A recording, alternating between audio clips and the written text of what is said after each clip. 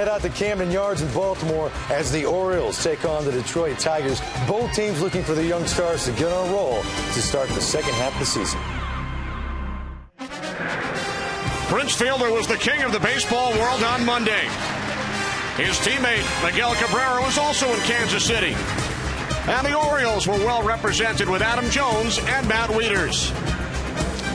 Today, on a beautiful Saturday afternoon in Baltimore, we welcome you to Camden Yards. It's the second of a three-game weekend series between the Baltimore Orioles and the Detroit Tigers. We welcome you to Fox Saturday Baseball. Kenny Albert with Bill Ripken. Tigers won the series opener last night, 7-2, their sixth consecutive win. And, Bill, I know you're looking forward to watching a couple of the sluggers on both sides today. Yeah, I'm looking at the third spot in both lineups. But first with Detroit, Miguel Cabrera, in my opinion, probably the best hitter in baseball right now, can legitimately leave yard any way he wants to go. And if it's dead center like you saw last night, it was far. Then I think about the Orioles 3-0 hitter. They just acquired him, Big Jim Thome, who's back into the American League, in my opinion, where he belongs. The only gloves he should ever use are batting gloves, Big Jim. Sorry about that, but 609 homers. Love watching you swing the bat. And who will try and stop Miguel Cabrera and Jim Thome today? The pitching matchup, Wei-Yin Chen for the Orioles, Max Scherzer for the Tigers. Interesting matchup today because both of these guys are going to use and establish four-seam fastballs. Chen's a little bit different, a little sneaky fastball at 92, 93, where Max Scherzer is going to bring full gas today, 95 up to 98 miles an hour. You might see hit on the radar gun. So Max Scherzer will try and lead the Tigers to their seventh consecutive victory as they won their last five prior to the All-Star break and hope to continue their run in the second half. Tigers and Orioles coming up on Fox.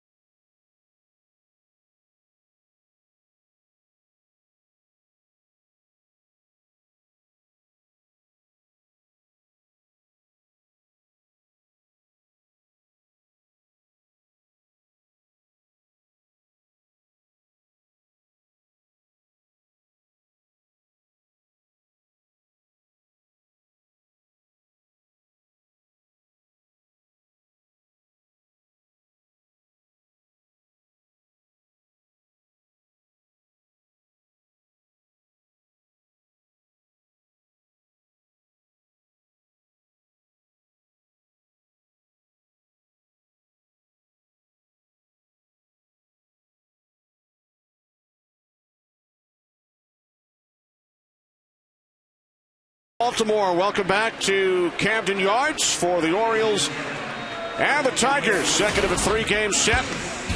Detroit with a record of 45 and 42. Their batting order brought to you by Taco Bell. Sometimes you gotta live Moss.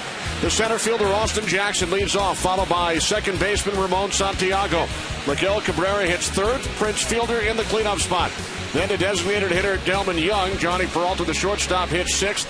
Bottom of the order, Ryan Rayburn, Gerald Laird, and Quinton Berry, as the Tigers get set to face for the first time the 26-year-old left-hander out of Taiwan, Wei-In Chen. Yeah, and Kenny, you talk about facing him for the first time. I think the advantage always goes to the pitcher, and then you add good stuff with the pitcher, even helps him even more.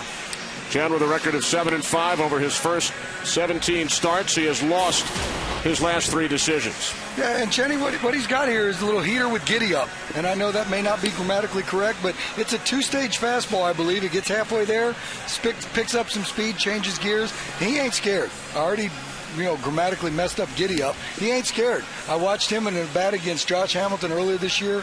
He went right after the big man, one of the best hitters in all of baseball. He ain't scared. Prince Fielder's going to have an opportunity today because he's going to come after that lefty as well.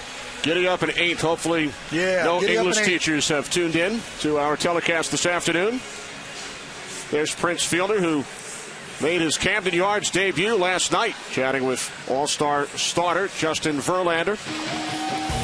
Defensively for the Orioles, Chris Davis, starter in left field for the first time in the majors last night. Will do it again today. Adam Jones in center. Nick Markakis returned from the DL yesterday. He is in right. Reynolds, Andino, Hardy, and Betemit around the infield. The battery of Chen and the All-Star catcher Matt Wieters.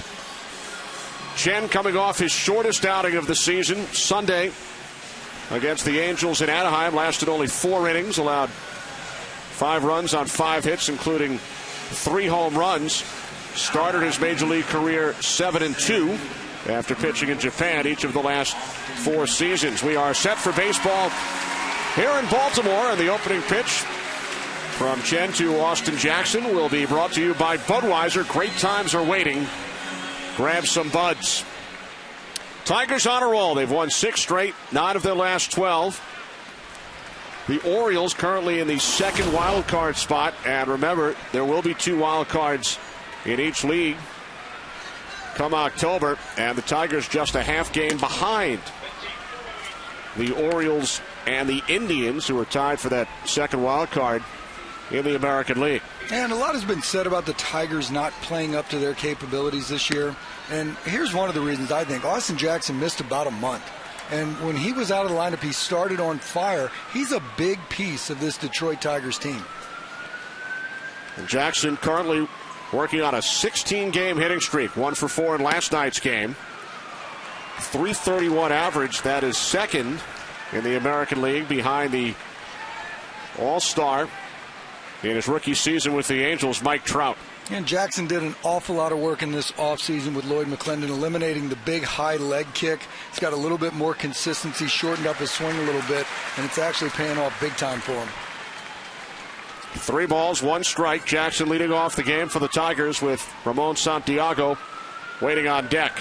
3-1, fouled off to the right side, full count. And that's what I'm talking about with that 2-stage heater right there. That's a 90-mile-an-hour fastball in a fastball count that Jackson doesn't quite get to. There's a little bit of deception that goes along with Chen's fastball.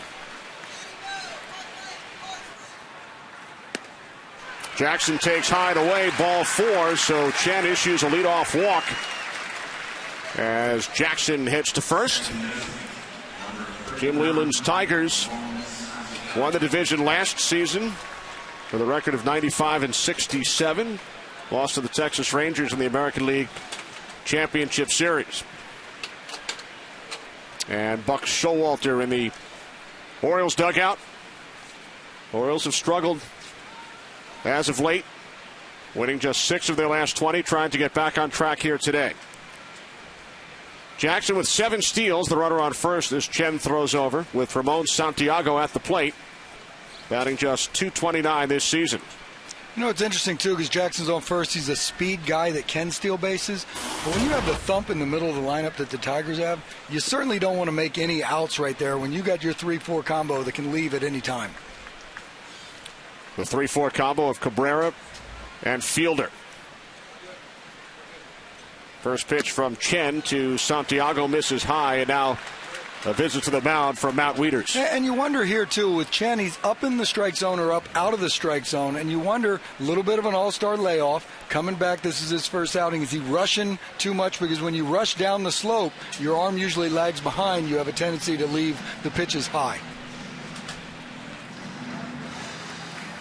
A look at Chen's numbers and ranks among American League rookies this season. He's 26 years of age. Will turn 27 1 week from today. A two-time Olympian. Record of 7-5 with the Orioles this season. A 1-0 to Santiago, missing low and inside. Ball 2. So Chen fell behind 3-0 to Jackson. Now 2-0 to Santiago. Yeah, this is un-Chen-like. It seems like he compensated a little bit or overcompensated, came back down and into the strike zone. That's a good sign. See if he can harness the strike zone here. 2-1. This would be a great time to throw over. You know, threw 2 balls, came back to a strike. This is a time, if you were had an inclination to maybe hit and run, this would be it with your 2-0 hitter up there. Good time to throw over and see if the Tigers are doing anything.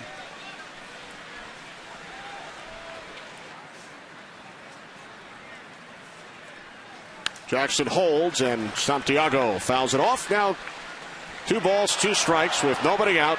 A leadoff walk to Jackson and Miguel Cabrera looming in the on-deck circle. And looming, that's a good word.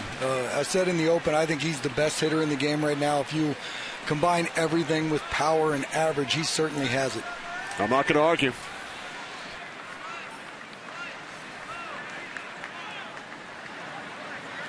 Now Chen throws over.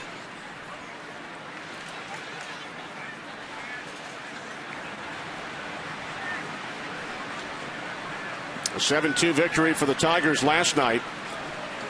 Tigers have scored 22 runs in their last 3 games. 2 against Kansas City and last night here in Baltimore.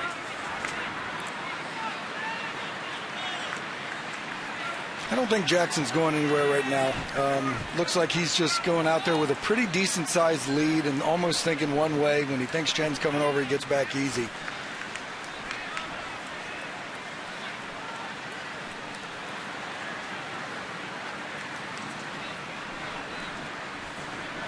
Two to Santiago. Right back to the box. Chen throws to first, so Jackson moves over to second.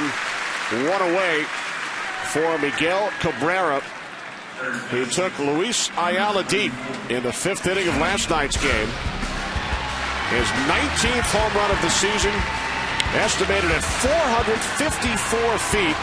The longest home run here at Camden Yards this season.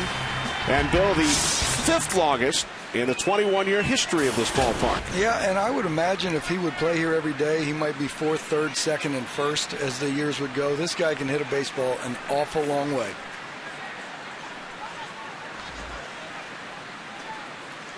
Well, Buck Showalter out for a chat with the first base umpire, Tim Timmons. What do you think this is about? I don't know. He said you can't go to his mouth, but didn't they change that rule 1,000 years ago? Well, now Mark Reynolds, the first baseman, heads over to explain what Buck and Tim were talking about. Well, both sides got together and shook their head up and down, yes. So everybody must be in agreement right here. So with 1 out, runner in scoring position, here's Cabrera. This is a situation, even though it's the first, I know there's a base open, but this is a pick your poison. How careful do you want to be with Miguel Cabrera here?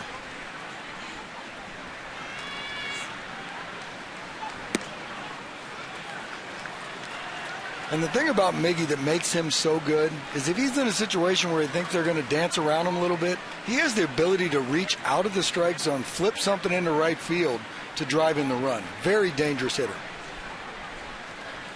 Batting .371 with runners in scoring position. .331. Jackson .326. Cabrera 4th in the American League. Off the glove of Chen. Andino charging. Gets the out at first.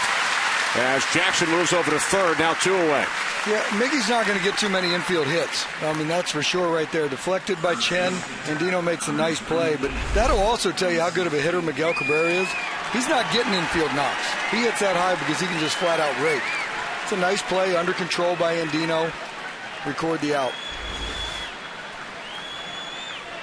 So a leadoff walk and then 2 ground outs. 2 away for Prince Fielder. The home run derby champ on Monday. 2 for 5 in the game last night, extending his hitting streak to 9 games. And he takes ball 1. So Chen has faced 4 batters, no first pitch strikes so far. Yeah, and I think this is a situation where Prince is going to be very ready to hit. Delman Young's having a decent go at it at the plate, hitting behind him to protect him. So I think Chen's going to come after him. Chen missing inside, ball 2. Prince Fielder, 7 seasons with the Milwaukee Brewers. They never played here in Baltimore. Orioles played in Milwaukee in 2008.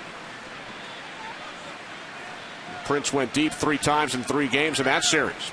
But last night, his first game at Camden Yards. 2-1. Once again, that's a 2-0 fastball to a pretty good fastball hitter, and he fouls it back. I mean, those are situations right there when you look at the radar gun, nothing is wowing you at 90 and 91, but something's telling me it's getting on these hitters a little bit quick than they expect.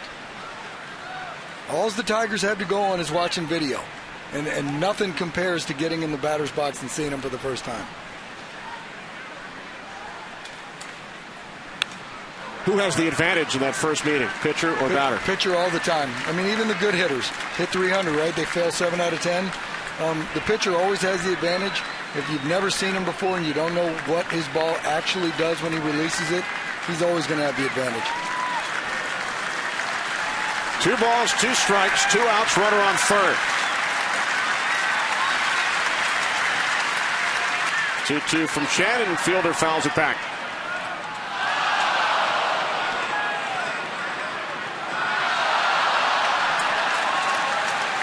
That was a good attempt to crowd Prince right there, because I think late in the count you got to go in on him. I think if he throws his fastball away to Prince, he has the ability to leave to dead left, and he's still a pretty good hitter hitting the opposite field as well.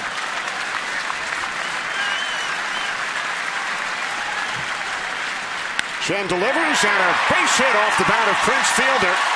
Jackson scores easily. Fielder on his way to second. The throw from Davis is off the mark. So for Prince Fielder, a 2-out run-scoring double here in the top of the first inning, his 64th run batted in of the season. Yeah, and that was what I was talking about right there with Prince being a pretty good hitter and 2 strike. And you look at the pitch by pitch, okay, down, 2-0. Here's the 2-0 pitch that he fouls back. That's away. He fouls another one back. Now, this is a good pitch right here because he crowds him, and then he almost does him a favor right there. Got too much part of the plate. Prince hits a bullet to left center field, and then the big man legs it out for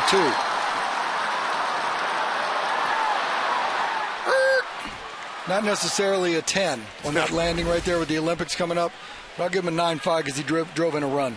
Not bad, 9.5. Yeah, that's good. There's Delman Young, who has homered in 4 of his last 5 games. Had gone deep in 4 straight prior to last night. And that's what the Tigers haven't been doing this year. We talked a little bit about the fact that they've been getting grilled, not playing up to their expectations. They just haven't swung the bat that well. You know you got Miggy, you know you got Prince. Other people are going to have to mix it in. Jackson certainly got on, scored the run. They missed him for a month. Delman wasn't necessarily on fire early either. So there's some situations where I think the guys are swinging the bats a little bit better. That's just it, plain and simple. Fielder takes his lead off second, 2 outs.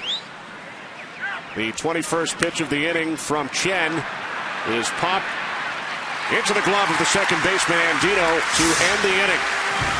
Tigers take a 1-0 lead. Prince drives Jackson home. Orioles coming up.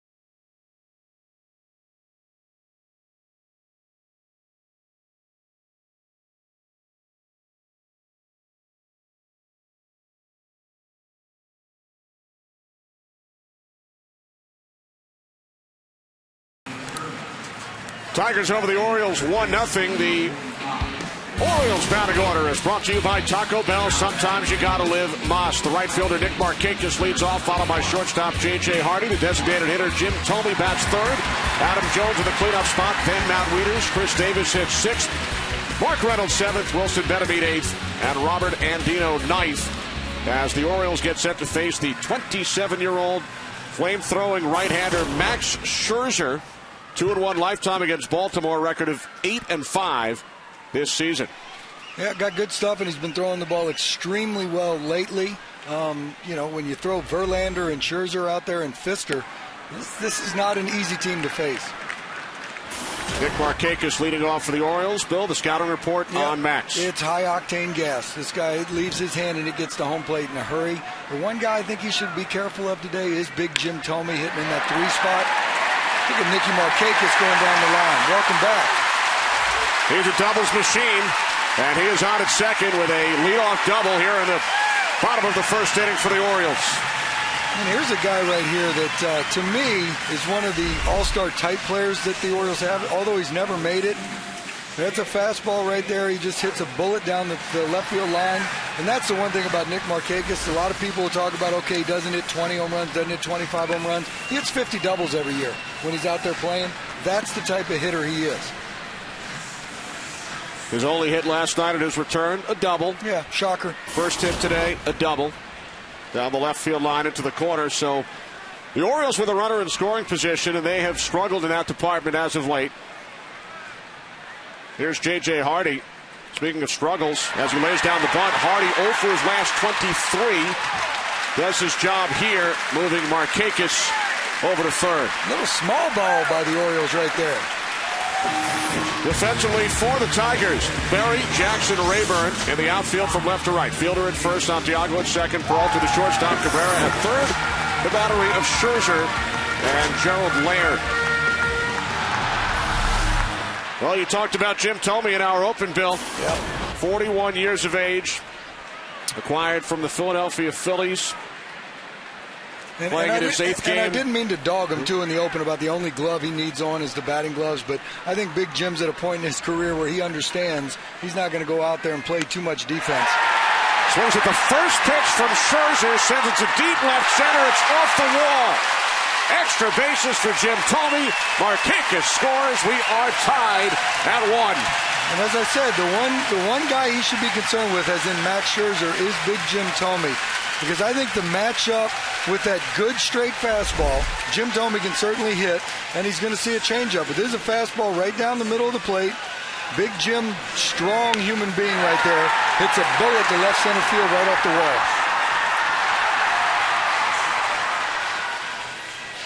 Thome's career numbers now against Scherzer: 7 hits in 14 at-bats. Is that good? I'm just saying. You think? Yeah, I'm saying it is. Big Jim can match up because you know what? Scherzer's a 3-pitch guy with the fastball, changeup, and the breaking ball, but not going to throw too many of those breaking balls to Big Jim. It's either one or the other, fastball, changeup. Looked like Jim was looking for a fastball and got it. Now the All-Star Adam Jones takes a called strike. That was only the 5th pitch thrown by Scherzer. It's the 4th Oriole batter, so 5 pitches, 2 doubles, and a sacrifice. Well, I think that along the lines of our scouting report, when you look at the Orioles facing Max Scherzer and what you need to do with a guy that's a power arm that's feeling it, is you got to get him before he can get you. I mean, that's the way you approach him. He's going to give you a fastball some point in time in the bat to hit. The key is just don't miss it. It was all or nothing for Scherzer in his last start against the Orioles here at Camden Yards last August. He allowed 5 runs in the 2nd inning, but struck out 10 overall in 7 innings of work. And the 10 punch-outs, too, he used all 3 of his pitches. I talked about that breaking ball. He uses that more against right-hand hitters, but certainly his fastball, changeup, and breaking ball are good enough to do that. He strikes out Adam Jones on 3 pitches for the 2nd out of the inning. And the sequence was slider, breaking ball, fastball, breaking ball. And this last one right here, that's nasty. And when you throw as hard as Max does, I don't blame Adam. He's got to protect against that fastball away. That's just a breaking ball with tight rotation. Tips out of the zone. So now 2 away. Jones followed by another All-Star, Matt Wieters. Orioles sent 3 to the All-Star game. Jones, Wieters, and closer Jim Johnson. Wieters 2 hits last night. Leaves the Orioles with 45 runs batted in. He's really become a really good two-way player for the Orioles. I mean, he's a big man behind home plate, number one. Matt Wieters, I think he handles the pitching staff well. I think he blocks balls in the dirt and throws as well as any catcher in the game right now.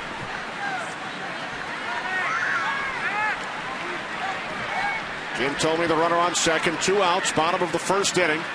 1-1 game. 0-1 from Scherzer, missing inside with the fastball. Now 1-1 to Wieters.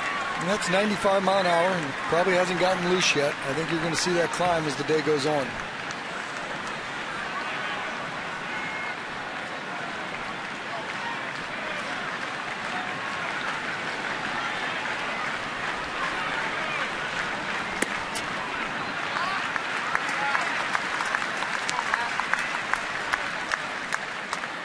Two-one count, good fastball count. I don't think he's going to actually throw one right here. I think he might come with something else. I haven't seen that Bugs Bunny changeup yet, but I think that might be coming out right here.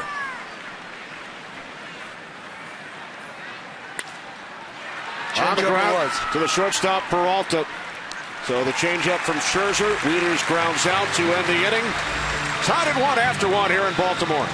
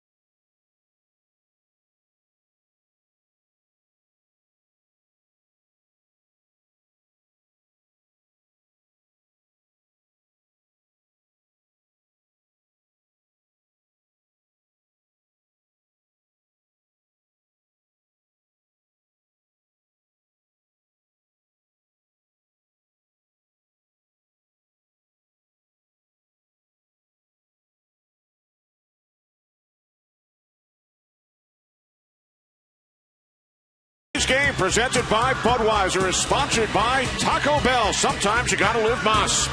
And by Michelin, a better way forward. Kenny Albert, Bill Ripken back in Baltimore. Each team with a run of the first inning. So we head to the second. And shortstop Johnny Peralta will lead off for the Tigers. 2 hits, including a home run last night. Last night's Orioles starter, Jason Hamill, pitched only 3 innings. Left the game due to a knee injury, Bill, and the Orioles just announced that Hamill, who underwent an MRI earlier today, will miss his next start. That's not good because he's been an unbelievable addition to this rotation. Watching him pitch, watching him establish his fastball, up in the zone with 4-seamer, down in the zone with a 2-seamer that's sinking. Been pretty impressive to watch him pitch. Hamill leads the Orioles staff with 8 wins. You and I did the game in Atlanta last month when he allowed only 1 hit, a complete game, 1-hit shutout of the Braves, a no-hitter for 6 2/3 before Jason Hayward broke it up. Yeah, and there was never a doubt that he was in complete control of that game in Atlanta. So in the 4th inning, with nobody out, comes off the mound after the pitch to Brennan Bosch and left the ball game. Nothing unusual that happened. That just shows you sometimes that the torque that a pitcher's body's under when he's out there delivering pitches.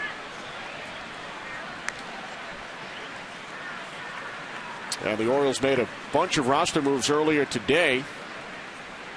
I'll tell you about after this pitch. The 2-2 to Peralta. And he fouls it off to the right side. Orioles recalled Miguel.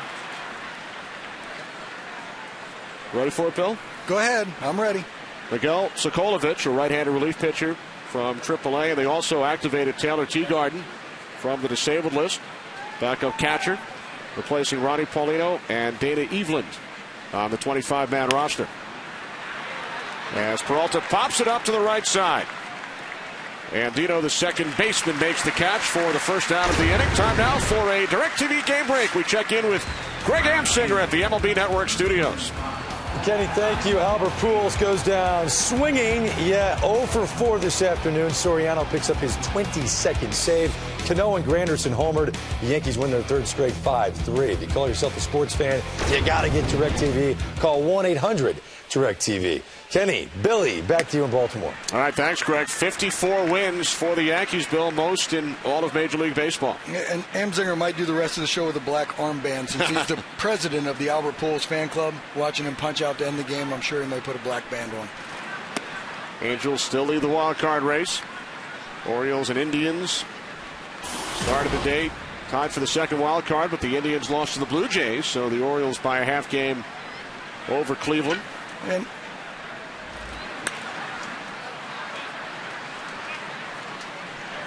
1-ball, 2-strike count on Ryan Rayburn. Batting just 173. Doubled and drove in a run last night. Found a Yankee t-shirt. Goes home with a souvenir.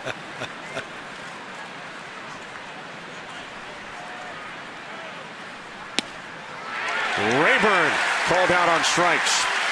First strikeout for Chen. Time out, Bo. I know we've been waiting for our Ford keys to the game. You bet I have. There they are. And it happened in the first inning, too. You know, Austin Jackson bat in there. He's got to set the table. And I think it's important for Max Scherzer to go ahead and follow the performance that Fister threw out there yesterday. And for the Orioles, you got to get Scherzer before he gets you. He's going to give you a fastball to hit. Don't miss it. And the next one, too, I think is the key. Orioles All-Stars need to come to play. That means Weeder. That means Adam Jones. And if they get Johnson in the game, game over. The Orioles win. Johnson nearly perfect this season, only one blown save. He picked up the win in that game. He's 26 of 27. Been outstanding for them. When you talk to manager Buck Showalter about him, and he has this gleam in his eye when he knows that you have a closer, as he says, when you win a one-run game on the road in the American League East against American League East teams, you've got a bona fide closer, and that's what he's got. Chen has fallen behind 3-0 to the number 8 hitter. Tigers catcher Gerald Laird. Tigers also made a couple of roster moves today. Drew Smiley, who's done a very nice job as part of this Tigers rotation, placed on the disabled list. Yeah, he held down the fort when things were going really bad. Justin Verlander wasn't winning too many games at one stretch, and Smiley came in and was actually the guy that was kind of set everybody right and kind of kept them into the mix. A right intercostal strain. Tigers recalled right-handed relief pitcher Luis Marte as Laird strikes out to end the inning. Second consecutive strikeout for Chen. Middle of the second, tied at 1.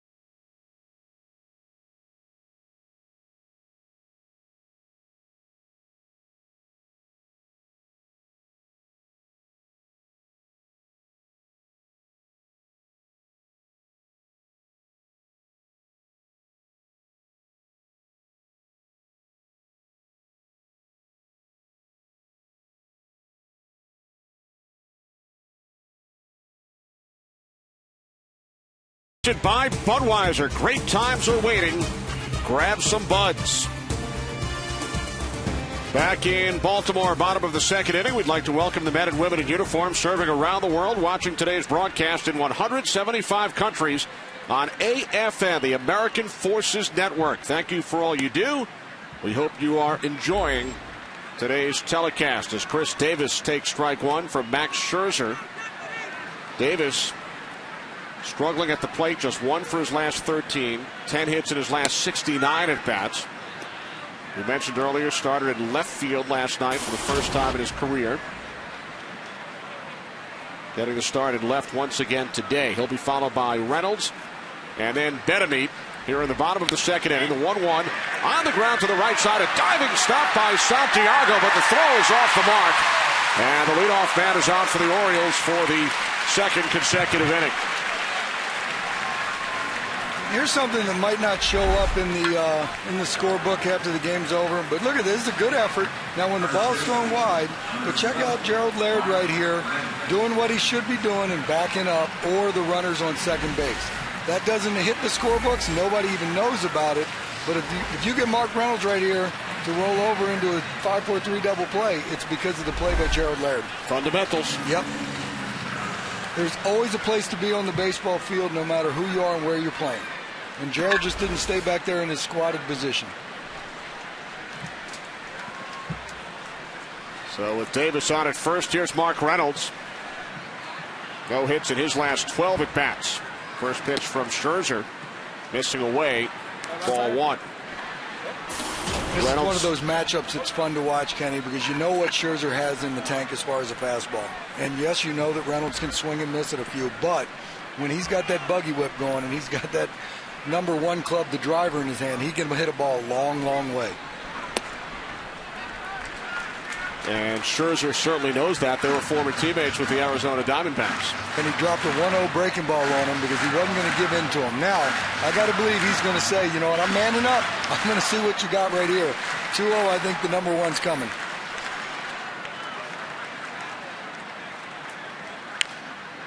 And it's bounced foul back behind third. Or not. He could throw the breaking ball right there. That's a good pitch right there. A lot has been said about Mark Reynolds in the punch-outs. We know what he has on his mind. It's called giving somebody a souvenir in fair territory. He wants to hit a homer. That's what he's up there to do.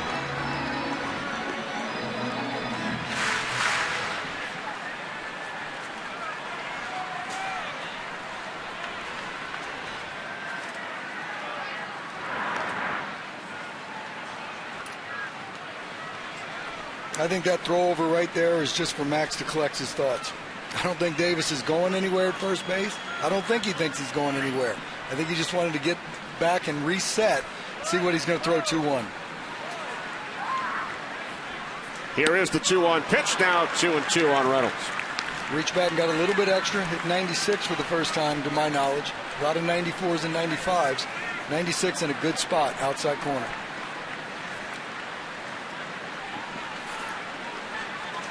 Second as far as strikeouts per 9 innings. Behind only Steven Strasburg of the Nationals. Fastball missing inside, full count. A lot of things could happen on this pitch 3-2. Do you want to try to send him? I don't think Buck will. Reynolds strikes out too much for that. But also 3-2, after you back him off the dish with the 2-2 pitch, I'm going to guess on a 3-2 slide ball right here. See if he can get a punchy.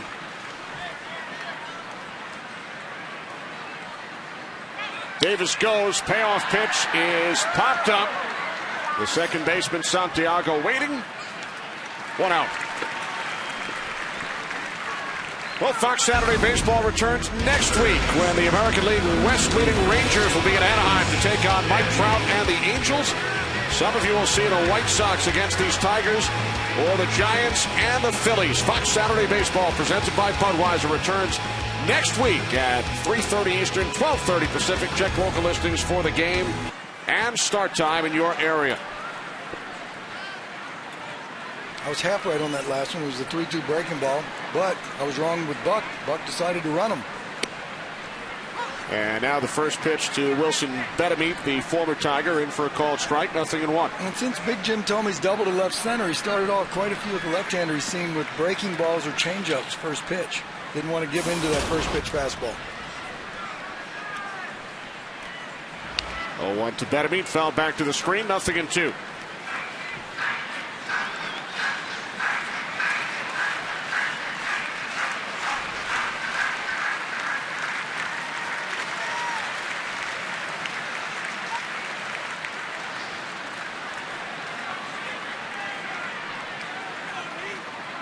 Davis, the runner on first with one out.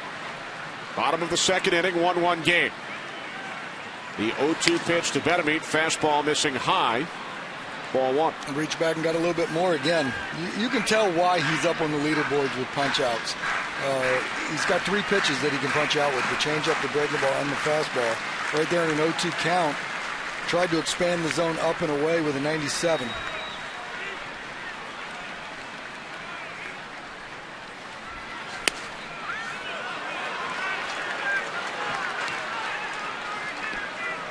So right there was a really good pitch because Betemit's going, man, that would have had me if that would have had on plate. I'm not sure where it was. I think it was a little bit in. I'm going with a little bit in right there. But it had him. And now Betemit's going, you know what? He could do anything he wants. And he said, oh, come on. That's what he just said right there. In what language? Ours.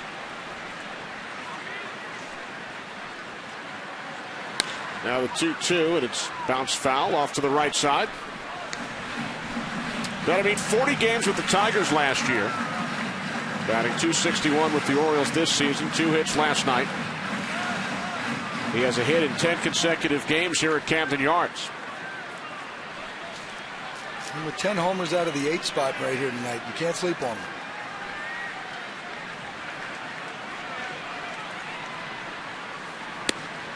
Called strike 3. Second strikeout for Scherzer. Time for another DirecTV game break with Greg Amsinger. Thank you. Let's go to Atlanta. Eric Hinsky is hitting 8th in the lineup, playing left against R.A. Dickey with the bases loaded. Goes the other way up against the wall. It'll score 2. The Braves tack on another. They're leading 3-1 through 2. If you call yourself a sports fan, you got to get DirecTV. Call 1-800-DirecTV. Kenny, Billy, watch out for the Bravos. They've won 5 straight. Back to you in Baltimore. Thanks, Greg. Braves and Tigers, the 2 hottest teams in baseball. Tigers 6 straight wins. Braves, as Greg mentioned, have won 5 in a row. First pitch to Robert Andino, missing away. Ball 1. Nationals 4-game lead on the Braves. Mets 5.5 back, so a big weekend series in Atlanta. Absolutely. And the Nationals, look at that, 16 games over. That's pretty impressive right there. Doing it for the former Orioles manager, Davey Johnson. It'll be interesting to see how this year plays out, Kenny, with the Strasburg possible inning shutdown. I don't know if I could do that if I was sitting in the front office, if I'm getting that close. You look at that in Strasburg, Gio Gonzalez, and Jordan Zimmerman. You can go to a 3-game set with those 3 guys in the playoffs and walk away with 3 W's. Nationals well represented in the All-Star game this past Tuesday.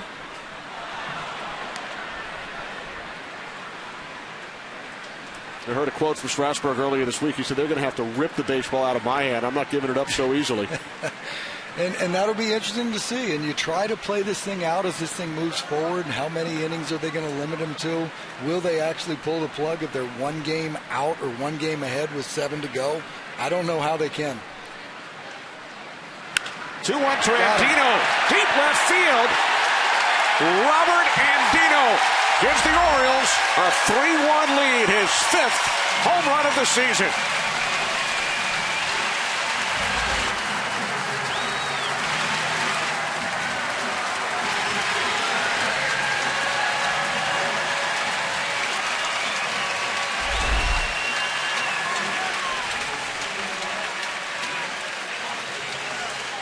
Scherzer missed his spot probably by 2 feet or so. They wanted it down and away. This ball crept up and in. Give Andino a lot of credit right there. Shortened up the stroke, got the barrel of the bat. Ball jumped out of this yard. Orioles have had all kinds of problems scoring runs. Only 2 runs their last 31 innings. Coming into this game, They scored 2 last night, had been shut out in their 2 previous games. They have a 3-1 lead in the second inning. Yeah, you got Nick Markakis who scored one of them after hitting a double, and then Andino hits a 2-point home run right there. That's the way he scores some runs.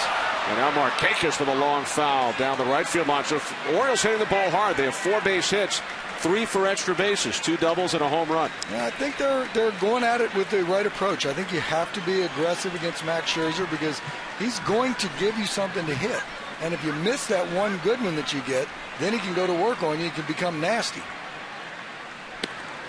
For the Orioles, 107 home runs on the season. Only the Yankees and Blue Jays have hit more in the American League. American League East, American League East, and American League East. 2-2 now on Markakis, who, as you mentioned, doubled and scored in the first inning. Markakis in the leadoff spot last night for the first time in his career in game number 997. Leading off again for the Orioles today. And this is driven into the right field corner. Deflected away from Rayburn. Another extra base hit for the Orioles and Markakis, his second double today. Yeah, 3 hits back, double, double, and double. He's a double machine. I think the leadoff spot for Markakis is a pretty good one. You see this pitch right here? I think he got out in front a little bit. Little breaking ball. Down and into a left-hander. Goes down and gets it. Rayburn, good effort right there, running on the track. Hits off the glove, hits off the wall. Rayburn got back into the play to hold Markakis just to a double. Could have been a triple. So it's the 4th extra base hit for the Orioles, their 3rd double. Markakis takes his leadoff second with 2 outs. Here's J.J. Hardy, who sacrificed his first time up. Moving Markakis over to third. He would then score on the Tomey double. And I think Markakis going back to that. Leadoff's not a bad spot for him. He's not your prototypical guy. He's not your base stealer. But he's a doubles guy. He can get on second. He can walk. He can get on base. He can create some havoc just by being out there. 0-2 on Hardy.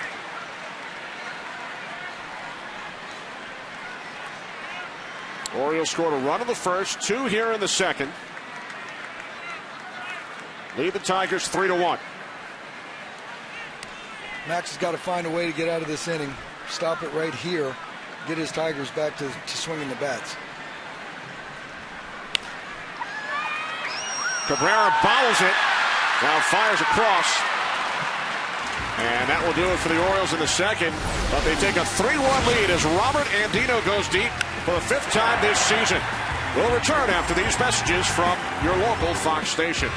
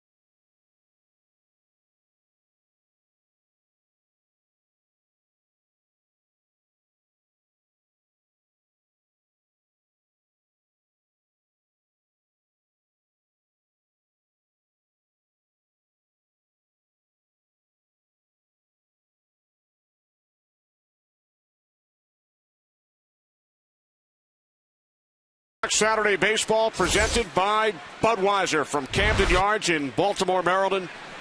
Orioles lead the Tigers 3-1 as Quentin Berry leads off for Detroit. Here in the top of the third inning. Berry 0 for 5 last night, batting .289 in 43 games with the Tigers.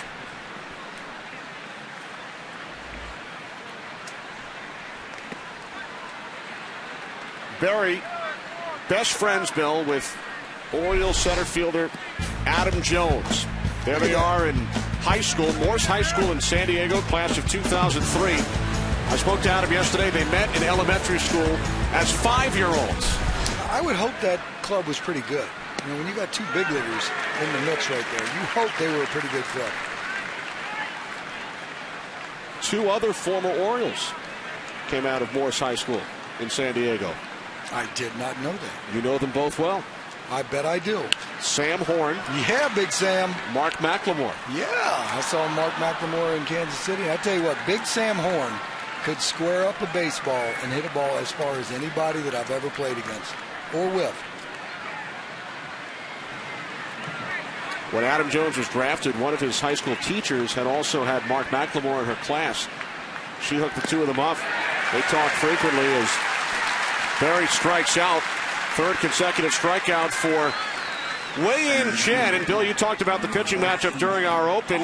Chen and Scherzer, it's time now for some show and tell. Yeah, and that was a 90-mile-an-hour fastball right there. And a four-seam fastball we've talked about. And the pitcher holds it across these big horseshoe. And why it's four-seam is because there's 2 seams here, there's 2 seams here. And when that comes out of the pitcher's hand, it's spinning backwards like this. It's a very pretty spin. You see these red seams coming. This has a tendency to go straight, point A to point B. The 2-seam fastball we talk about spins this way. And these seams push on the air in a different manner. This has a tendency to run. If a right-hander throws it, it goes down and in. This 4-seamer, just perfectly straight A to B. 1-2 on Austin Jackson, who walked and scored his first time up. Set the table. He's a big part of this club right here. See, he's having a fine season right here. All the work he did with Lloyd McClendon in the offseason, came out of spring swinging it. Don't know where he'd be if he didn't spend about a month on the disabled list and out of this lineup. Because even without that month on his resume, it looks pretty good.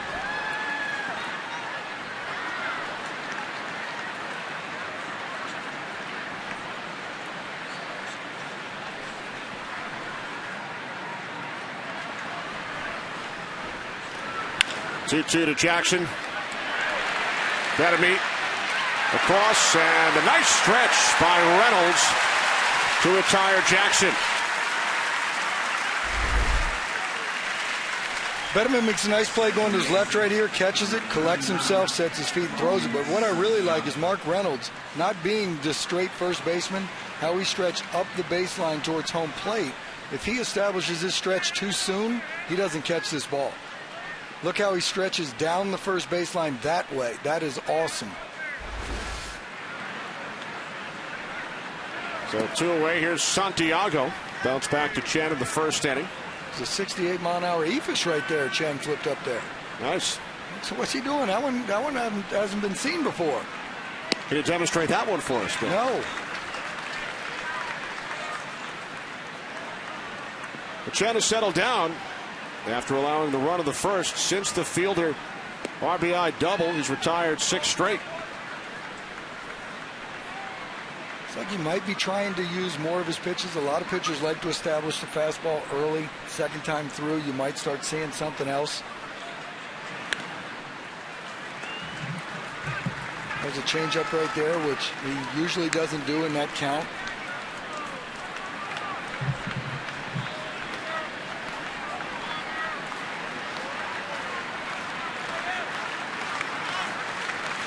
A 2-2 from Chen, and it's fouled back, so Santiago stays alive.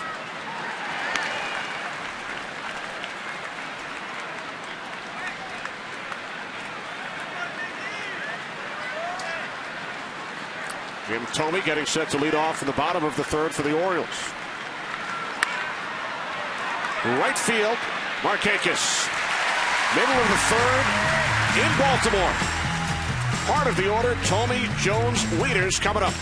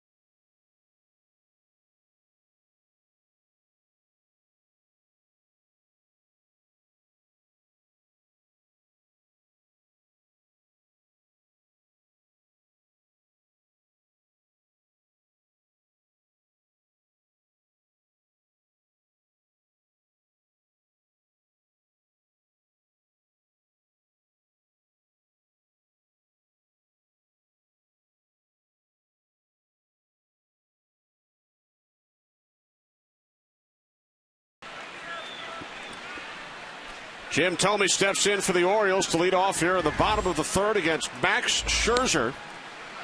And Thome takes strike one, an RBI double, his first time up. Back in the first, driving in the Orioles' first of 3 runs so far today. On a first pitch fastball, he wasn't going to get another one in this at bat. And Thome sends this one into deep center field. Austin Jackson backpedaling at the edge of the warning track, makes the catch to retire Thome. Yeah, and that's a big, strong man because he missed that completely, and he hit it roughly 400 feet. I mean, that's got to be a nice thing right there. Big Jim would have got that one. That would have been way up on that backdrop.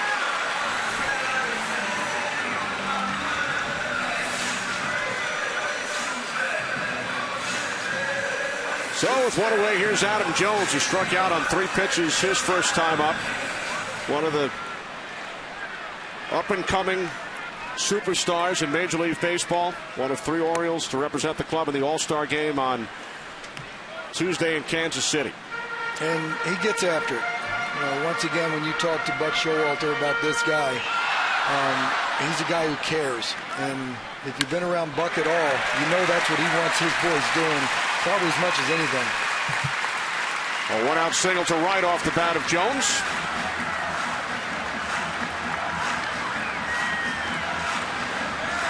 His first time up, he struck out on 3 pitches, waved at a couple breaking balls low and away. And this is a situation right here. He said, you know what, slow yourself down a little bit. Let me see this ball track a little bit longer. Fastball outside corner, he smashes it to right.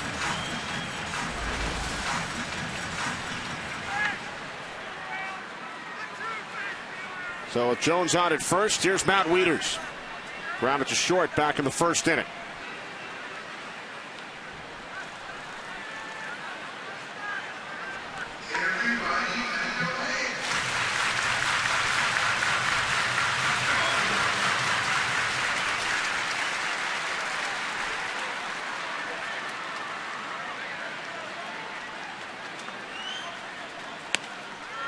It's interesting, too, with Adam Jones on first base. He's hitting in the cleanup spot.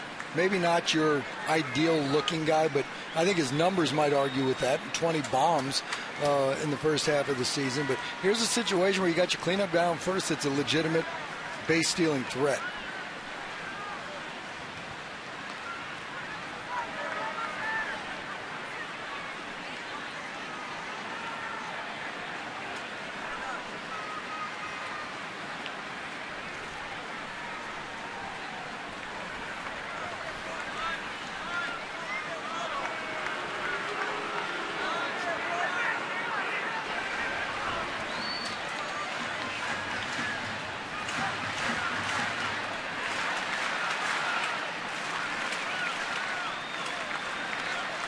0-1 to Wieters. Foul back to the screen. 0-2.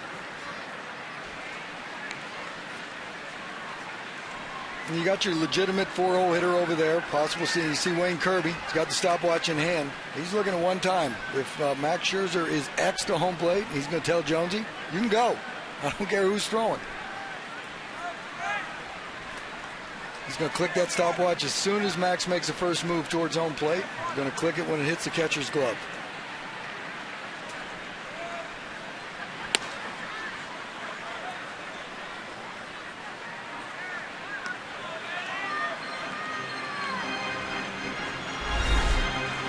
There's a replay of an 0-2 pitch right here. Oof. Surprised we didn't see a reaction from Max Scherzer there.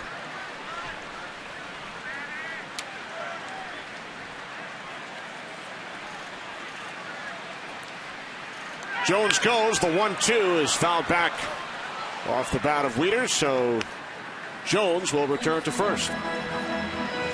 Jones is running on that too, and Wayne Kirby was a teammate of Kenny Lofton. The year he stole 1 billion bases and didn't get thrown out too many times. Kenny Lofton had a t-shirt that said 3.1 seconds, 11 steps, head first slide, stolen base.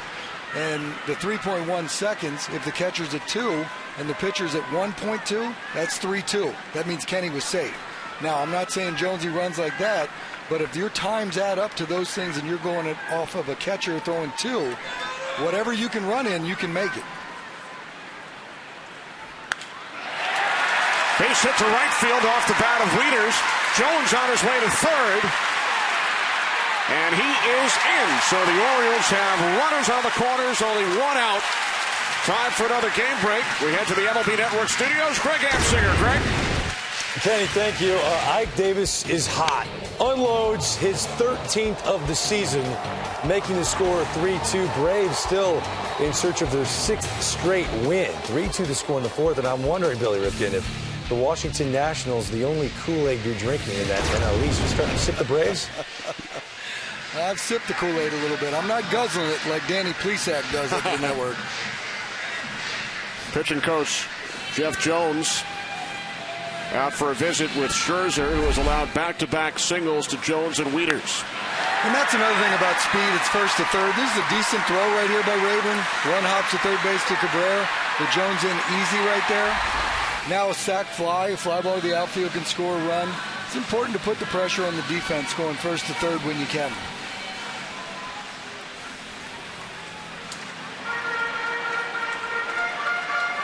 So the Orioles threatening here in the third. They've sent 14 batters to the plate so far today. They have 7 base hits, including 4 for extra bases. Davis with an infield single back in the second inning. And he came around to score on the Andino home run. Ground ball to the right side. Santiago to second for 1. On to first. Safe is Davis. Jones scores. Orioles now lead 4-1. And chalk that run up to Adam Jones going first to third. I'm not saying it was the biggest baseball play, but right here, Davis busts his rear to get down to first base to end the double play, get out of the double play, head down, not looking up. Doesn't matter who's catching, who's throwing it.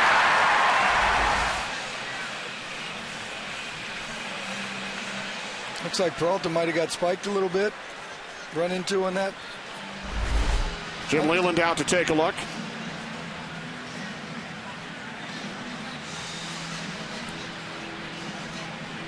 Good play by Davis. I don't think Wieters went out of his way. I think the rule, you have to be able to touch the base when you slide in. Looks like his hand was certainly able to do that. But going in hard to break up a double play and possibly getting your team another run, that's how you play the game. He stayed down low. His left hand is going to be able to touch the base. It's just good hard baseball. Great hustle by Davis, so the Orioles lead 4-1. They've scored in every inning.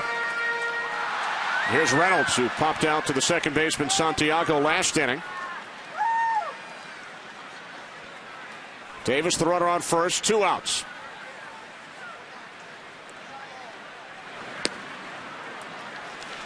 Nothing in 1 on Reynolds. We mentioned earlier, teammates in Arizona with Max Scherzer. Another breaking ball to Reynolds, too. being his teammate, he saw him hit 40 home runs quite a few times out there in Arizona. He understands where the fastball can go sometimes.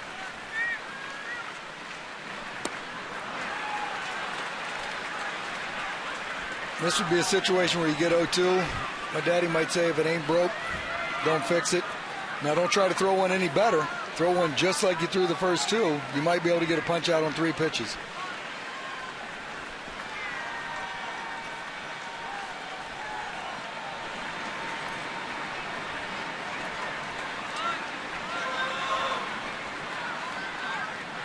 Another lob over to first by Scherzer. Remember, he threw over when Davis was on at first back in the second inning. Yeah, and I think he's just trying to get set. I don't know. I mean, he's throwing some strikes there. He's giving up some runs. But I think in this situation, you're making a quality pitcher back in the dugout.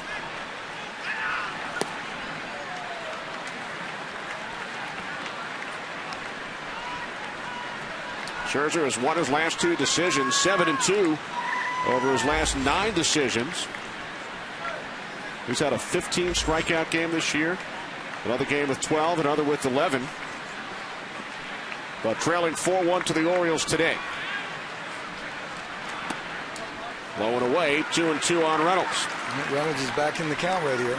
I don't think Max is going to give in, though. I think he's established he wants to try to get him out with this breaking ball. If he throws him a fastball, he's going to try to paint the outside corner with it. And here it is. The 2-2 just misses away, so the count is full. Got him out with a 3-2 slider the first time up on a pop-up. If you're Reynolds, it's got to be in the back of your mind.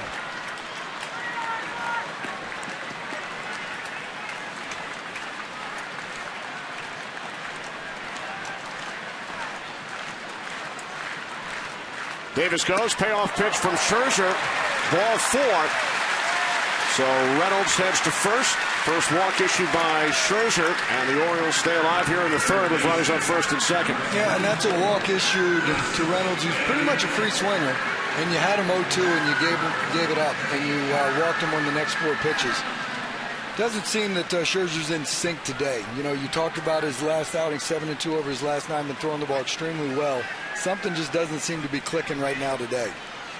Dwayne Belo getting loose in the Tigers' pen.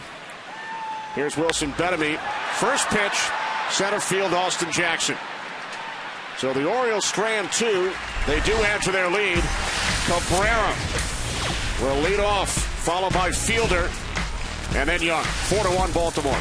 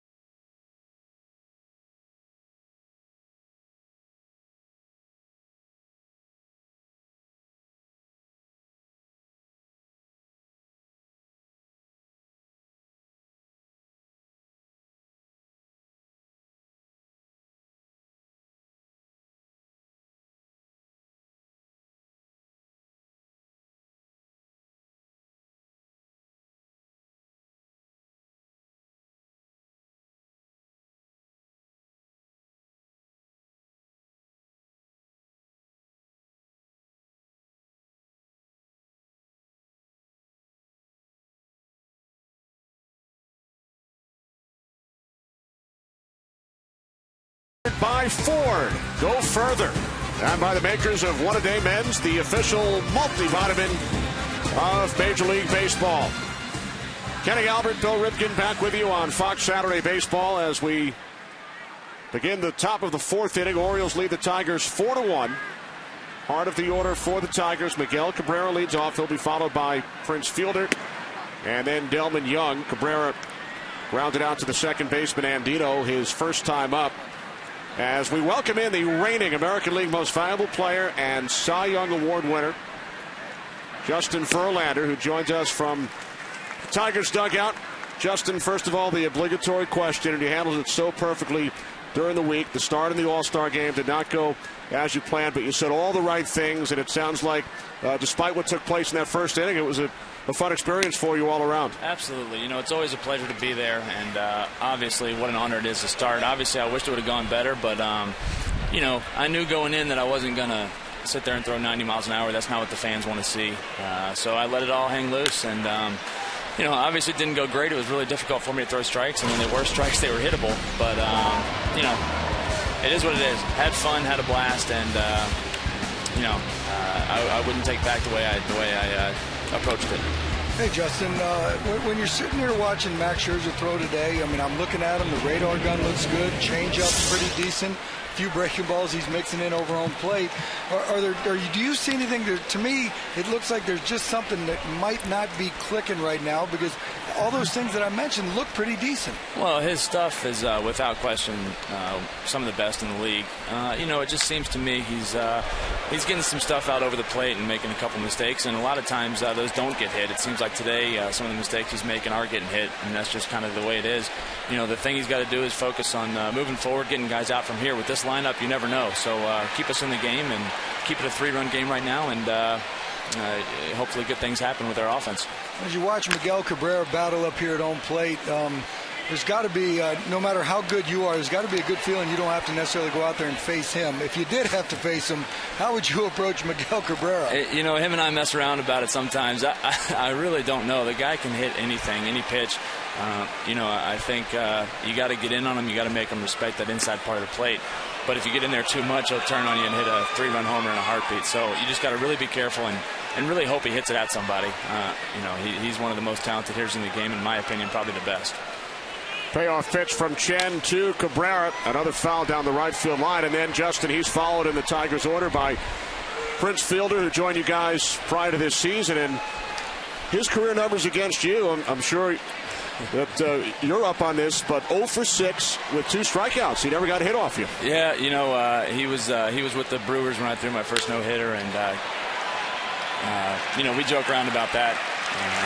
You know, but I'm glad he's a teammate of mine now. It's fun to watch him play, and what a great talent he is as well. Obviously, him and Miggy back-to-back is something special to watch. You don't get to see very often. Now, Justin, you will start tomorrow's game here in Baltimore. Obviously, you had a chance to watch last night's game, a 7-2 win again today. Your thoughts on this much-improved Orioles squad, and what are you looking for today, the day before a start? You know, just kind of watching guys at the plate and their approach, and seeing pitches they're hitting, pitches they aren't. You know, but really I'm going to go with my game plan. I'm going to stick with my strengths. I usually don't change my approach too often. But you know, obviously this ball club's been playing great baseball the first half. They have a great team. They got a great pitching staff. They got a great bullpen. And, you know, if they score enough runs, they're going to win. So, you know, obviously you want to keep them off the board early and let our offense get ahead. You know, we know about the big guys. We've already talked about them, and the pitching staff that you guys have is talked about as well. But Austin Jackson, you guys missed for about a month. Tell me what it meant, because you guys are starting to play back the way people think you were supposed to play to begin with. Talk about what it was like when Austin Jackson wasn't out there, and now that he is back with you full time. Yeah, you know, I think people didn't realize how integral he was to this ball club and our success. Get over his head. In the glove of Markakis to sorry, Justin. That's all right. Yeah, I'm sorry too. You know, but obviously he's a table setter, and the year he was having before he got hurt was phenomenal. He came back, didn't miss a beat, which is not easy to do, but I think you can see when he comes back how much he means to us, just getting out there in front of the big guys and, you know, wreaking havoc out there and getting on base. So we're really happy to have him back, and I'm really happy to see him having a great year. Here's Delman Young with 2 outs, top of the 4th inning, as we chat with the reigning American League Most Valuable Player, Justin Verlander. Justin, Tigers 3 games over 500, only 3.5 out of the division, half game out of the wild card race. And you said prior to the season, anything less than a World Series is a failure, in my opinion. And you guys really playing good baseball now, 6 straight and 9 wins in the last 12. Yeah, well, I think anything but a World Series win is a failure every year. Why else play the game if not to win? But, obviously we're stacked with talent, and it's just a matter of going out there and doing it on a day-to-day basis and being consistent. And I think you're starting to see that now. Well, certainly a great attitude to have, Justin. Congratulations on all your success, the All-Star start. Best of luck the rest of the way. Appreciate it. The reigning MVP, Justin Verlander, 4-1 Orioles.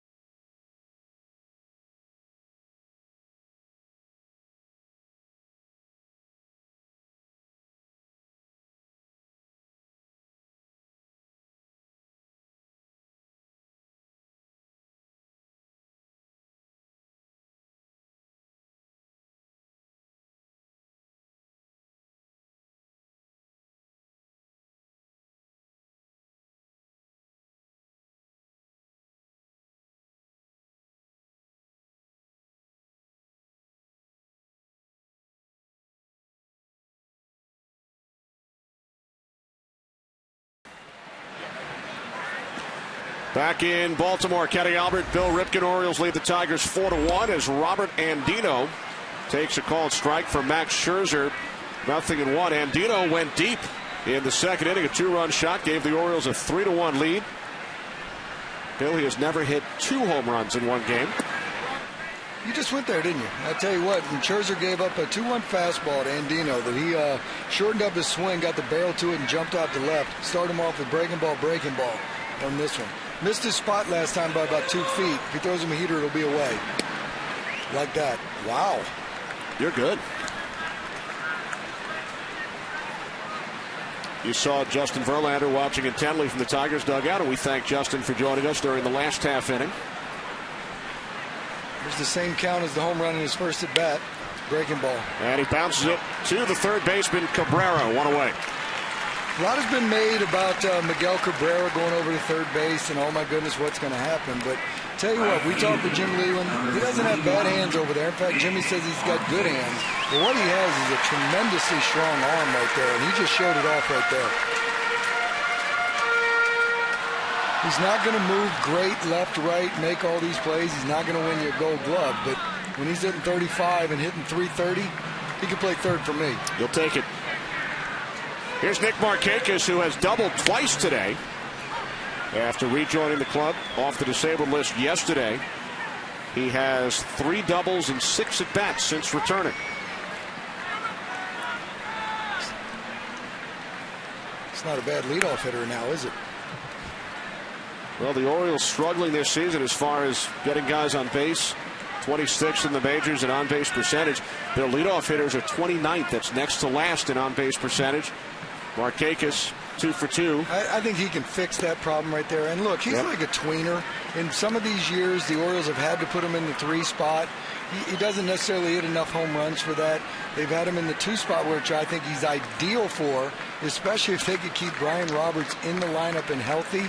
They would be double machines back to back. Roberts back on the DL. Orioles still without Nolan Reimold and Nick Johnson. We told you about the roster moves earlier today. Taylor Teagarden, the backup catcher, has returned.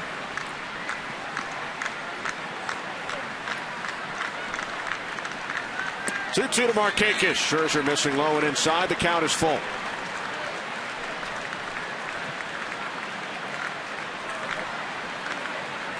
He knows the strike zone as well as anybody right now. He understands the strike zone. He understands how to hit.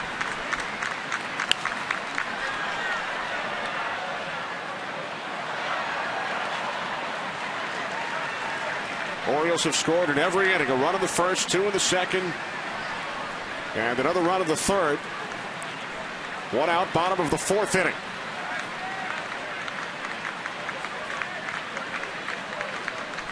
Payoff pitch to Markakis. Fouls it back to the screen. He spoiled a couple good 2-strike pitches right there. I mean, that's what he can do. Number one, he can make a pitcher work. He's not going to get himself out very often as swinging balls out of the zone. He's going to put quality at bats together.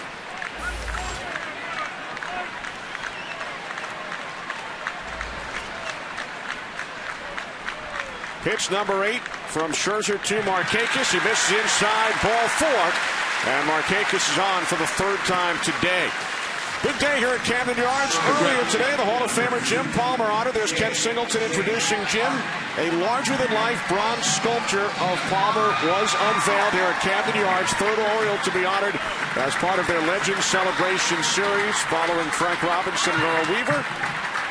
Eddie Murray, Cal Ripken Jr., and Brooks Robinson, who were all on hand today, will be honored with sculptures later this season. So congratulations to Jim Palmer, who's number 22, of course, has already been retired by the Orioles. 268 career wins, a 6-time All-Star, 3-time American League Cy Young Award winner.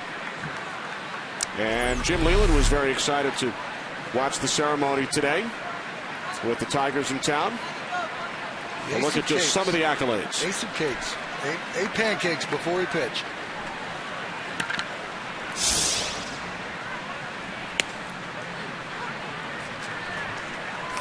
Earl Weaver on hand for the ceremony today as well. Here's Jim.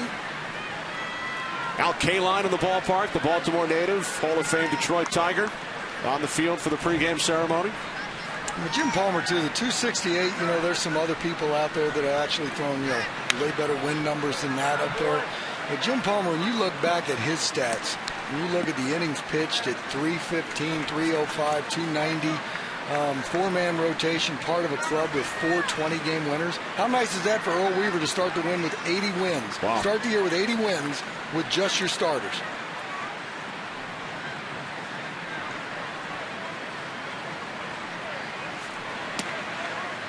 Now 1-2 on J.J. Hardy. Hardy 0 for 1 with a sac bunt back in the 1st inning. No hits in his last 24 at bats.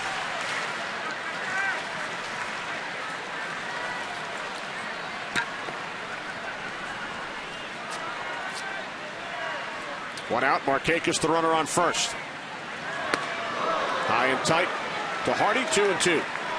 And that's what happens too. You're in a little bit of a slump. I think the 0 for 24 qualifies as a slump. And then you're running up against Max Scherzer. Here's 96 up around you to wake you up a little bit. But when in the big leagues, there's no day off. There's no say, okay, well, I'm going to get out of it now because I can get this guy. Everybody out there on the bump's pretty darn good. You got to battle your way through these things. Markakis goes, and Hardy pops it up into right. Coming on in foul territory to make the catch is Rayburn for out number 2.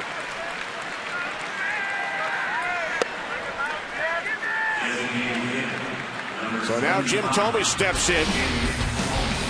The Look at the left-handed hitters in baseball history, Bill, with the most home runs, number 4 on the list, Mr. Tomey.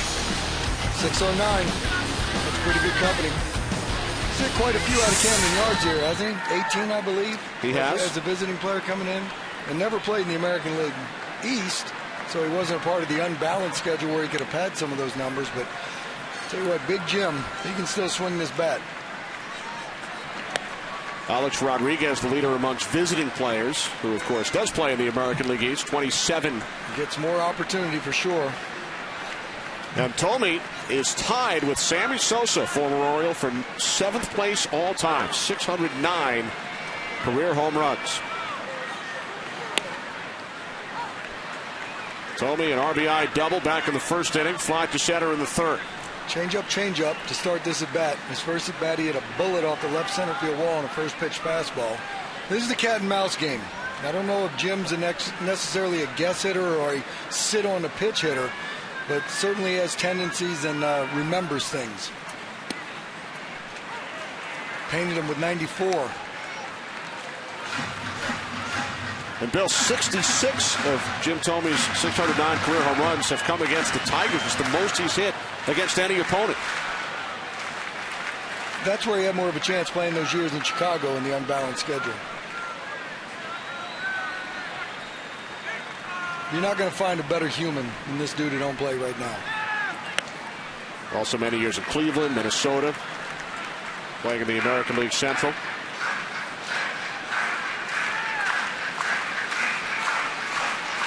How about that? 66 home runs in 219 career games against the Tigers. Wow.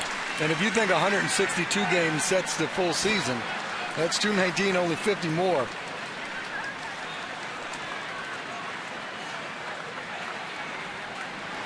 Two, and Tomey stays alive.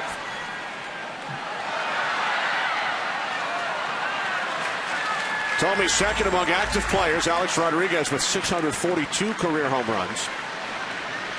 Only 8 active players have as many as 400. Wow. 8 guys with 400 still active. He has 609.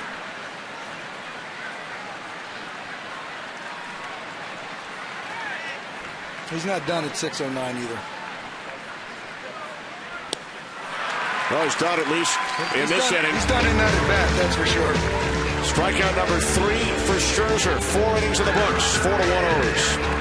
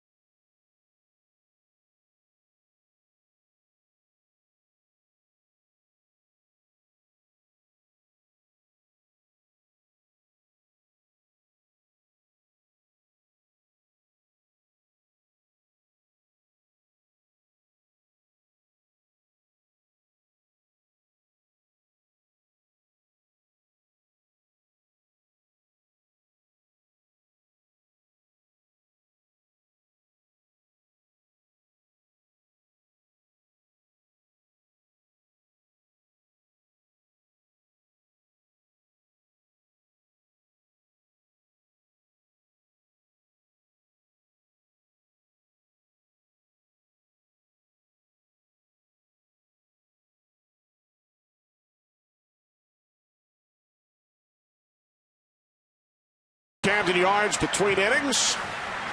He threw out the first pitch prior to the game today.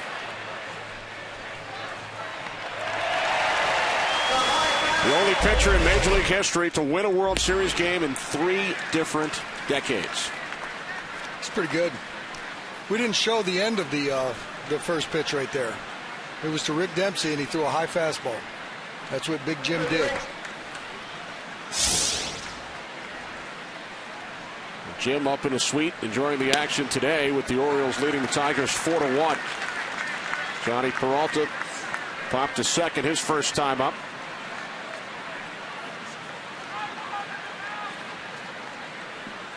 Shaking his head a little bit about the 0-1 pitch. Didn't like it very much. That's one thing that you do as a middle infielder sometimes. You're out there watching your guy maybe get squeezed, and then you come up and go, wait a minute.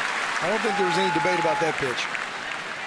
Strikeout number 4 for Chen, who has retired 11 in a row. I would say he found a groove right there. Early on, what got him in trouble was basically throwing balls. He didn't get ahead of the hitters. Gave up the base hit to Prince to drive in a run. But since then, he's been commanding the strike zone. Ryan Rayburn called out on strikes his first time up. Tigers have only 1 hit in the game. It was a double off the bat of Prince Fielder back in the first, which drove in the only Detroit run. Since that Fielder double, 11 in a row retired by Wei-In Chen. That's the beauty right there, the straight changeup. You know, it's a 1-0 count. It's a 4-1 game. He's thinking, you know what, I'm going to get me a fastball and go deep. Throws him a straight changeup. He went deep. It's a homer in a round park, though. Foul. 1-1 to Rayburn, now 1-2. Comes back with a good fastball at 90. Chen doesn't have that normal distance that a lot of people talk about with the 10 to 12 mile an hour difference. It's 90 to 84, but the arm speed and the arm action is very similar on his fastball changeup.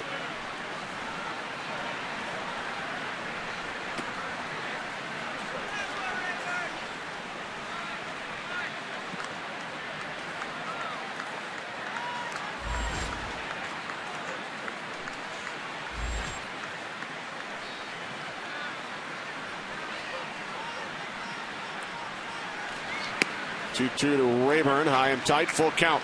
He's pitching right now. There's no doubt about it when you retire this many people in a row. Seen the changeup, seen the little breaking ball he flipped up there, tried to crowd him. Interesting pitch. He can do almost anything he wants because he's actually established he can throw 3 for strikes right now.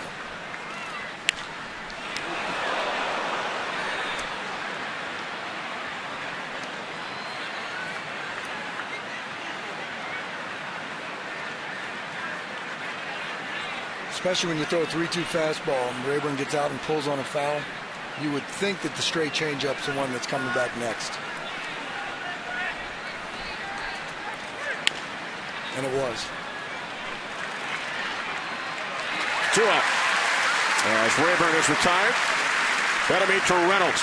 Well, Saturday, August 4th, the UFC returns to Fox with 4 massive fights, including knockout artist Shogun Rua taking on Brandon Vera in the biggest fight of his career, plus an epic bout between former UFC champ Lyoto Machida and rising star Ryan Bader. UFC Fight Night on Fox, sponsored by Bud Light, live from Los Angeles, Saturday, August 4th at 8 Eastern, 5 Pacific. Chen has now retired 12 consecutive Tigers. This is Gerald Laird, who struck out his first time up.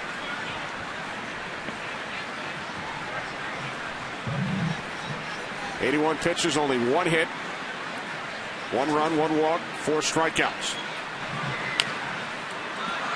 Slow roller, foul ball up the third base line, 0-2 on Laird. I mean, you looked at his line score too with Chen, that 1 walk, leadoff batter of the game. Who scored? Leadoff batter of the game. It's amazing how many times that thing works.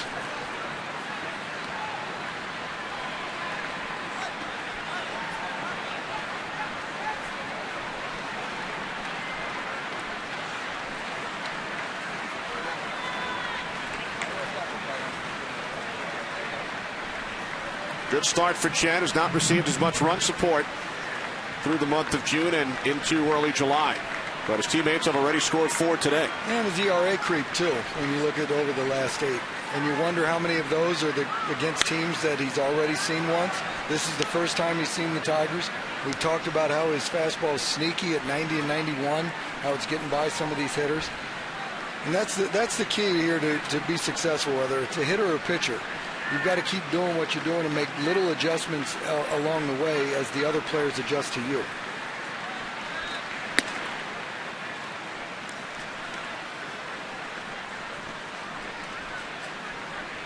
Once again, the 0-2 pitch was an upstairs fastball at 93, which opens the door for him to do anything else he wants.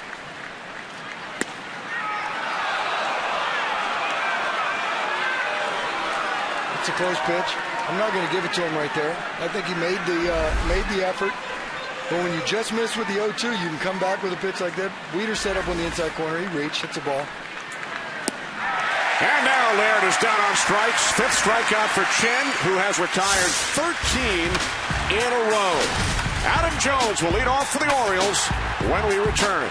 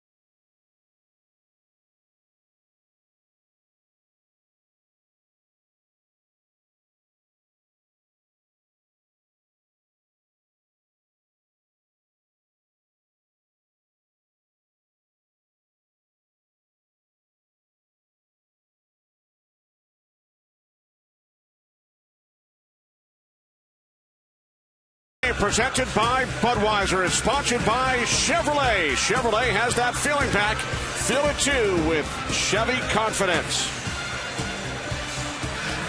Bottom of the 5th inning here in Baltimore. Orioles leading 4-1. Tigers 1 run, only 1 hit. Orioles 4 runs on 7 hits. Middle of the order for the Orioles against Max Scherzer, Adam Jones, Matt Wieters, and Chris Davis. All 3 have a hit today. Jones singled and scored back in the 3rd inning.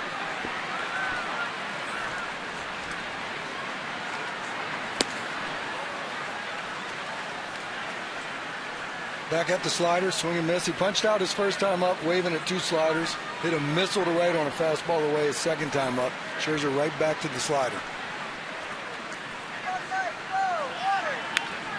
Foul back to the screen, 0-2. This is what I talk about with adding and subtracting. Scherzer with Big Jim, fastball right down the middle, 95, changeup right down the middle, 86. That's speeding the swing up and then taking a little bit off that pitch. Both of them similar spots in the strike zone. Jim was late on one, swung and missed early on the next one. I think adding and subtracting is the biggest thing that any pitcher can do. Chen's been doing it tonight as well. Now the 0-2 from Scherzer missing away. 1 ball, 2 strikes. And that's a nice trial in an 0-2 pitch. There's a terminology out there, waste one. Waste one's not a good terminology because it means you just wasted something. There was a reason he did that right there. He was trying to paint him on the 0-2 pitch. Now he's going to go back to work.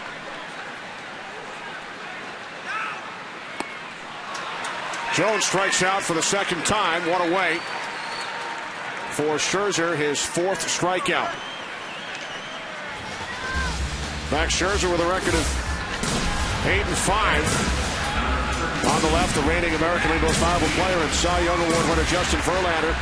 He has 9 wins this season. The other Tiger starters combined, Bill, just 22 and 23. And some bad news today is Drew Smiley was placed on the 15-day disabled list, retroactive to July 7th. How about that graphic right there? We got Verlander throwing a circle changeup. My man throws 100.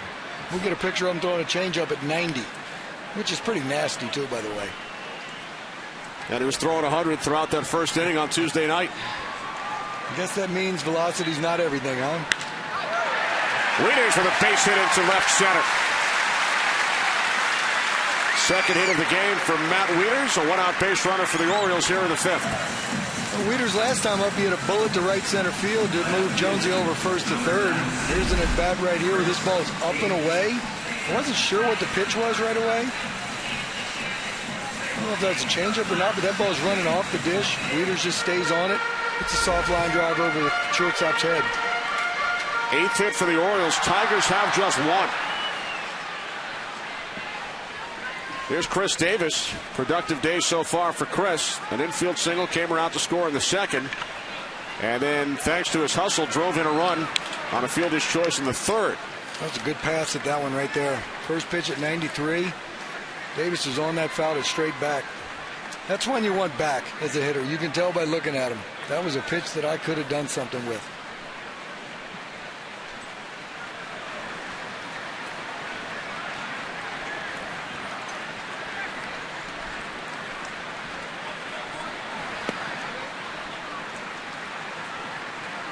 Now 1 ball, 1 strike on Davis. 1 out. Bottom of the 5th inning. Orioles lead the Tigers 4-1. Wieters, the runner on first. Mark Reynolds waiting on deck.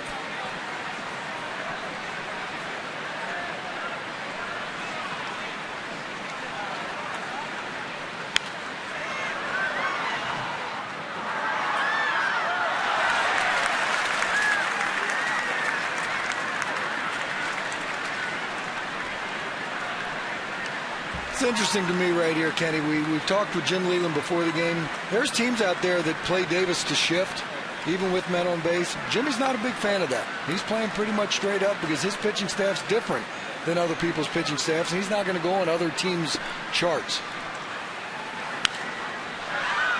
It was an interesting conversation. Does not rely on those charts as much as some other managers because, as you said, much of the work and the numbers that they take a look at are against other teams' pitching staffs. Other teams, and how many times you said you can watch it on TV, do they actually hit their spots 100% of the time? And the answer is no. Andino's home run today, for example. Scherzer missed his spot by 2.5 feet, actually. Can't defense that. Scherzer missing away, now 2-2. And I understand all the knowledge and the input that goes into it, but when you talk with Jimmy, you definitely know what you're getting, and that's an old-school guy. His feet were finally killing him. He finally took his metal spikes off in the dugout. He's wearing turf shoes. But old school's metal spikes as a manager. Took a long time. Davis rips a base hit into right field. So the Orioles with back-to-back singles here in the 5th. Runners on first and second with only 1 out. Our Jeep game summary with the Orioles leading 4-1. Scherzer has allowed 4 runs on 9 hits, only 1 hit for the Tigers. Chen has retired 13 in a row, and Robert Andino broke a 1-1 tie with his 5th home run of the season back in the 2nd inning.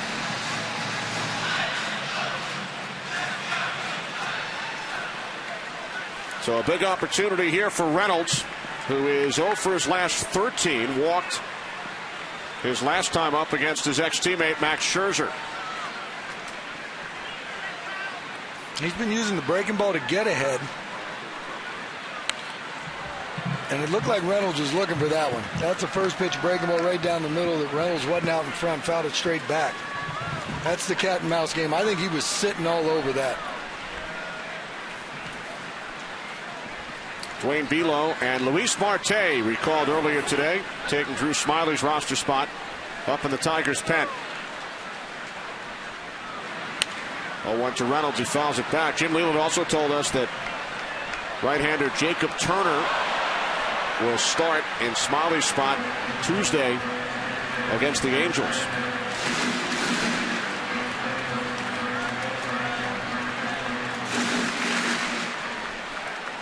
Nothing in 2 on Reynolds. 2 on, 1 out.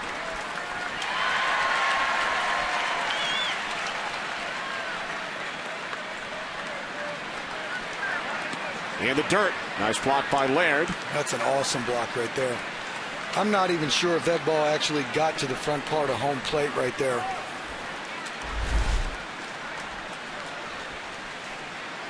No, that didn't even get to the front edge of home plate. That's unbelievable. To be able to do that, a lot of people make the emphasis on catchers being able to throw out runners. I think handling a pitching staff and blocking balls in the dirt and keeping base runners at bay, I think those are the 2 most important things. I'd put throwing out runners at third.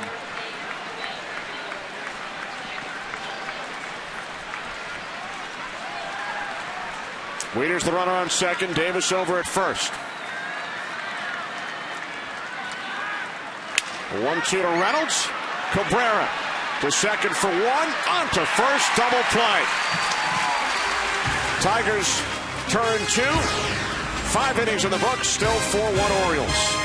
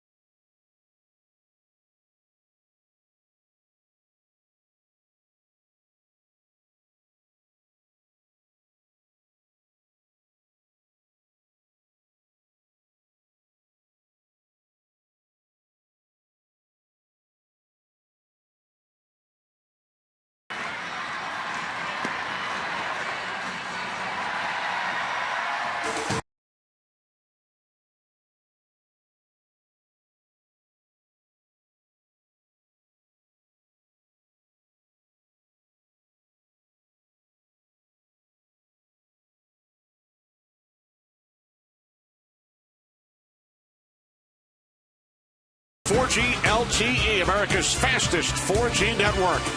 And by Dow, together, the elements of science and the human element can solve anything. The Tigers have not been able to solve Wei-In Chen since the first inning, when they took a 1-0 lead on a Prince Fielder RBI double. Since then, Bill Ripken, Chen has retired 13 in a row. I think he found his game. You know, he walked the leadoff guy, Austin Jackson. Prince got a double to left center field, scored him, and since then, he's found the strike zone with every one of his pitches and has thrown them in the strike zone enough. Getting called strikes, getting swinging strikes, doing it all. He's flat out pitching right now. So you and I have worked 2 Orioles games together. Yes. And they have allowed exactly 2 base hits in 14 innings. Jason Hamill, 1-hitter in Atlanta last month. 1 hit in 5 innings for the Tigers so far today as Quentin Berry leads off. We mentioned earlier, he and Adam Jones, best friends growing up in San Diego. They met in elementary school at the age of 5. Berry played for Tony Gwynn at San Diego State. He was drafted by the Phillies. The Tigers are his 5th organization. And he is finally getting a chance here in 2012. Yep, getting an opportunity to play. Last night made a great play, robbing a home run. Drew the starting assignment against Chen tonight, hitting out of the 9 spot.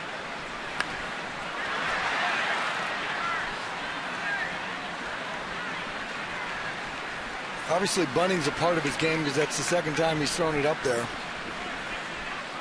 You look at a situation where you're in the 9 spot in front of Jackson. Got a chance to be a two leadoff hitter type person. Look at this ball right here, driven. Barry got a good beat on this. Times his jump perfectly. Wow. Everything's good about that catch. Robbing a homer and smashing into the wall. Nice play. He has great speed. He's tied for the American League lead in triples. Backhanded by Andino, who sets and throws. And Barry is out at first. It looked like Andino might have forgotten who was running right there, because he caught this and then says, well, let me just take a little bit of my time. Then realized that Barry was getting down the line, threw a bullet to Reynolds. Got a nice play by Reynolds as well.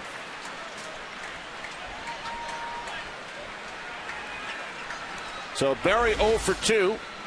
Chen has retired 14 straight. Here's Austin Jackson.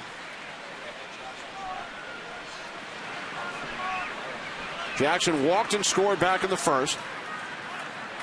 Rounded out in the third. You know, you've mentioned the time that Jackson has missed this season.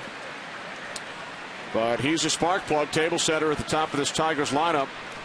16-game hitting streak coming into play today. And, you know, with all the talk about Mike Trout and his MVP-type numbers, Rookie of the Year type numbers, All-Star appearance at the age of 20, if you look at Jackson's statistics this season, put him up against Trout's, pretty similar.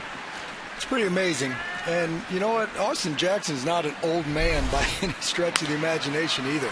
He's still a young man figuring this out.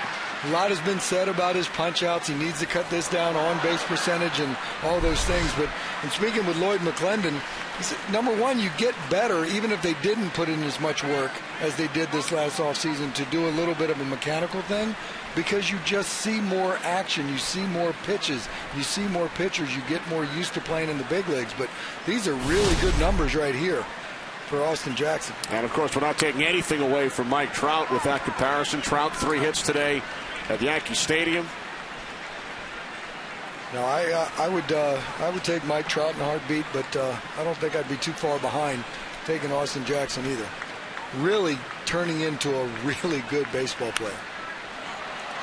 Came up in the Yankee system, spent 5 years in the Yankee organization, and then part of that 3-way deal with the Yankees, Detroit, and Arizona, which really worked out for all 3. Absolutely, and that's what you want in trades. You really do want that win-win situation. You want to be able to do business with teams in the future. Sometimes when there's trades and somebody might get injured right after that, they think that you might have tried to got something over on me with damaged goods. But you really want to see trades happen well for both teams that make them, or 3 in that case. Curtis Granderson went to the Yankees in that deal. Ian Kennedy to the Diamondbacks. Austin Jackson to the Tigers along with Phil Koch. And Jackson flies out to Markakis and right. 2 away, 15 in a row retired by Wei-In Chen. Yeah, he's not lighting up the radar gun, 90 to 92, but he's painting. Wieters is not moving a whole lot. Where he sets up, it's in close proximity where the baseball is going. There's a nice little breaking ball right there. After the first inning, he has established some dominance out there on the mound. Ramon Santiago takes ball 1. Scherzer and Chen. If you look closely, Bill, Scherzer with 2 different color eyes. His left eye is brown, his right eye is blue. Not sure if you ever noticed that. I did notice that. Heterochromia. Wow. You're just a plethora of information today, Kenny. I appreciate it. Would you like to know some others who have 2 different color eyes? Please do tell. Dan Aykroyd, Joe Pesci. Nice. And Max Scherzer. You learn something new every day here in the broadcast booth. You ain't lying. It's not always about baseball, is it? There's Max in the Tigers dugout, trailing 4-1.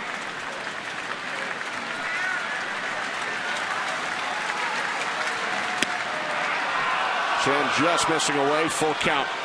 And I look at this as a big hitter right here.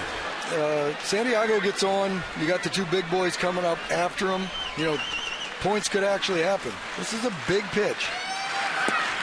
And it's ball 4 to Santiago with Cabrera stepping to the plate. So after Chen retired 15 in a row, Tigers have their first base runner since the first inning. A little scurrying in the Orioles pen too, which I think Buck Showalter agreed that was a pretty big pitch right there in that situation. Darren O'Day.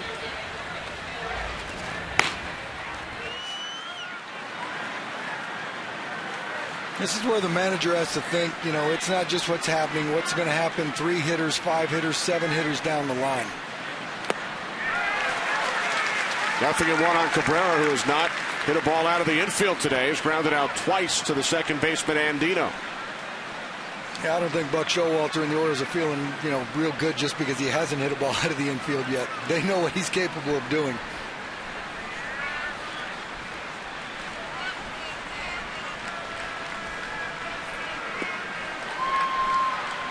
You know, you think about this game of baseball, you stand 95% of the time. It seems like it's a slow-moving game at times, but when situations arise like this, things happen very fast. And the good managers realize that, and they are thinking 3, 6, 9 outs ahead of schedule to get things prepared.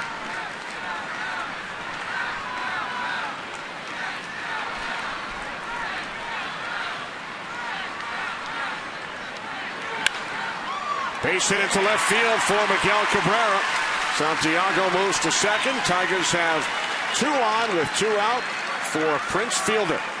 First Tigers hit since the Fielder double in the first inning. Rick Adair coming out, having a little conversation, making sure they got everything in order. You know how good Miguel Cabrera is?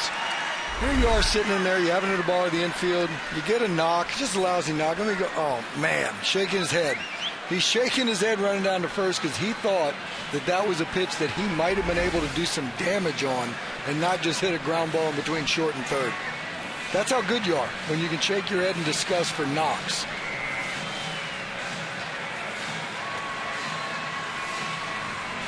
So Chen had retired 15 in a row, a 2-out walk to Santiago, followed by a Cabrera base hit, with the Tigers trailing by 3.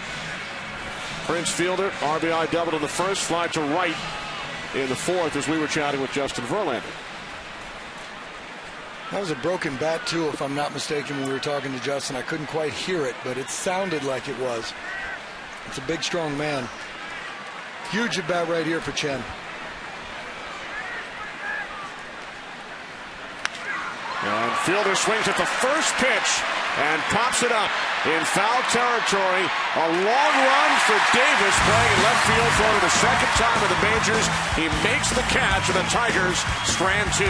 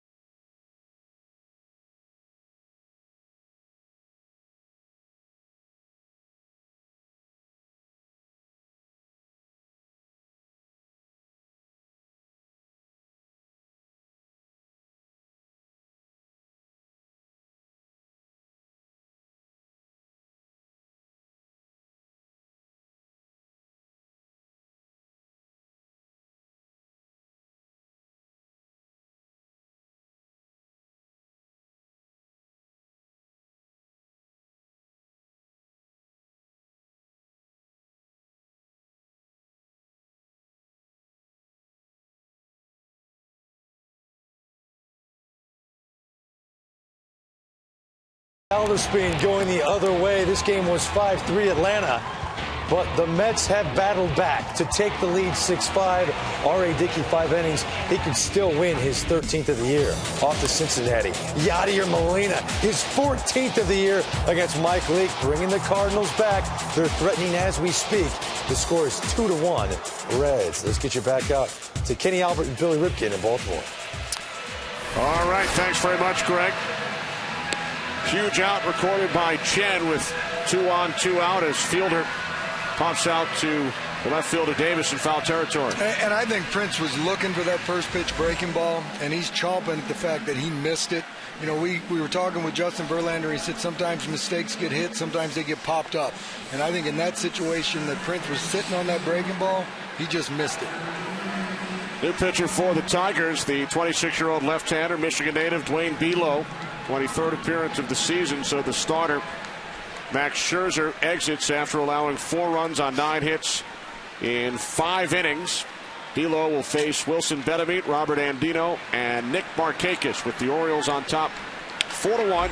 Betemit, first pitch, left center, long run for the speedy Berry.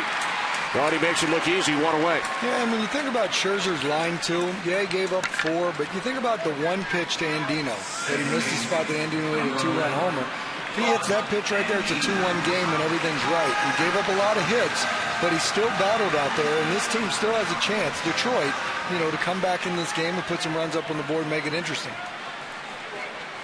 So with 1 out here is Andino, hit that 2-run shot back in the 2nd inning. Grounded to 3rd in the 4th.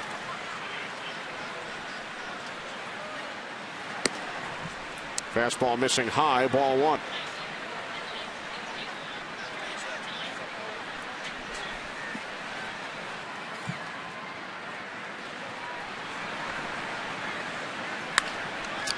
Fouled off to the right side, 1-1 as we take you back to the 2nd inning. Andino off Scherzer. Yeah, look at the spot. Laird sitting down in the way. It goes up and in. That was a short, compact stroke. Jumped it out 15 rows into left field.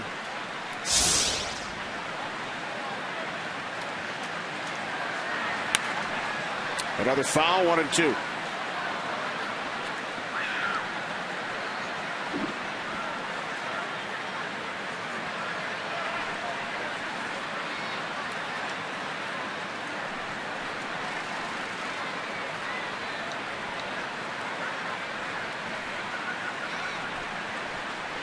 A 1-2 from Below. Now 2 balls, 2 strikes.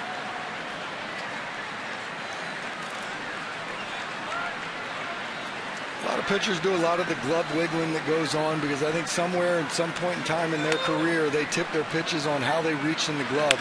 A lot of people just go in and reach and fiddle on every pitch. Peralta with the long throw across, and Andino is retired for out number 2. Well, this MLB on Fox season, Fox Sports is proud to support Boys and Girls Clubs of America, a place where youth can reach their full potential as productive, caring, responsible citizens. To learn more, please visit greatfutures.org/Fox Sports. 2 outs, bottom of the 6th inning here in Baltimore, with the Orioles leading the Tigers 4-1. Kenny Albert, Bill Ripken. Big game for the Orioles. 5 games above the 500 mark, heading into the All-Star break. A 7-2 loss last night.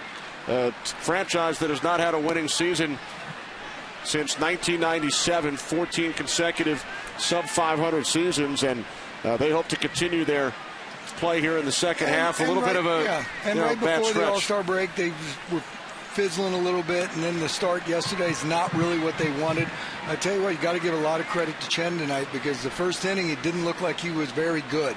Walking Jackson gave up a double, gave up a quick run. The Orioles might be thinking, oh my goodness, here we go again.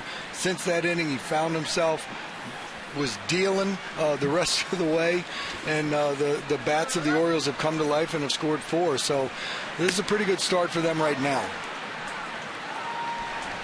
6 straight 90-loss seasons.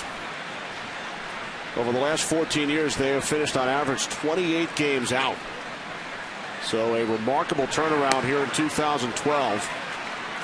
Record of 45-41 despite the struggles recently.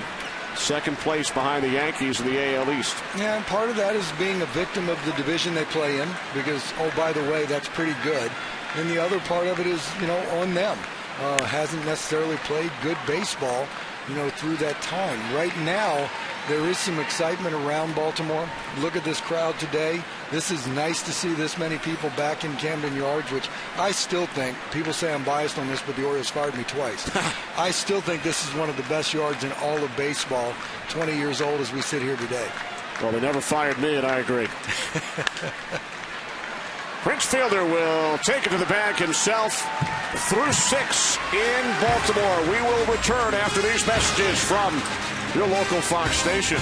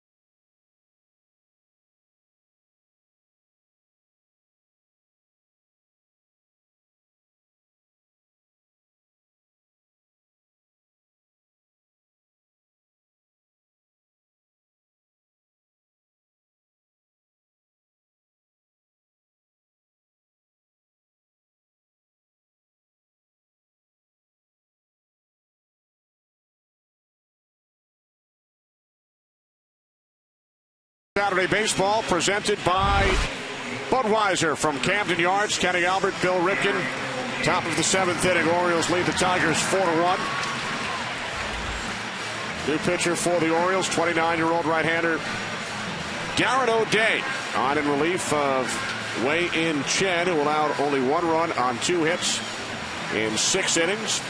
Threw a season-high 108 pitches and retired 15 Tigers in a row between the 1st and 6th innings.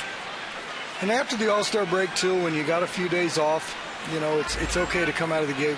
Losing Hamill yesterday with only 3 innings pitched kind of put a little strain on the bullpen, but they haven't been used. So Chen throwing 6 and being effective and leaving that game with a 4-1 lead was pretty big for the O's tonight. Delman Young 0 for 2. You talked during our keys to the game about getting the ball to Jim Johnson, the closer, and we are in the top of the 7th now. When leading after 7 innings, the Orioles this season are 33-0. Yeah, that's a pretty good number right there, and it's a tribute to the back end of that bullpen all the way around, not just your 9th guy. But I said if the All-Stars come to play, Wieters with 2 knocks, Adam Jones has a knock and a run scored, and if Johnson comes in the game, that's exactly what the blueprint for success would have been for the O's today.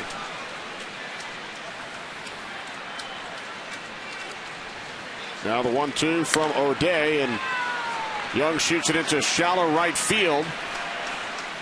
And the catch is made by the second baseman, Andino, for out number 1. Time for the Just for Men Auto Stop Foolproof Stat. We'll look at the 3, 4, 5 hitters for the Tigers during their 6-game win streak, including today, Cabrera, Fielder, and Young. Just as the Tigers can count on these guys, you can count on Just for Men Auto Stop for foolproof results. Today, they are just 2 for 9. Fielder Drove in the only Tigers run back in the first inning with a double. One away in the seventh. Here's Johnny Peralta, who is 0 for 2. And Peralta swings at the first pitch. Deep right center field. And it is up against the wall for extra bases. So a one-out double off the bat of Johnny Peralta, who had a home run and drove in 3 runs in last night's game. It's a weird game. Johnny Peralta is 0 for 2 facing the left-hander. Comes in and gets a submariner, hits the first pitch off the right center field wall for a double. And when you watch O'Day throw, I've never understood why there weren't more guys throwing from down under in baseball. I have yet to talk to anybody that says, oh, I absolutely love facing a submariner. For some reason, you just don't see that many. Maybe their effectiveness would go away if there were more of them. But to me, that seems like a pretty effective way to stay around in the big leagues if you can flip some salad from down underneath. Absolutely. Now a pinch hitter for Rayburn. It is Brennan Bosch, who drove in 2 runs in last night's game.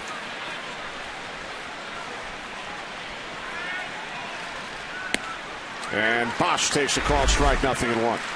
I mean, just look at this in its entirety, in the whole picture collectively together. There's nothing that looks good about that. And when you're hitting as a right-hander, I'm telling you, I'd rather face Nolan Ryan than that. Right there. No disrespect to Big Tex, because he certainly punched me out enough. But I'm telling you, I'd feel more comfortable than facing somebody throwing from down under like that.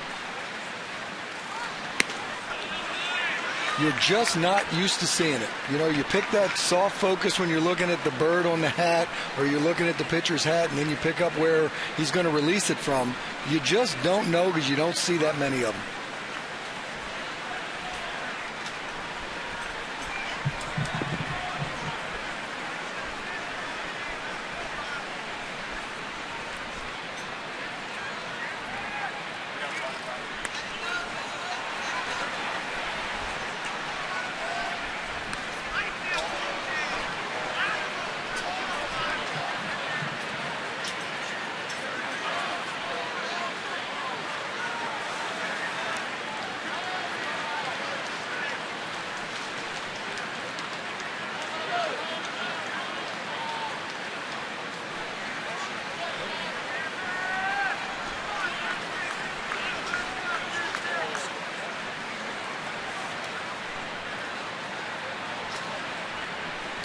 Peralta the runner on second, 1 out.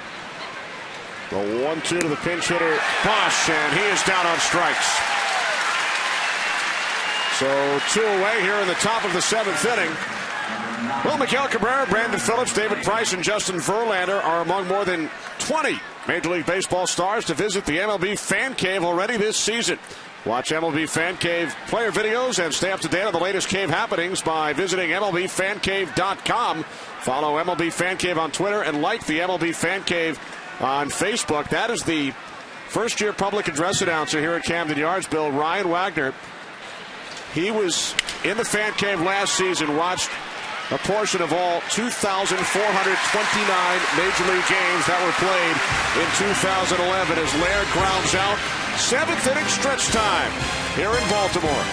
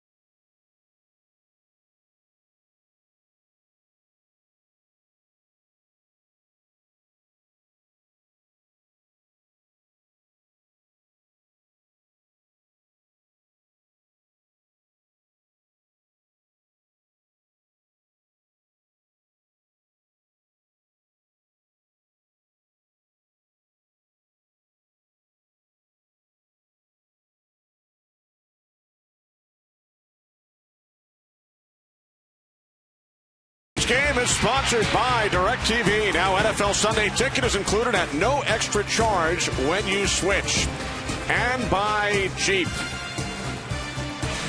Look at the Inner Harbor here in downtown Baltimore, Maryland. Orioles leading the Tigers by a 4-1 score. As J.J. Hardy gets set to lead off here in the bottom of the 7th inning against Dwayne Belo. Orioles scored in each of the first 3 innings after having come into this game with only 2 runs scored in their last 31 innings. Jim Thome an RBI double in the first. Robert Andino a 2-run shot in the second. And then Chris Davis drove in a run in the third. Brennan Bosch, who struck out pinch hitting for Rayburn, remains in the game in right field as Hardy pops it up to his former teammate in Milwaukee, Prince Fielder, for out number 1.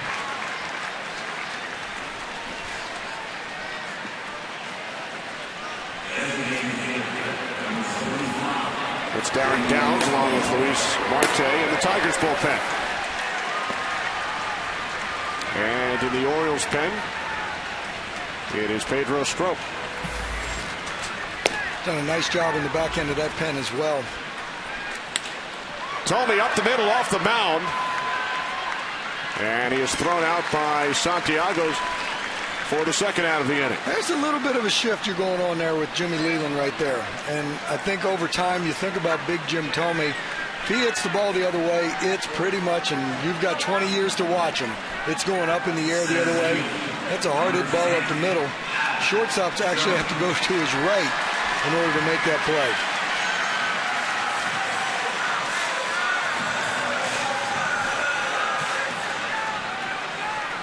So with 2 outs, here's Jones.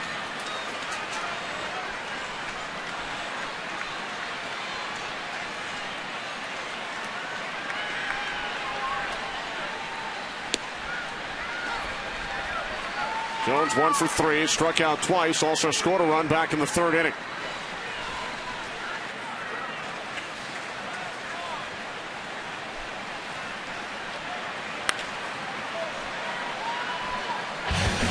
Here's a guy right here, Adam Jones. A lot has been talked about, tool players, 5 tool players. Most of the time I say that's because the player's got a wrench and a screwdriver in his pocket. That's why they're 5 tools.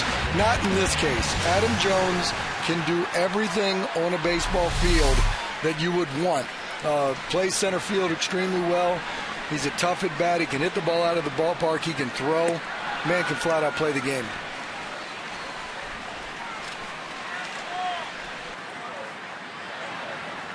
Represented the Orioles in the All-Star game for the 2nd time. Also went back in 2009. Orioles MVP last year. Came into this game 7th in the American League in hits, 6th in extra base hits with 41.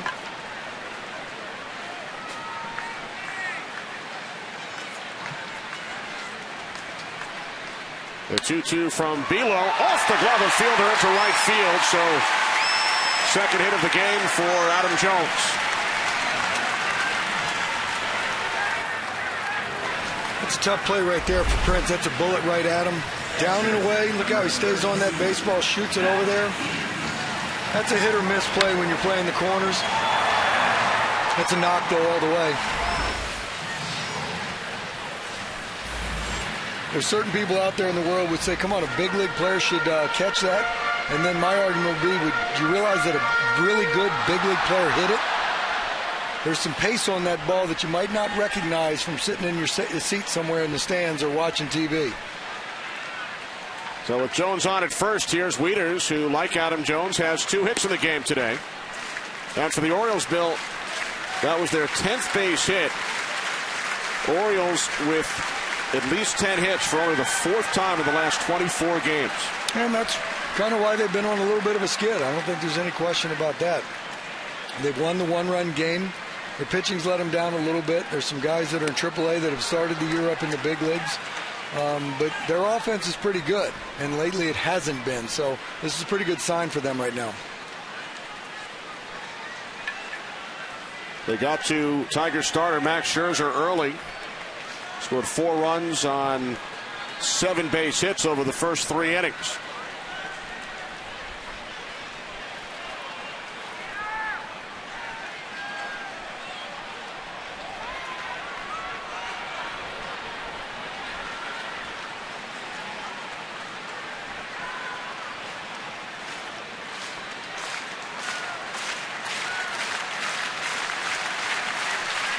pretty good company by Matt Wieters right there.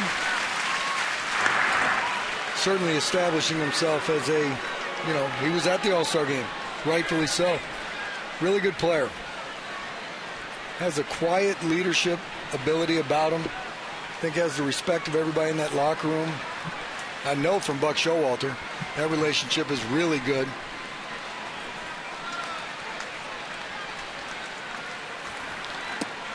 Wieters, the Orioles' first-round pick, 5th overall in 2007 out of Georgia Tech. Yesterday, the Orioles signed their 2012 first-round pick, and we had a chance to chat with him earlier today. A right-handed starter out of LSU, Kevin Gausman.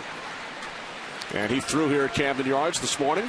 Yep. Had a nice smile on his face. Don't blame him.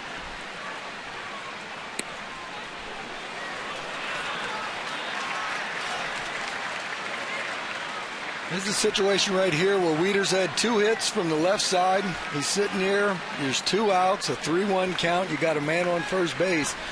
You're feeling good about yourself. Is this the time to take a shot and say, you know what, I'm looking in. I'm thinking in and spin. Painted him. Nice pitch. If he was looking in and thinking about doing damage, he's not going to turn it loose on that pitch. Now he's got to go back to scramble mode. 3-2, see the ball, hit the ball. Don't try to do too much.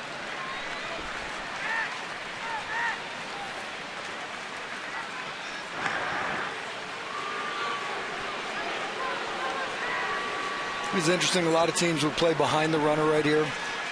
But I don't think Wieters really exploits that hole on the first base side too much. So Prince can go ahead and hold his ground. Keep Adam Jones maybe 1 step closer.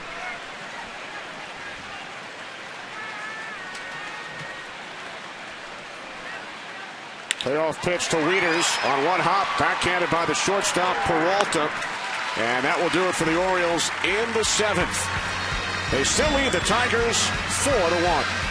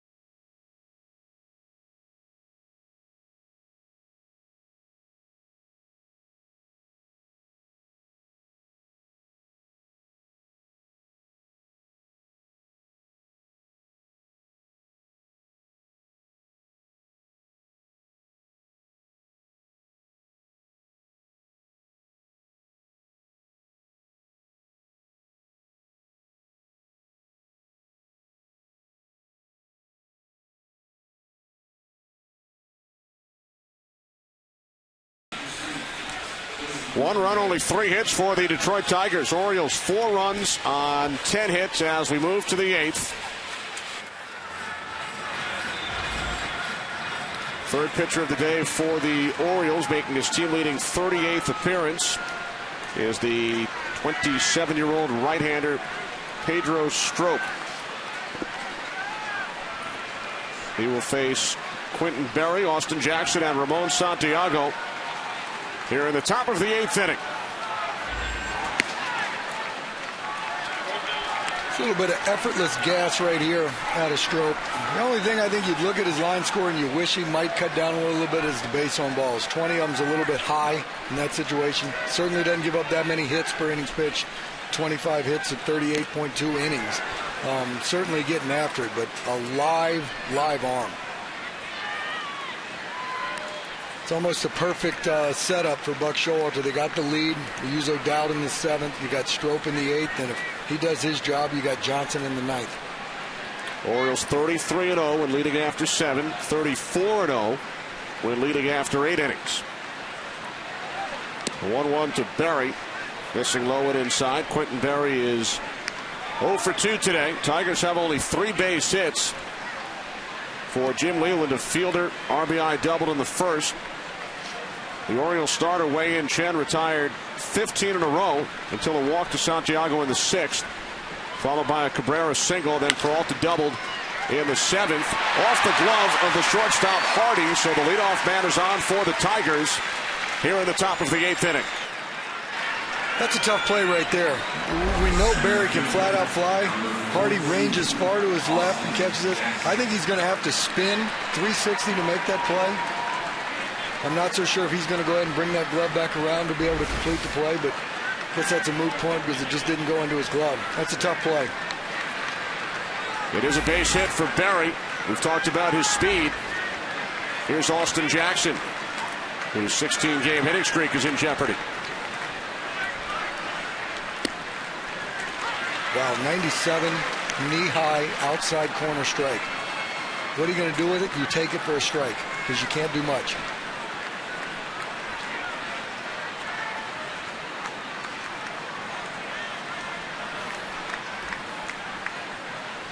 The 0-1 from Strop off the glove of Wieters, so Berry moves to second.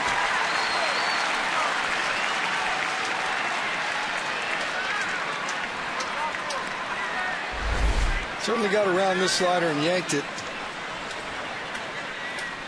Matt Wieters got caught in between of trying to go down. He didn't know if he could block that.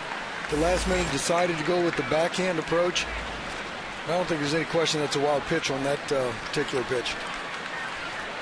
4th wild pitch of the season thrown by Strop, so Berry now in scoring position. Jackson 0 for 2 with a walk, scored a run back in the 1st inning. Fastball missing high, 2-1. And I think, 4 wild pitches for a young pitcher like this with this kind of an arm, it's because there's no second gear. He's in 3rd, 4th most of the time. He's not idling. Everything's max effort, and he's throwing the ball with a purpose, hard, whether it's his fastball or his slider. Fastball in for strike 2. And has the ability to rush it up there 98. So the 2 called strikes were 97 outside corner, 98 outside corner. Jackson couldn't pull the trigger on either one of them.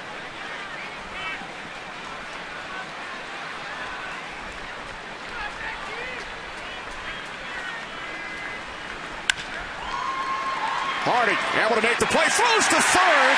Out at third is Berry on the tag from Benameat.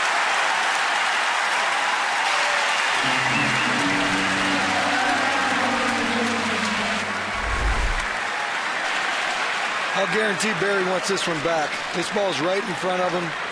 Hardy had no choice other than to take that sure out at third base. Your run in that situation doesn't mean anything. You need to keep people on base, and you were in scoring position. That's a bad way to make an out on the base path.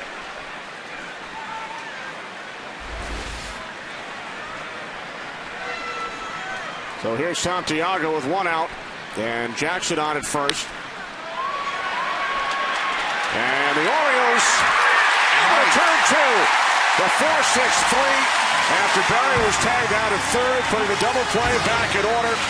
Middle of the 8th. Orioles lead by 3.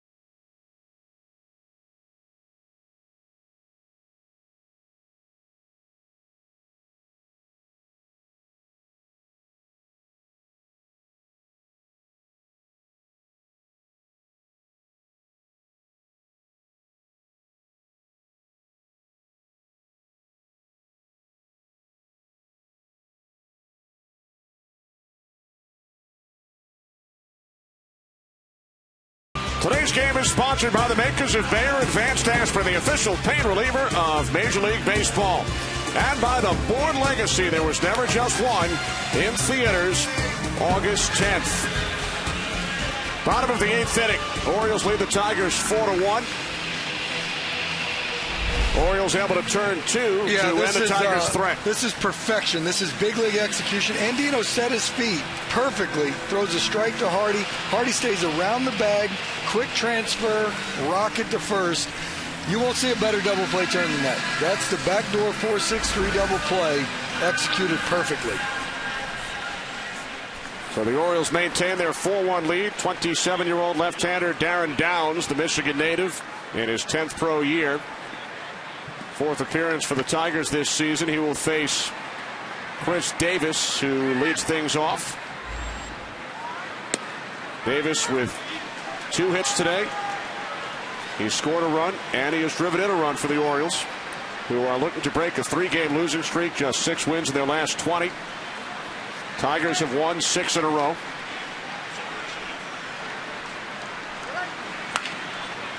On the ground to the right side, Santiago has it. 1 away. Visit MLB.com/fan guide to register for a chance to win a VIP experience for 2 at a 2012 World Series game presented by Scotts, the official lawn care company of Major League Baseball. Here's Mark Reynolds with 1 away, and with Earl Weaver in the ballpark today, Bill, as the Orioles unveiled a statue for Hall of Fame pitcher Jim Palmer. We had a great chat with Jim Leland earlier today prior to the ball game, and Jim reminded us that it was 49 years ago in 1963 when he attended an Orioles tryout in Thomasville, Georgia, and he was told by Earl Weaver, you might want to go in a different direction. And certainly Earl was talking about as a player. Exactly. Because I think Earl would actually agree with a lot of people. Jimmy is a very good baseball manager, big league manager, but as a player, Earl told him, son, you might want to go back to school for an education because you need a different way to make a living. That was back in '63, and Jim would go on to spend 6 seasons as a minor league catcher in the Tigers organization and began his managerial career in 1971, and he reminisced with us about some great dinners that he had with your dad after they managed games in the minor leagues against one another. Well, there's an awful lot of similarities between Jimmy Leland and Cal Sr. And when he told me that he managed against him in the Southern League in Double-A and how they hit it off and they liked each other, I can certainly see why. Back in 1974, Jim was managing down in Montgomery in the Southern League. And yep, my dad was in Asheville, North Carolina.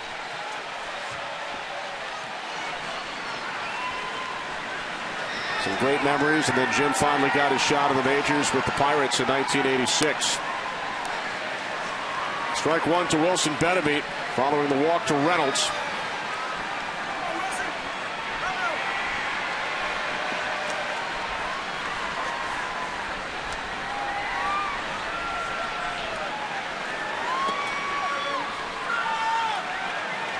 Some depth in this lineup that the Orioles throw out there.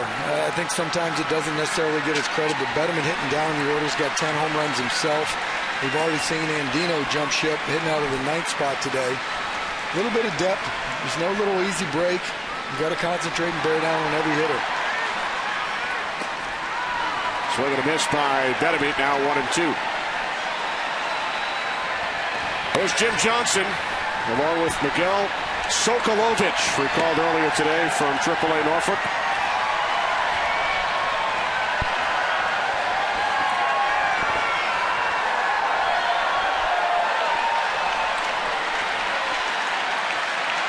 With the fans doing the wave, the 1-2 to Betemit.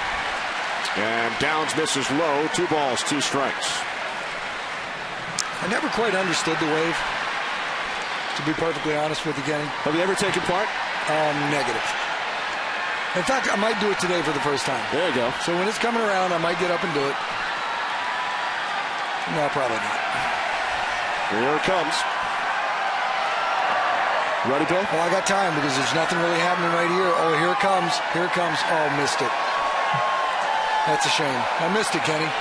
They'll come back around. All right.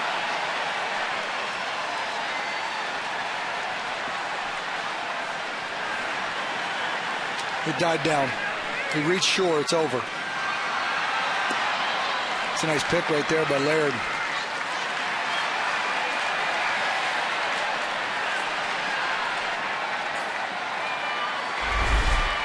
Breaking ball down and into a righty. Look at Laird, how quick he is. That's nice right there. It's a little pick.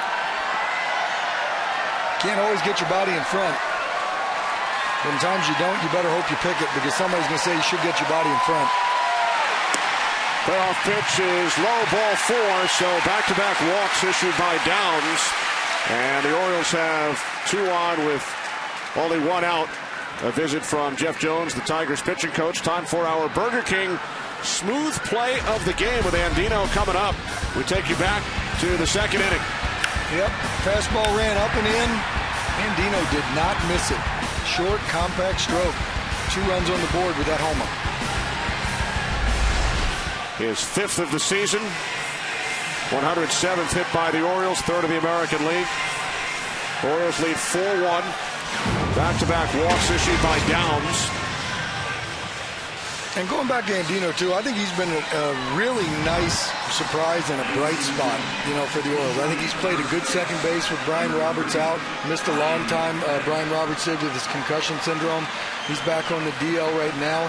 But Andino, in that double play, I think also just kind of typifies what he's able to do as a player. Seems to understand the game, and I think he's filled in for the O's really nicely. You saw Ryan Flaherty pinch running for Betemit at first. So here's Andino with 2 on, 1 out, and the Orioles leading 4-1. Takes low and inside, ball 1.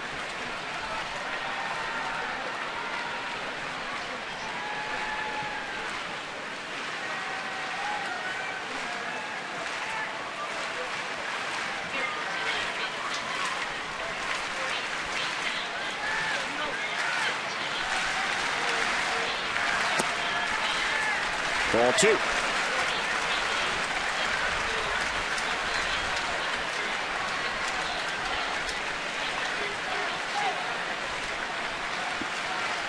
Downs having a little tough time finding the strike zone right here. Getting himself into a little bit of trouble. 1st and 2nd, now 2-0 count. Markakis on deck. Now 3-0.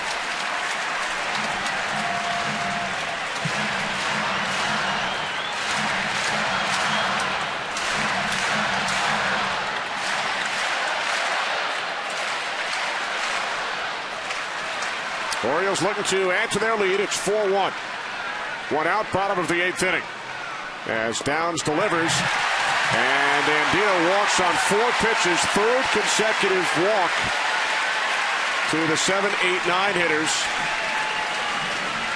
And with the bases loaded and 1 out, here is Nick Markakis, who has reached base 3 times. He's doubled twice in his 2nd game back from the disabled list. Yeah, we saw Jimmy Leland right there. He pointed at the corners. Miguel Cabrera and Prince Fielder, you're coming home with it. He told the middle guys to play for 2. It's interesting to me because in a 4-run game right here, if you give up the 5th run or the 6th run, doesn't make much difference to me. And I'm almost thinking with Markakis, because he runs well at home plate, I might want to bring my boys in completely here, try to stop that 5th run from scoring. A 5th or 6th doesn't matter to me. If Nicky hits a ground ball to the second baseman, it's not hard hit. He's going to beat it out, and they're going to get the 5th run anyway. 3 career grand slams for Markakis. With Jim Palmer in the ballpark, he never allowed a grand slam during his major league career. No, he did not. He limited damage. He pitched to situations, understood the game score, understood the game. Now, never giving up a grand slam is also because he had good stuff.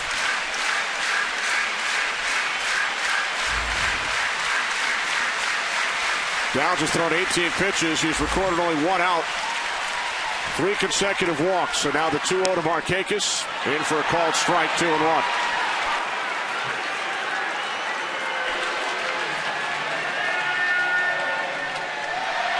Buck Showalter knows that the Tigers will have Cabrera and Fielder due up 1-2 in the top of the 9th. Ooh, that's a close pitch right there, too, for putting everybody on base via the walk. 2-1, fouled back, 2-2.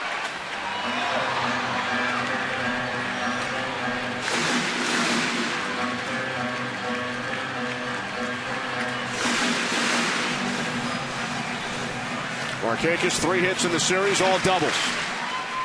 He grinds out at bats, too.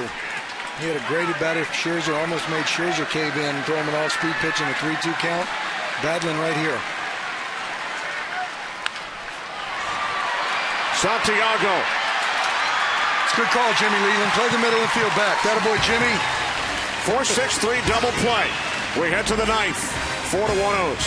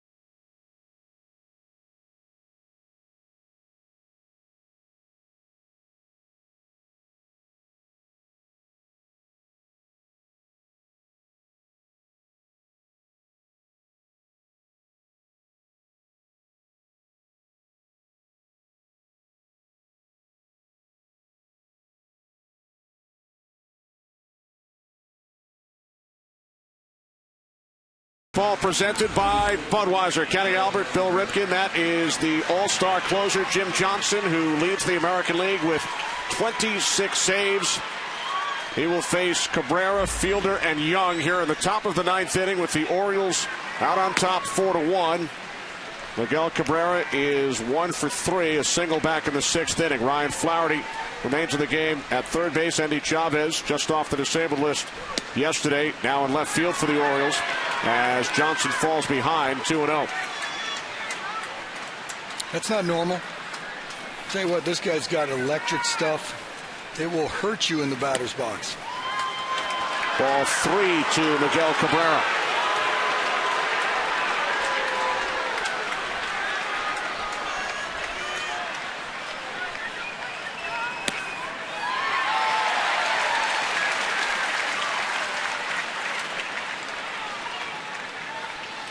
Tied with Craig Kimbrell of the Braves for the Major League lead.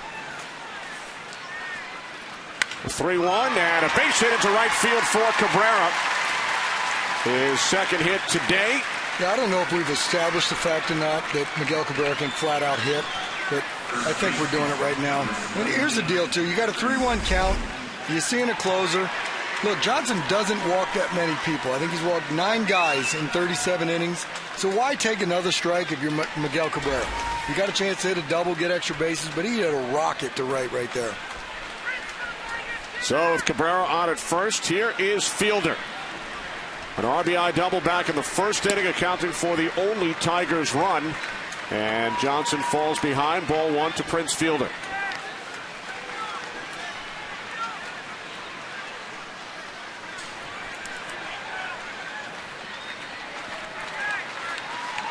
10-game hitting streak for Fielder.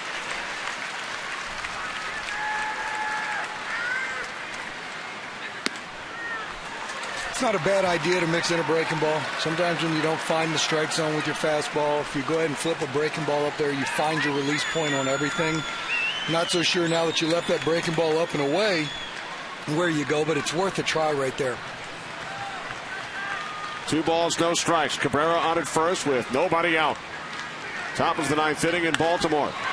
As Fielder shoots this into left center, it's Chavez on the edge of the warning track for out number 1. Well, for you Tigers fans, tune in tomorrow on Fox Sports Detroit for the final game of this series. Coverage begins at 1 Eastern as Justin Verlander will take the mound for the Tigers against Miguel Gonzalez. 1 away, and a great job by our entire crew today here in Baltimore, led by our producer, the pride of the University of Delaware, Jeff Gowen, our director, Jim Lynch, associate director, Eric Billigmeyer, associate producer, Andy Kavanaugh, technical producer, Dan Rotanti, technical director, Simon Benazra, as Young shoots one into left field, and the Tigers have 2 on, and the potential tying run will step to the plate. Runners on first and second after Young's first hit of the day. When you come into the ball game, the ball is going to find you. And sometimes at third base, retreat is not the worst thing. It looked like it might have hit a little shoe mark or something and stayed down, but I think that's a ball that everybody wants to be made a play on right there. Probably rightfully so scored an error, but the ball will find you when you come into the baseball game. Well, we've talked about the Orioles defense. They lead the league in errors. So Flaherty comes into the game and commits the error. Tough call there. Hard hit ball by Young. And a lot of it, too, with the errors made by the Orioles is they haven't really thrown a consistent infield out there. They've had to do certain things. Base it up the middle. Peralta up the middle. Rounding third. Coming home is Cabrera. It's now a 4-2 ball game. And I've been that guy in the defensive replacement situation before. And if you're in that situation, it's 100% expected you to make plays. Peralta gets a first pitch fastball right down the middle. Doesn't look like Johnson necessarily has that downward plane working right now with Sink down in the zone. Stayed up. Hard hit ball up the middle for a base hit. Only the 6th run allowed by Jim Johnson all season. So it's a 4-2 game, 2 on. Still only 1 out. Here's Brennan Bosch. Things have gotten interesting real quick here. All of a sudden, the Tiger fans have come alive here at Camden Yards. As Bosch bounces one foul off to the right side.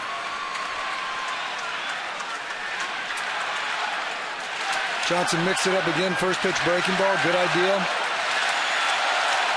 Danny Worth on to pinch run for Johnny Peralta.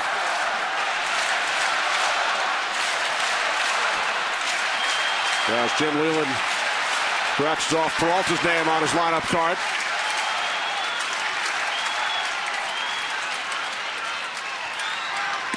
High and tight. Woo. I really think this is a decent matchup for Bosch right here. We talked with Jim Leland before. You know, Johnson's typically down in the strike zone. I think Bosch is more of that typical left-hand hitter who likes the ball down in the strike zone.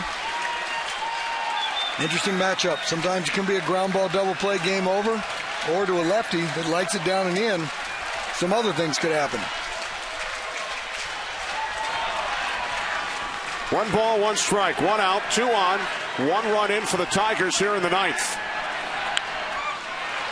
Our pregame show produced by Ethan Kleinberg, directed by Mark Deaver, coordinating producers Mike Santini and Don Bowie. Marty Aronoff and Mark Seguro crunching the numbers for us today, along with Paul Evans here in Baltimore. It sounded like a big league crew, and then they put us in the mix. Come on, Kenny. Alex Avila in the on-deck circle. The pinch hit for Gerald Laird.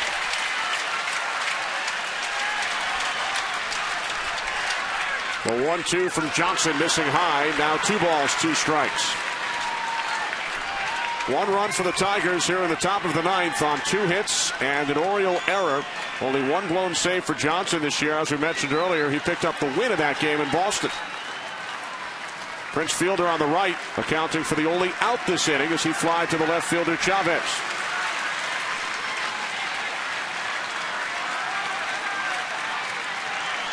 Two from Johnson, and Bosch throws it. It's a fair ball into the right field corner. Young scores. Peralta holds it third. It's now a 1-run game. Wow, that's a good at bat right there by Bosch. And that's what we're talking about with that down and in pitch to a left-handed hitter that seems to like that. We go back and we look through the pitches. That's a sinker or a changeup down. He fouls it off. That got my attention.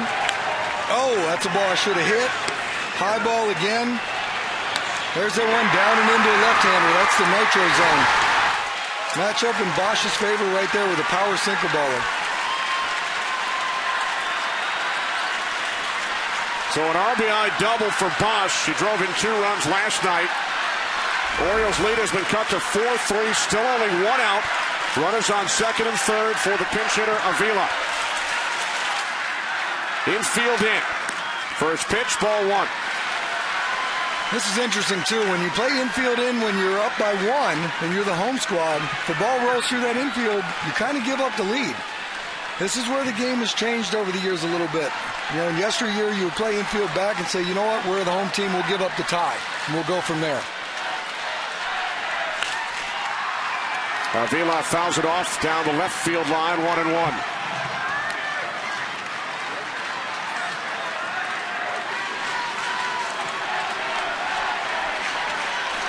Ryan Flaherty committing the error at third on the ball hit by Delman Young.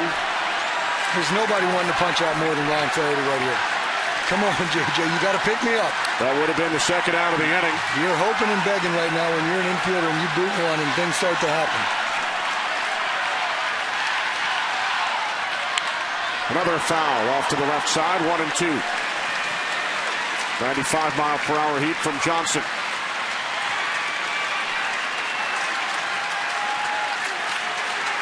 Wheeler's trying to see it a long time here and put this ball in play.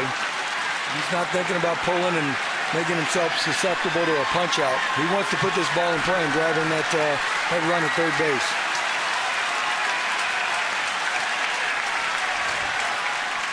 The 1-2 from Johnson. He just misses. 2 balls, 2 strikes. Pinch hit. You're sitting on the bench through 8 innings. Go get him against one of the nastiest guys in all of baseball. Put together a good at bat.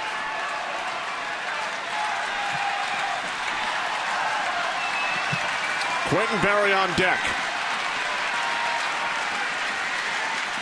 The 2-2 and a nice block by Matt Wieters, full count. Going back into a catcher's ability to be able to block the ball in the dirt is far above throwing out base runners. There's no doubt about it. Man on third in this situation gives Johnson the confidence to throw any pitch he wants because he knows Matt Wieters is capable of doing that. There's Miguel Sokolovich, called up earlier today. Wow, welcome to the show.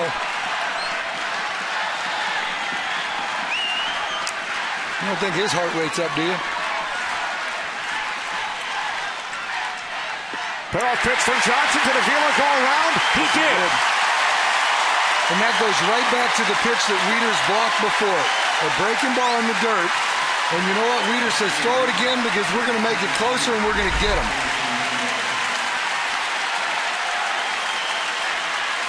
That's the confidence that you have when you have a catcher like Matt Wieters back there that knows he's going to block the baseball.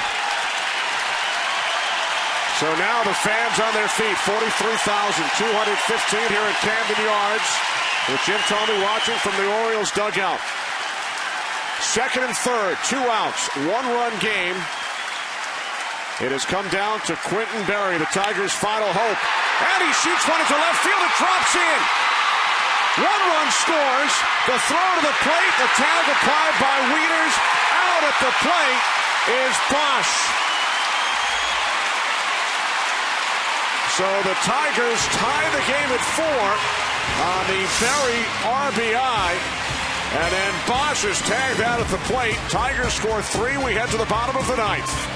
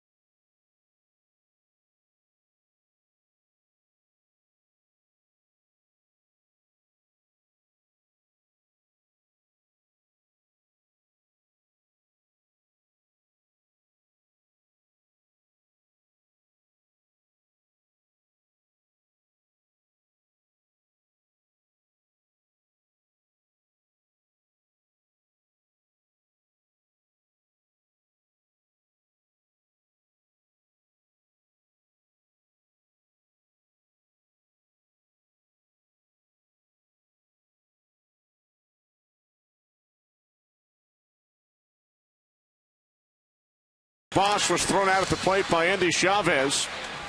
The Tigers score 3 runs, only 1 earned off Jim Johnson. Ramon Santiago has moved over to shortstop. Worth remains in the game at second. Alex Avila remains in the game behind the plate. And the new pitcher for the Tigers is Luis Marte, who was called up earlier today when Detroit plays starter Drew Smiley on the disabled list. It will be his 10th appearance this season with the Tigers after Jim Johnson suffers only his second blown save this season. The 2 defensive replacements, Flaherty commits the error, but then Chavez throws out the potential go-ahead run at the plate. Threw a strike at home plate. And now J.J. Hardy swings at the first pitch for Marte, and it's Berry in left who makes the catch for out number 1. J.J. scuffling a little bit, and I'm pretty sure right there he was going to end all his scuffles with one swing right there, hitting in the bottom of the ninth. Here's my guy I told you to beware of before the game started, though, Kenny. This man right here has hit an awful lot of homers in his career. And Jimmy does not like the righty-lefty matchup, I don't think.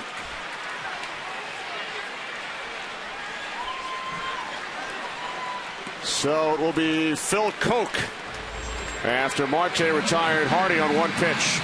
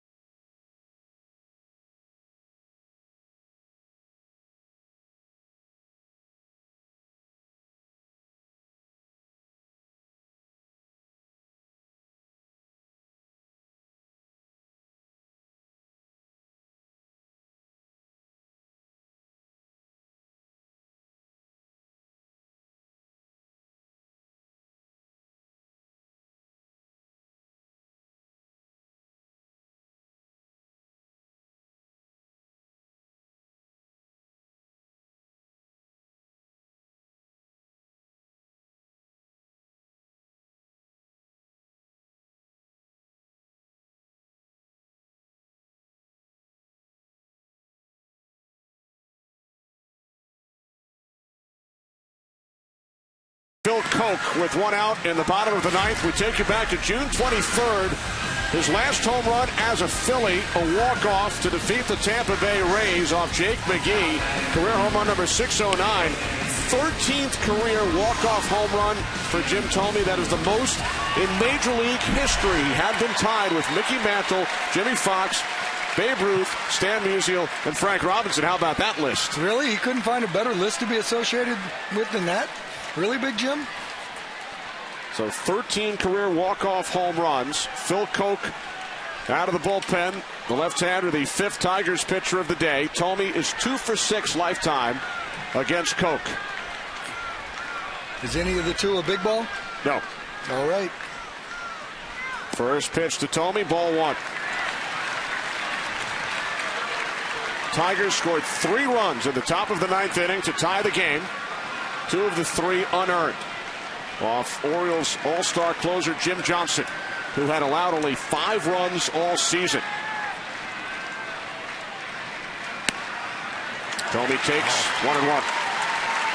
It's a good pitch right there. First pitch breaking ball, second pitch fastball. You wonder what's going on. If he started him off with a hook, I might think Big Jim's looking for a hook right here, or at least got it in the back of his mind.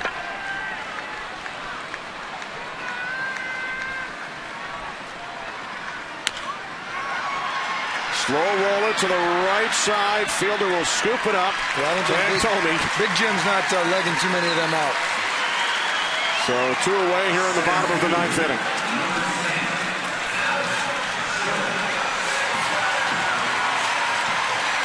Here's your guy who's got a little bit of flair for dramatics. He's been known to walk off a few people too. 3 game-winning home runs for Adam Jones this season in the 12th inning or later. 1 in the 12th, 1 in the 15th, 1 in the 17th. It's only the 9th. And didn't he see his high school teammate tie the game up in Quentin Berry? You are correct. And you know that best friends and friends like that want to kind of one-up each other. Looking to play Can You Top This? Both out of Morse High School in San Diego. Adam Jones and Quentin Berry. And it was Berry who drove in the tying run in the top half of the ninth inning. For Berry, his 16th run batted in this season.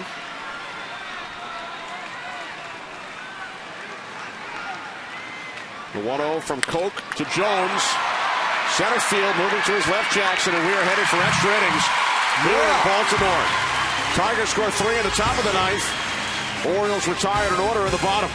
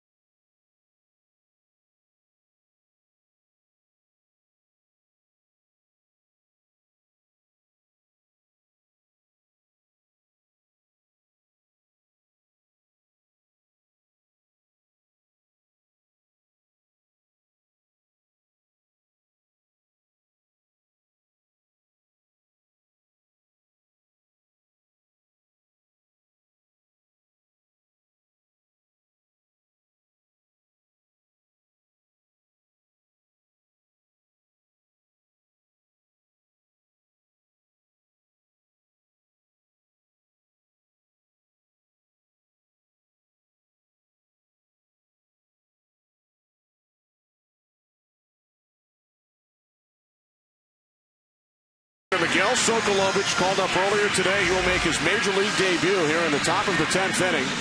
He will face the top of the Tigers batting order. Originally signed by the Red Sox as a free agent. Missed the 2005 season after undergoing Tommy John surgery. And then was acquired by the White Sox. Spent 4 years in the White Sox system. His numbers at AAA Norfolk this year. Yeah, pretty good numbers right there. How is it to make your debut and you know you're going to at least face the number 3 hitter for the Tigers in that thing, one of the best hitters in the game? Welcome to the big leagues, Miguel. Yes, sir. In a tie game, in extra innings. Just thought I'd add to it. After Jim Johnson blew a save for only the second time this year, allowed only 1 earned run, 3 in all. Tigers scored 3 in the top of the 9th. Now the Orioles, Bill, as you know, have had great success in extra innings this season. Yes, they have 9 in a row after losing their first 2, but we got to throw Marty's tidbit out there. I'm going to add one more to the Major League debut on Jim Palmer Day. That's right. The best pitcher in Orioles history. So here's Austin Jackson to lead things off. Another chance to extend that 16-game hitting streak. And the first major league pitch from Sokolovic, missing high, ball 1. So the Orioles 9-2 in extra innings. Tigers have played in only 5 extra inning games, winning 2 of the 5. Fastball missing inside, 2-0. I think that would be normal to expect on your debut. The first 2 pitches be high in the zone. Maybe a little anxious, maybe a little rushed.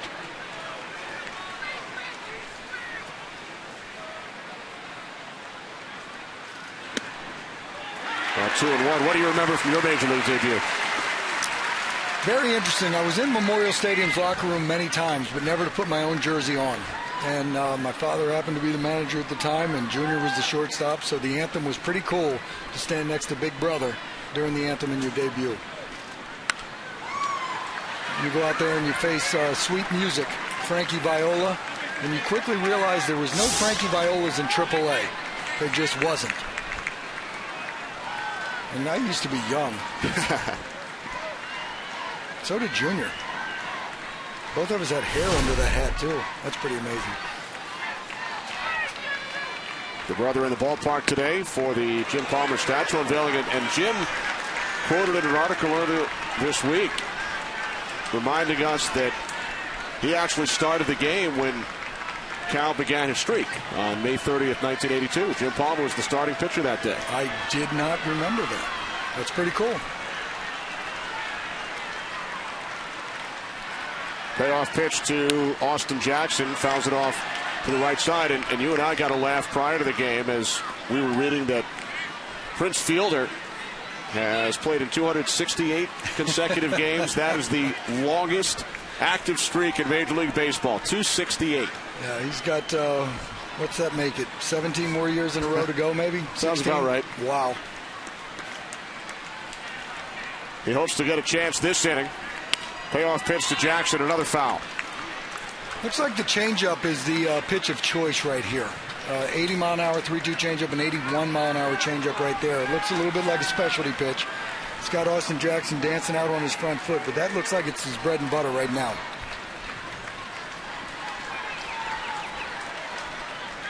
Going to go away with it with a fastball. And then got him. How about that? First batter that Sokolovic faces in his major league career, strikes him out. And that's about the adding and subtracting that we've seen all day today. 80-mile-an-hour changeup, 81-mile-an-hour changeup. Oh, here's 93. I can rear back and get you. And it's by Austin Jackson right there. That's a nice debut right there. You got to finish it out, though. You can't just let that one go.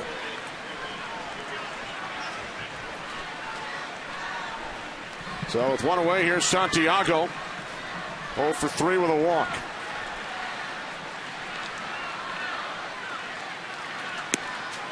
First pitch from Sokolovic, strike 1. And first pitch changeup.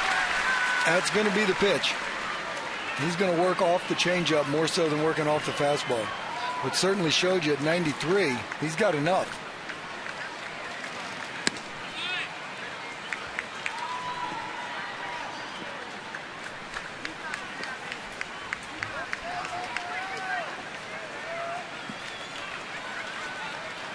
Miguel Cabrera waiting on deck. 1 out, top of the 10th inning here in Baltimore. 1-1 to Santiago, and he fouls it off back behind the Tigers dugout. And in talking with Jimmy Leland, too, when you mentioned Miguel Cabrera on deck, not only can he hit, he knows how to hit. He's a smart hitter. You guarantee he sits there and he's watching everything real close. You know, you can get a scouting report. You can hear about what your advanced scouts say, what he was throwing in AAA. You get all that. Nothing until you actually see it. And the closer he gets up to home plate, the more idea he's going to have.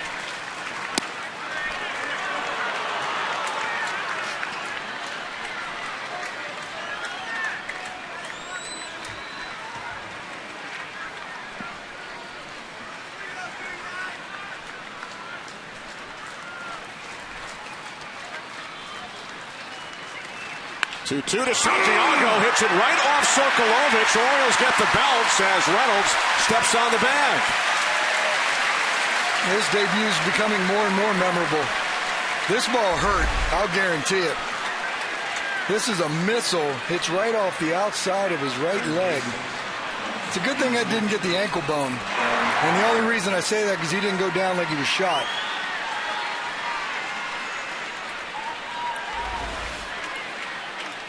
So he's got his first punch out in the big leagues.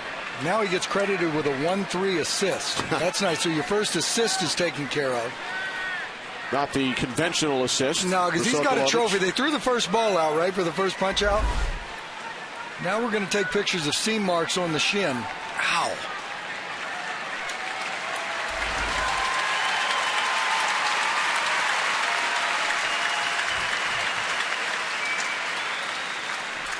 So Sokolovich will try and walk it off, and what does he have to do next? Pitch to Miguel Cabrera.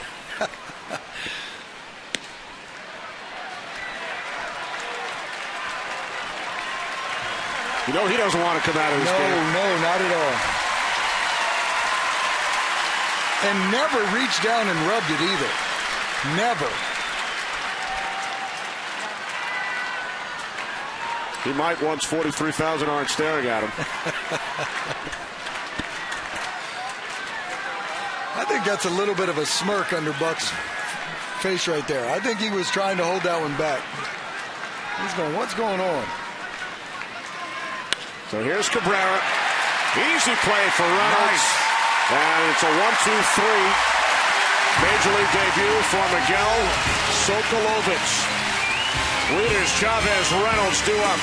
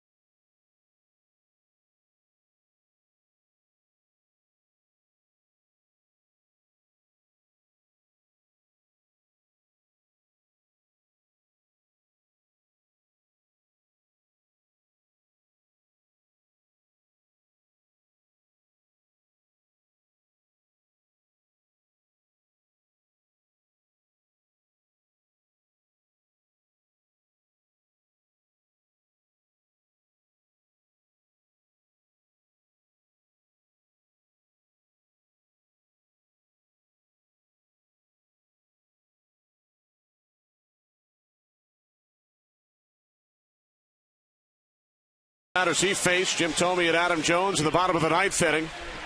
Threw only 5 pitches to record those 2 outs. And now it will be Matt Wieters leading off for the Orioles. Bottom of the 10th inning in a 4-4 game. Orioles led 4-1. Tigers scored 3 runs, only 1 of them earned, while Orioles closer Jim Johnson in the top of the 9th inning.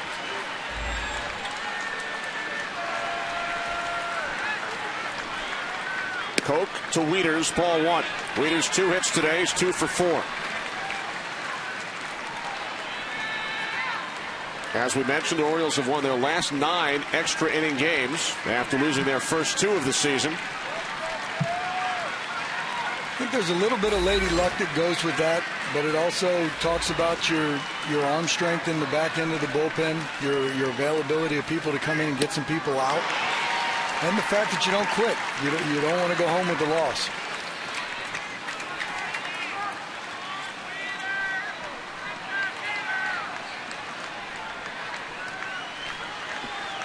Saw Miguel Sokolovich take one off the ankle bone right there. Nobody's throwing in the pen, though.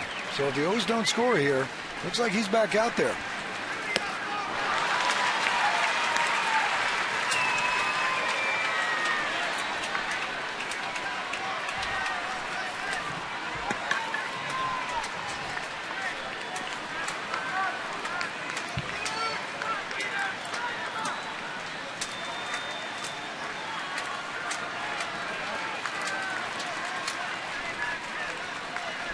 The 1-2 to Wieters, missing inside. 2 balls, 2 strikes.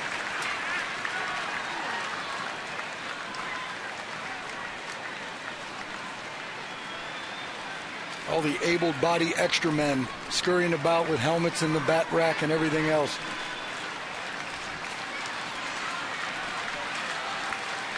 If he gets on, am I running? If he hits a double, am I still running?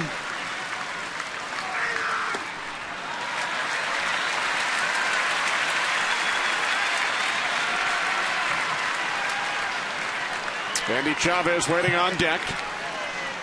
Matt Wieters leading off for the Orioles. Bottom of the 10th inning in a 4-4 game. And Chavez, to this point, the hero. Throwing out a runner at home plate. There was the go-ahead run.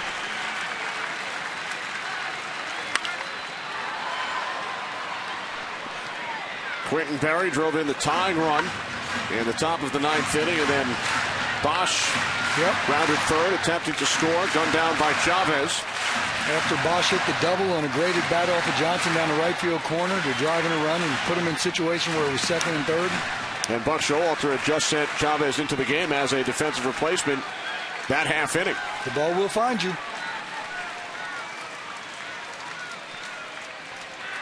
Payoff pitch to Wieters. It's inside, ball 4. The Orioles have the leadoff man on here at the bottom of the 10th inning.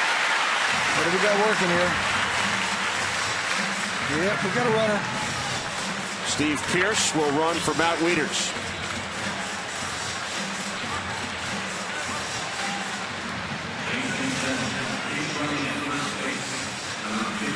So Andy Chavez, who was reinstated from the disabled list yesterday, suffered a right hamstring strain on June 12th in a game against Pittsburgh. This is how we're going to play this. Jimmy Leland's going to go out there. This is not a pitching change. This is okay. Miguel, I want you standing in on his doorstep. He's going to try to bunt. This is what we're doing. And he wants everybody in the infield, in on the mound, to be very clear what he wants.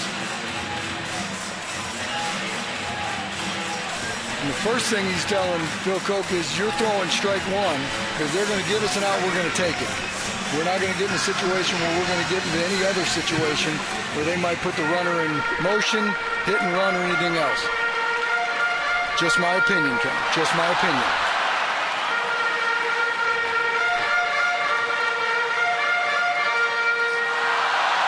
So Chavez with the defensive play of the game for the Orioles, who hope he can come through at the plate. I'm a little surprised that Miguel Cabrera is not further in than where he is right now. I know he's going to creep, but I'd rather have him in there. Starts to creep in, then takes a couple of steps back as Chavez lays down the bunt. I think they had it. To first. So the successful sacrifice moving Pearce into scoring position. And once again, too, we replay that one. I really don't understand why Miguel Cabrera wasn't in further. You know what's happening. And I want to force the issue right there. And I think they had him at second base dead to rights if they wanted it. Instead, Koch goes for the easy out at first. So with Pierce now at second base and one out, here's Mark Reynolds. And with that said, too, Jimmy Leland going out there and talking to every infielder, he may have flat out said, I want an out for sure. Let's play it that way, and then you give me the opportunity to possibly do this, set up the double play.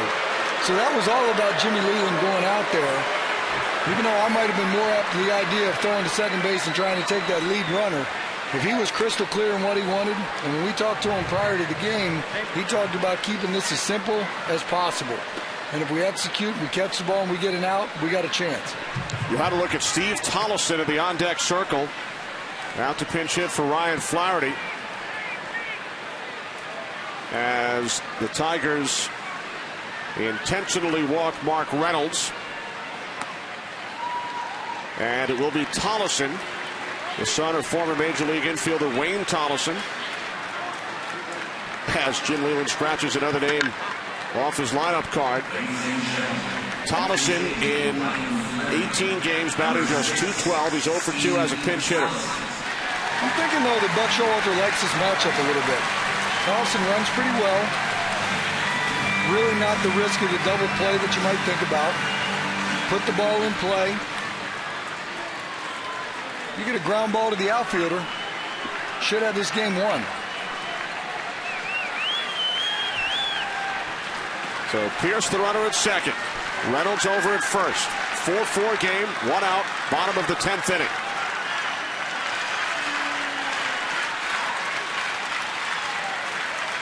First pitch from Koch to Tollefson.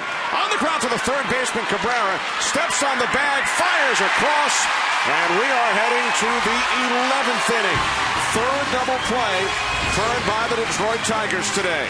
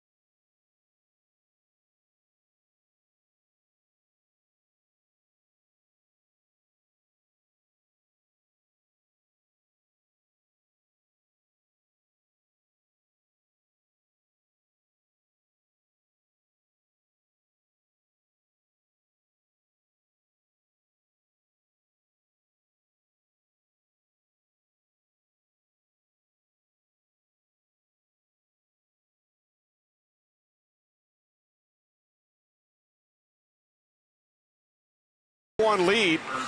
Tigers scored 3 in the top of the 9th. Only one of the 3 runs were earned.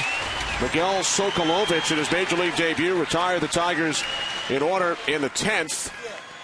And these changes for the Orioles. Steve Tollefson remains in the game at third base, just grounded into a double play. And Taylor Teagarden now behind the plate, activated from the disabled list earlier today. So Prince Fielder leads off here in the top of the 11th against Sokolovich and takes ball 1.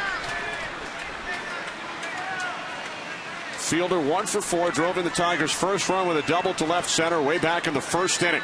Since then has just missed a couple balls, hitting balls deep to the outfield, but not quite deep enough. Against the shift, a base hit. And Dino with a diving attempt. Leadoff man is on for the Tigers here in the 11th. I don't think you run for the big man either. Some people in this situation, they'll get him off base, but you're still playing for extra frames, you know, and if his spot in the lineup comes up again, who do you want hitting? I want Prince hitting. So Fielder with his second hit today. Here's Delman Young, who reached on that error committed by Ryan Flaherty during that 3-1 ninth inning for the Tigers. 0-1. Doesn't look like the sacrifice bunt's in order here, does it? By the way, Bill, the Orioles are now out of position players. They have used all 5 of their extra players. The Tigers have 1 left. That's Don Kelly. Base hit for Young. Fielder will hold it second. See, and that's the situation right there. If you would have run for him, because I think that's the first and third situation without a doubt. And I think even Prince needs to go first and third right there. Where that ball was hit, pushing Markakis over to that side, it's going to be a way difficult play for him to try to throw him out at third base. Look at the position right here. Out kind of jumped at Prince get, I'm not sure, but that's a long way for Nick Markakis to go. I know he has a good, strong throwing arm and he's accurate. Wow. Dynamic of this inning would change a little bit if that was first and third. So now a conference on the mound. Buck Showalter out. Miguel Sokolovich retired the Tigers in order in the 10th. Jackson, Santiago, and Cabrera, but allows back-to-back base hits to Fielder and Young, leading off the 11th as Prince over for a discussion with third base coach Gene Lamont. And that is Troy Patton, the left-hander, up in the Orioles pen. Now, this is the same situation.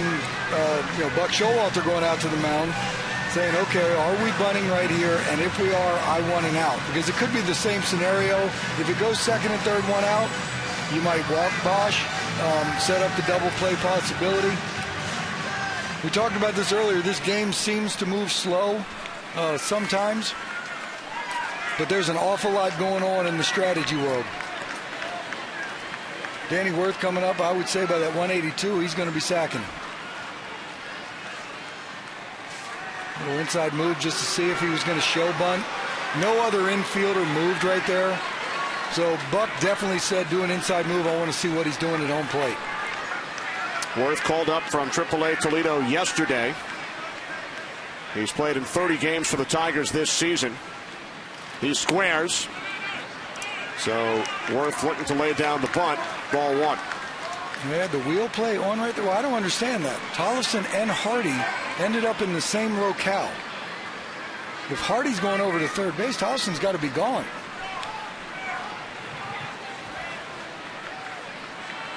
You definitely want to bunt the ball down the third base line right here. Getting it about 30 feet away in the direction of third base. See what kind of movement they've got going on. Now the 1-0 as Worth bunts. Sokolovich, a diving attempt off his glove. Throw to third in time to nail Fielder for the first out of the inning.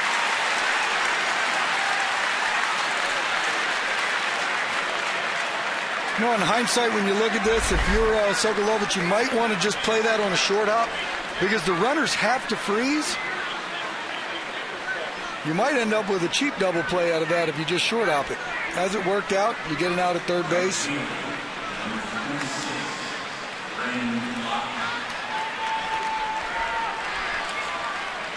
Prince got a good jump off of this, like he was going to go all the way, and then when the ball disappeared, he held up. He was caught in no man's land. You could see he was afforded the opportunity to get off of second base because second baseman went to first, shortstop goes to third. They left the middle wide open. So on the fielder's choice, Young to second, Worth on at first. And Brennan Bosch fouls the first pitch back. On a first pitch changeup. Bosch doubled in a run during that 3-run ninth inning. After entering the game as a pinch hitter in the 7th. You still go back to the dynamic of this inning. That ball that Delman Young hit to right, I got to believe Prince Fielder's going first to third on that. Changes everything in this inning. Just about anyone else probably would have. Well, I think he makes it anytime, too. It just didn't look like he got a decent read on it. Prince runs good enough to get there. But Jim Leland told us earlier that Prince Fielder is a lot more athletic than he expected. And we've seen him hit triples and running around the bases, and I just think that was a lapse in judgment right there. There's a huge difference of being on third in that situation than being in that first and second situation.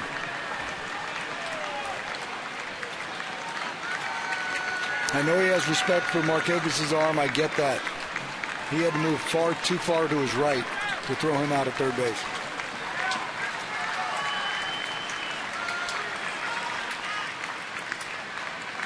The 0-2 from Sokolovic, missing high and away. 1 ball, 2 strikes. Wow, rushed it up at 95 right there. If his changeup is his specialty pitch and his #1 pitch, there's 14-mile-an-hour difference between 95 and 81. Buck Showalter excited about Sokolovic when we spoke to him earlier today.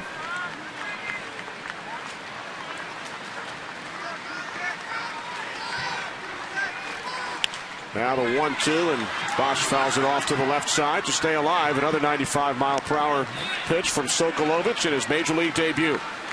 Got to believe now the changeup's got to creep into the back of Bosch's mind. He sped him up right there. He had a little trouble fighting to get to that. But if his changeup's his out pitch, it can come out right now.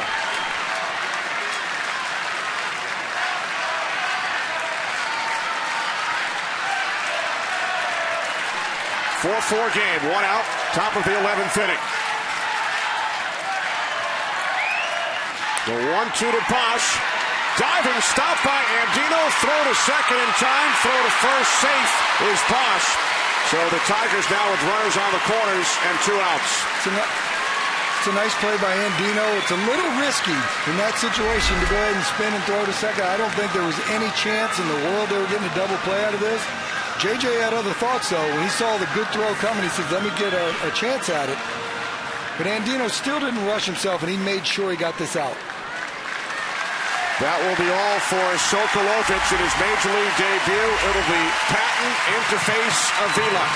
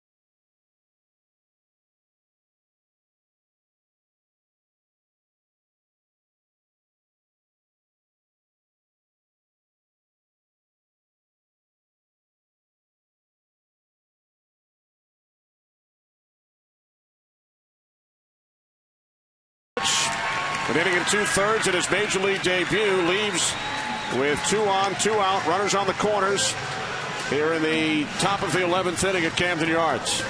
It's a nice debut. The hard part is his biscuits are on base, though. That's the one you got to worry about. That could change your line score in a hurry. First and third as Troy Patton comes on, the 6th Orioles pitcher today. He will face Alex Avila,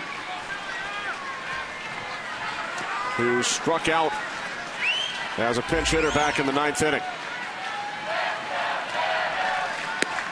First pitch from Patton, in for strike one.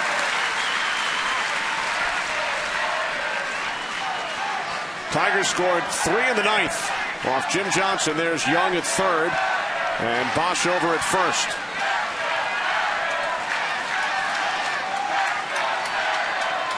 The 0-1 from Patton, 0-2. Now Earl Weaver's in the building. You talk about Jim Palmer Day. This would be a situation, lefty-lefty matchup, first and third, 0-2 count. He'd have the guy on first base in yesteryear kind of trip or fall. See if he couldn't bait the pitcher into picking off over there while the runner on third base breaks at the same time. Bosch stays on his feet, and Patton just misses 1 and 2. I believe my brother's first stolen base in the big leagues was a steal of home in this situation. Wow. Woohoo! How do you take that? Nice eye. I bet you Buck wanted it. Now the 1-2 from Patton. A blue base hit into center field. The Tigers have taken a 5-4 lead as Avila drives in Delman Young with the go-ahead run. Avila punched out his first time up against Johnson. Lefty-lefty matchup. Oh. Just kind of, I think that's that old term when you're playing when you're 10 years old, just make contact. Put a nice little easy stroke on a 2-strike pitch. Drives in the go-ahead run. So the Tigers with their first lead since the first inning. And I hear some Let's Go Tigers coming out of here of the Camden crowd. Here's Quentin Berrio had a huge base hit his last time up. It tied the game in the top of the 9th. And then Bosch was thrown out at the plate by Chavez. There's Jose Valverde in the Tigers' pen. Detroit with a run here in the 11th inning. They lead the Orioles 5-4. 0-2. Looking ahead, Orioles will have Andino, Markakis, and Hardy due up. And you know all of them are hitting because they don't have anybody else on the bench. Not that they wouldn't hit anyway.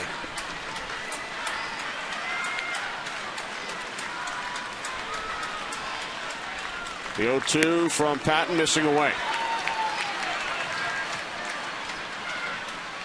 If you're Barry right here, the first 2 pitches breaking ball, he waved at it, fastball away. You almost have to sell the farm that this is going to be a breaking ball. I'm going to stay in there as long as I possibly can, try to shoot that to left field.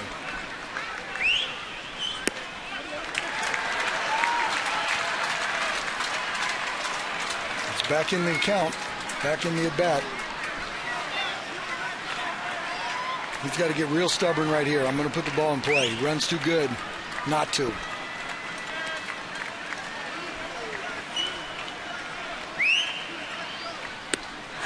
Berry strikes out, but the Tigers take the lead, looking to win their 7th consecutive game. We head to the bottom of the 11th, 5-4 Detroit.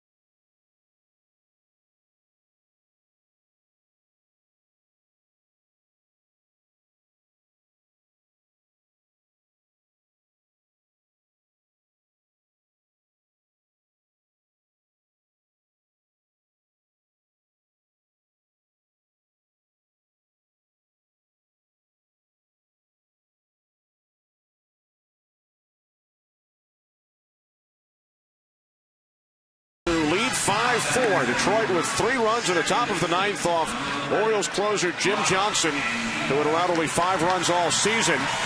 16 saves and 19 opportunities for Valverde, who pitched 2/3 of an inning last night of the Tigers' 7-2 win. Andino, Markakis, and Hardy for the Orioles, with 3 streaks still on the line. Tigers have won 6 in a row, looking to make it 7. Orioles have won their last 9 extra inning games, and the Orioles also 34-0 this season when leading after 8 innings. Well, I'm going to add a 4th streak. I think Valverde could make this interesting. I think there's a possibility of that. I think there's a streak somewhere in there. There's a whole lot of going on with Papa Grande. If there is, you'll find it. There's a whole lot going on. But I tell you what, with all that going on, pretty effective closer. So Andino will lead off. Big blow back in the 2nd inning. 2-run shot off Tigers starter Max Scherzer. That gave the Orioles a 3-1 lead. They led 4-1 until the 9th. Andino 1 for 3 with a walk, and the 2 runs batted in. First pitch from Valverde, bounces away from the catcher Avila, ball 1.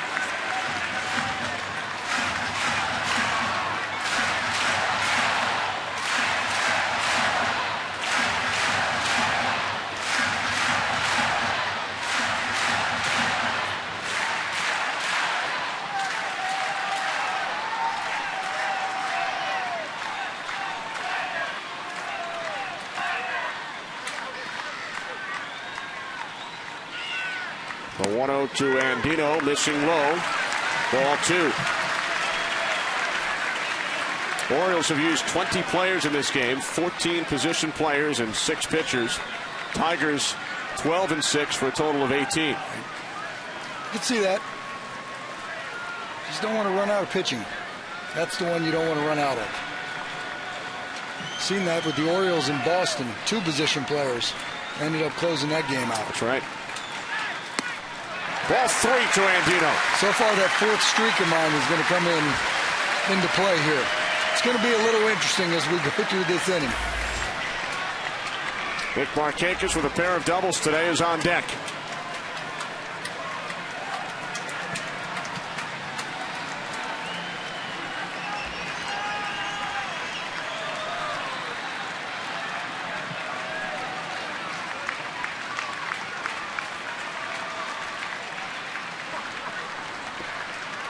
The 3-0 from Valverde, in for strike 1.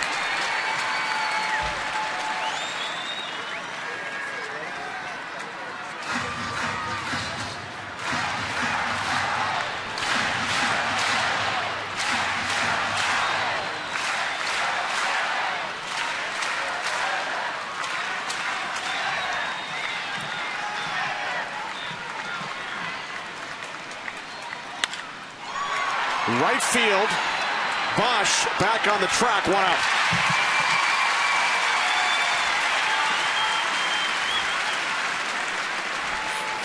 There's a whole lot going on with Papa Grande.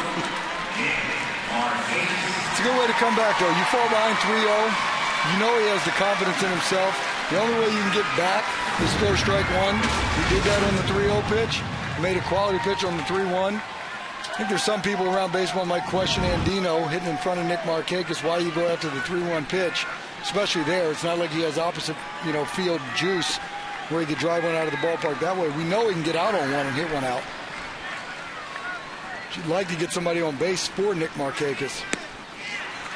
Markakis falls behind 0-1. He has 2 doubles. Also grounded into a inning-ending double play with the bases loaded in the 8th, with the Orioles looking to add to their 3-1 lead. Yeah, one of those decisions Jimmy Leland made during the course of the game, where a manager might make 50 to 75 little subtle decisions. That one was a little bit more than subtle, but it certainly paid off as they turned a 4-6-3 double play and kept the Orioles at 4 runs. And those 3 runs, certainly, that they scored in the 9th, made the difference there. By the way, we have received confirmation, Bill, from a great friend of Fox, John Coleman'sberger. Okay. Yes, your brother Cal's first career Major League stolen base, a theft of home plate on the front end of a double steal with Len Sakata 30 years ago. But it really wasn't. It wasn't the front end of a double steal, though, the way it was. I think it was that play where Doug DeCinces may have been on first base. We'd have to check that one. I'm just going back into my memory banks, and it's a little foggy. But he stumbled, and as soon as he sees him stumble, Junior breaks. The lefty says, "I got him," throws over to first. Too late. Party's over. So it did go down as a double steal, even if it was a little murky as far as what actually took place. Certainly on the front side if he's on third base. He's not on the back side of it.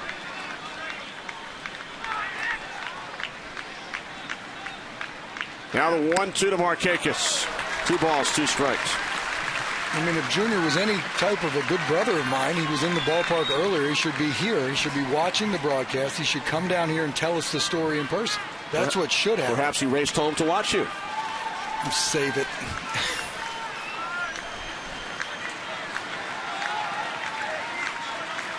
Or at least he'll have it on his DVR. He might. My phone's not blowing up, though, so he's not watching. Markakis awaiting the 2-2 from Valverde. One out, bottom of the 11th inning. Down the left field line. Markakis headed for second. And he is in with his 4th double of the game.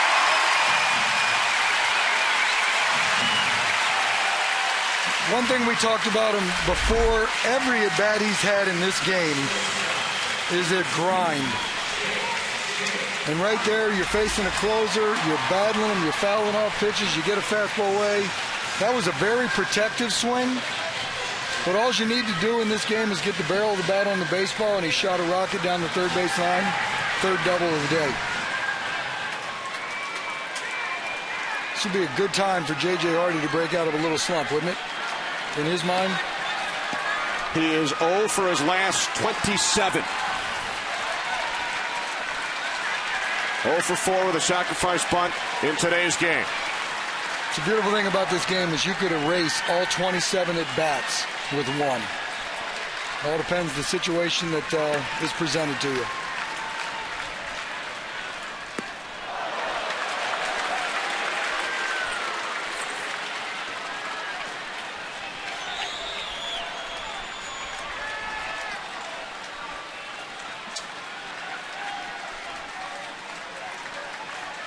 Three blown saves for Valverde this season. Last one was a while ago, though. Certainly a long time.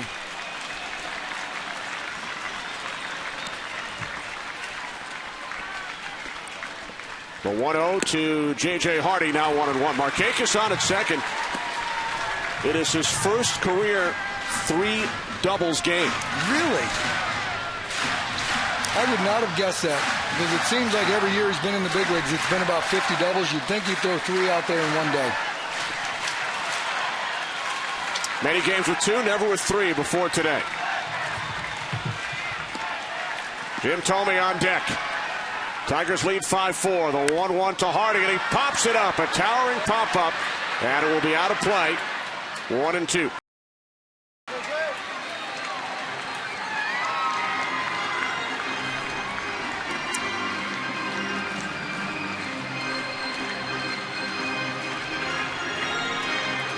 Orioles today just 1 for 9 with runners in scoring position. The only hit, Thome run scoring double way back in the first inning. Markakis takes his lead off second. 1 ball, 2 strike count.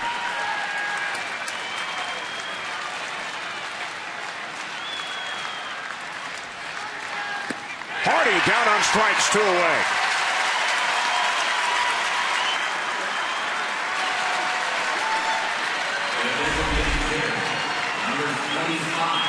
This is interesting in how things go, because that's the same exact pitch that Andino hit out of the ballpark.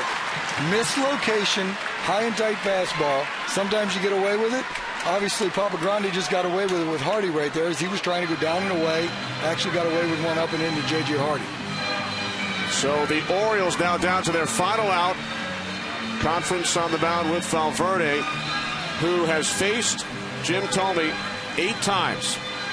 Thome has 1 hit. It was a home run. And we told you last time up, back in the 9th inning, that Thome is the all-time record holder with 13 career walk-off home runs. And I'd like to see what that conference is going to unfold right here, because this is a situation, another one of those decisions the manager has to make. Some ways you could look at Adam Jones on deck and say, righty, I like that matchup better, even though Tomey's 1 for 8. I may pick my poison there, but looks like they're going after Big Jim right here. Because this would be a situation where you could walk him, although closers don't do that too often. Markakis takes his lead off second. Ball 1 to Tomey. You can be pretty sure, though, that Jim's not going to expand the strike zone. You know, he has a good eye on plate, understands what a walk means. If he's not going to give in to him, he might take that. First pitch was a fastball away. Jim let it go. You better be careful, though.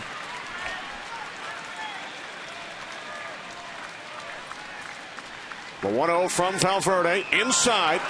And a nice play behind the plate by Avila. Ball 2. I think part of Valverde's effectiveness is he does miss location from time to time. He got Hardy out with one. That ball was supposed to be away. Threw it in on Jim. Avila make a great play just catching that ball. 2 balls, no strikes. Orioles down to their final out. They trail 5-4. Markakis following his 3rd double of the game. The runner on second.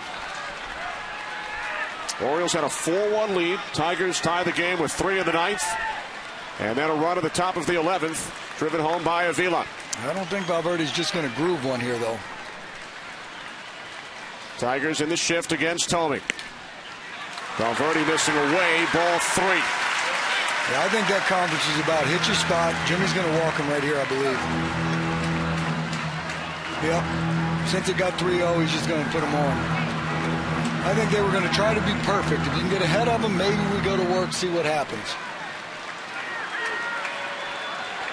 So Tomey will head to first, and it will be Adam Jones, who is 1 for 2 against Valverde. Runners on first and second, 2 outs. Adam Jones with some huge home runs this season. 17th inning against the Red Sox, 15th inning in Kansas City, and then in the 12th here against Philadelphia. Second player in Major League history with 3 game-winning home runs in the 12th inning or later in a single season. Andre Ethier did it for the Dodgers back in 2009. Does anybody have 4? He would be the first.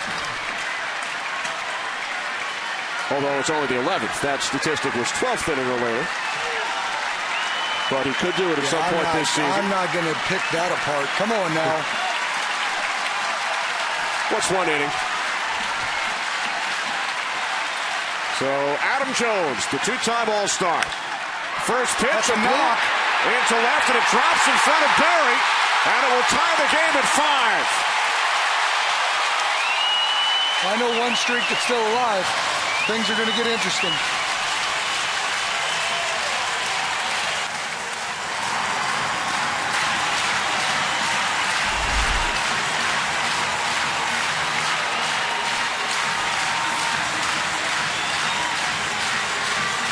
So far, Valverde hasn't even come close to hitting his spots. Everywhere Avila sets up, the ball's not going in the same direction. So the Orioles have tied the game. Teagarden off the disabled list today. Tomey represents the potential winning run, and the Orioles with no extra position players, so he must run for himself. So you better hit a double. Basically is what's going on here. For the Orioles, their first run since the 3rd inning. They tie the game at 5 as Teagarden takes ball 1.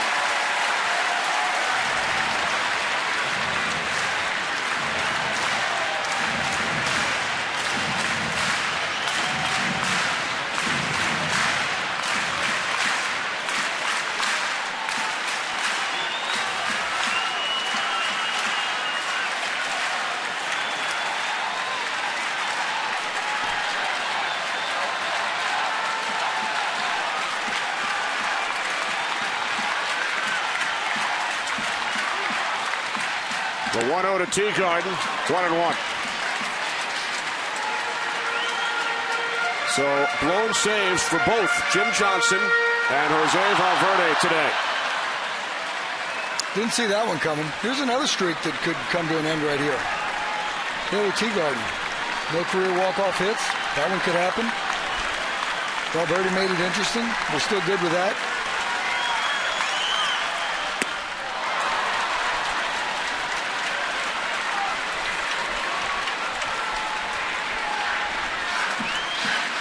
Teagarden placed on the disabled list back on April 4th, 2 days before the Orioles' first game of the season. Activated today, huge opportunity here in the bottom of the 11th. Tie game, 2 on, 2 out. And the 1-2 from Valverde. Teagarden down on strikes. We head to the 12th, tied at 5 in Baltimore.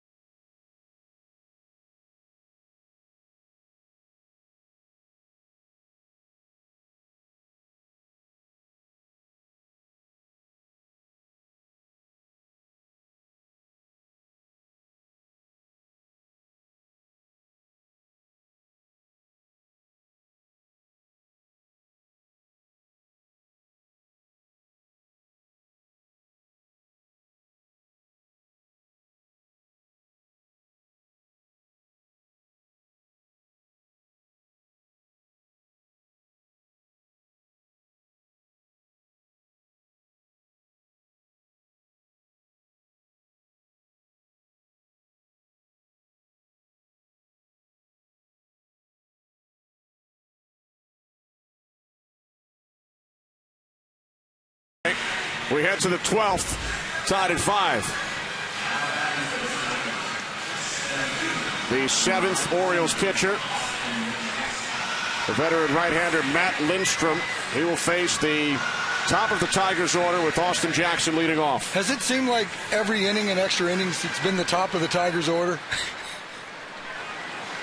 Well, the Tigers went 1-2-3 against Sokolovich in the 10th.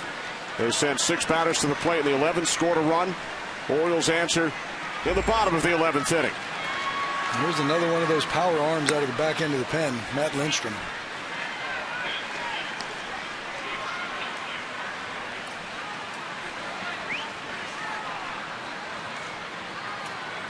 Another chance for Jackson to extend that 16-game hitting streak. He's 0 for 4 today. Make it 0 for 5. Ball rattled around in J.J. Hardy's glove a little bit right there. He had to check it out and see where it was. Made the play. That's what speed does to you a little bit. Might make you come in on a ball that you might normally just kind of stay back there and field. Once he found it, throws a rocket across the diamond. Ho-hum. Just one out.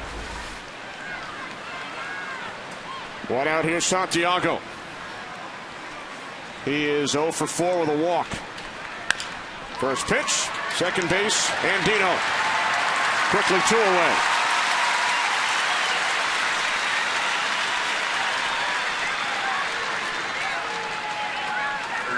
So the top of the order, Jackson and Santiago, a combined 0 for 10. With 2 away and the base is empty. Here's Cabrera, who has 2 hits today.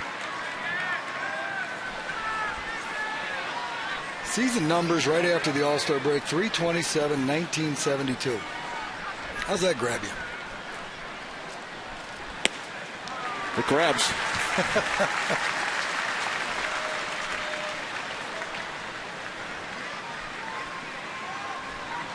Both skippers prior to this game today, thought if Miguel Cabrera wanted to forfeit some of his average, he could hit 60 home runs. But instead he hits 35 home runs and hits 340, and that's one of the reasons. 0-1, little breaking ball, line drive to center for a knock.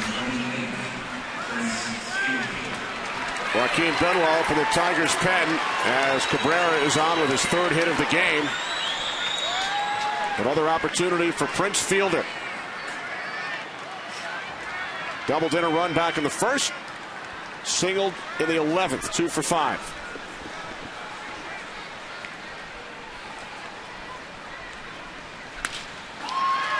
On the ground to the second baseman, Andino.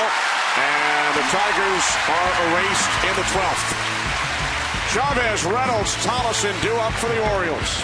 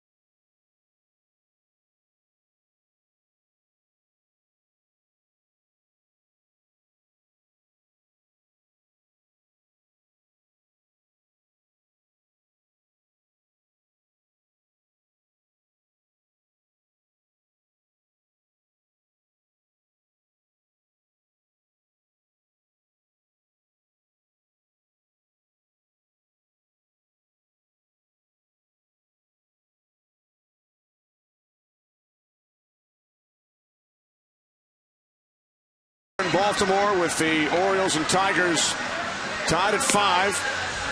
7th Detroit pitcher of the game, the veteran of 13 teams, Octavio Dotel, his 30th appearance this season.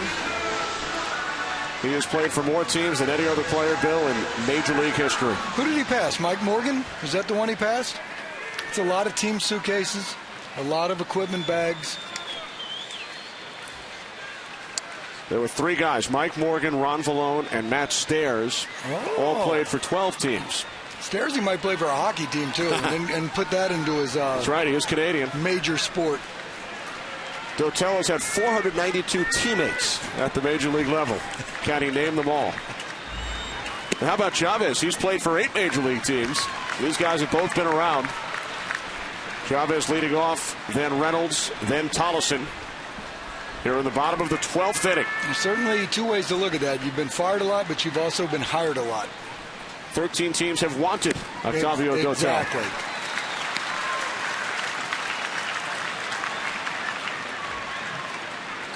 I actually think that's a pretty cool record. 13 teams. I played with Mike Morgan. That's how I knew it was him.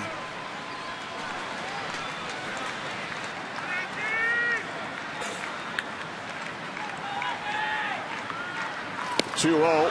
Dotel missing inside. And of course, you played for both of these teams, Tigers in '98. We weren't very good in '98 as a Tiger team.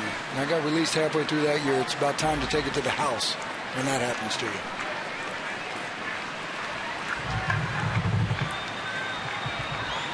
The 3-0 from Dotel.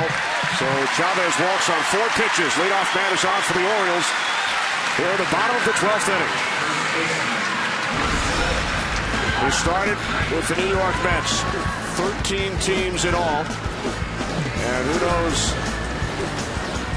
what the final number will be for Octavio Dotel.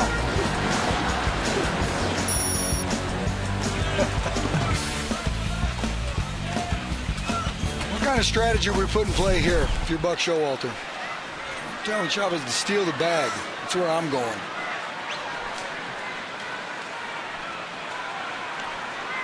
Reynolds is not your prototypical sack bunt guy in the big leagues. You got a speed guy at first.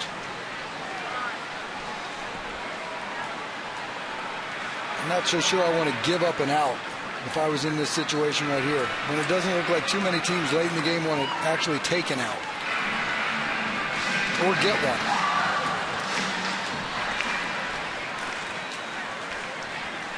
It's a nice pro model glove that girl had on, though. Very nice. See that?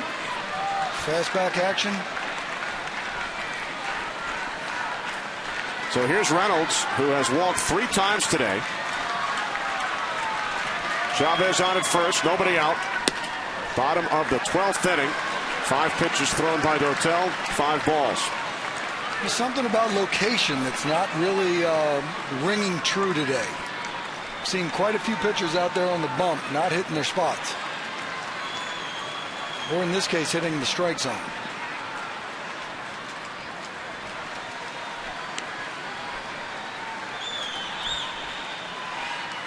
Orioles led 4-1. Tigers scored 3 runs in the top of the 9th inning. Each team with a run of the 11th. Lone saves for Jim Johnson and Jose Valverde. Tigers have won 6 in a row. Orioles have lost 3 straight. Orioles must face Justin Verlander tomorrow. Reynolds pops it up. Looks like it's staying in play. And it is the catcher Avila who makes the play. 1 away. And there's a few people in the dugout giving Miguel Cabrera a little hard time about here. Why didn't you catch that for him? That's not the easiest play for a catcher. Miguel's coming in on that. It's an easier play for him. Let's check this out. Miggy's playing traffic cop. Now watch him look into the dugout because people are yelling at him. Catch that ball, Miggy.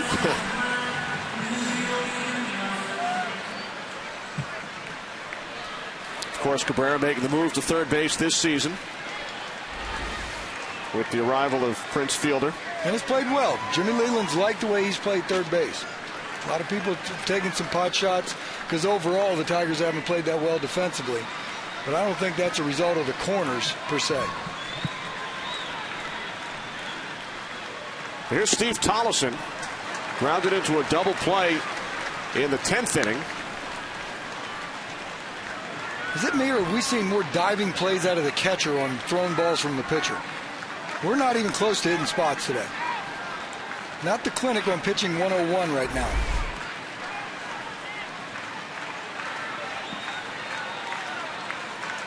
That actually wasn't that bad.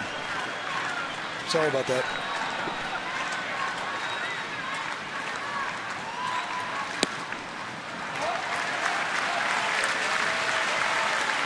Buck's going to do something here. What do you think?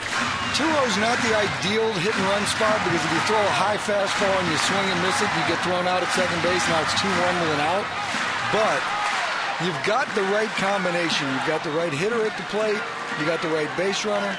If this goes 2-1, I'm definitely going to see it, but it might happen here. It's 2-1, so I'm saying definitely on this pitch. I've already backed myself into that corner.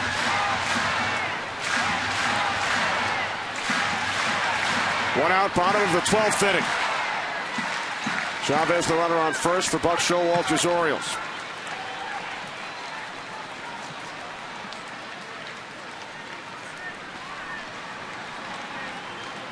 It's either fastball away or throw over, so we'll see. Chavez goes, swing and a miss. Throw down to second.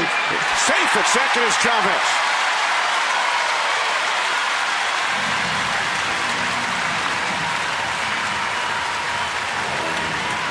It's a good thing right there because the swing and miss, it's a good jump right there. That's almost straight steal jump like. The only difference is in a hit and run, you don't want to be picked off. But you still definitely want to break like you mean it. And certainly Chavez did right there and got the successful stolen base. But you almost knew the way this game was playing out, the O's without any more position players, you were going to put some sort of action on in that at bat.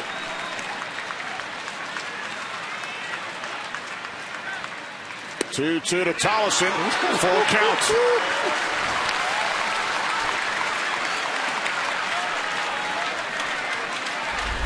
Let's take a look at this 2-2 pitch.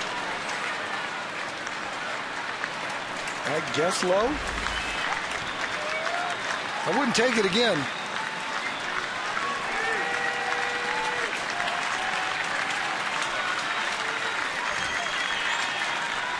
Payoff pitch to Tolleson. He strikes out for the second out of the inning. That fastball. Tolleson had a pitch to hit on the 2-1 count on the hit and run. Took a close one. Ball was just by him. Littell ended up beating him in that at bat.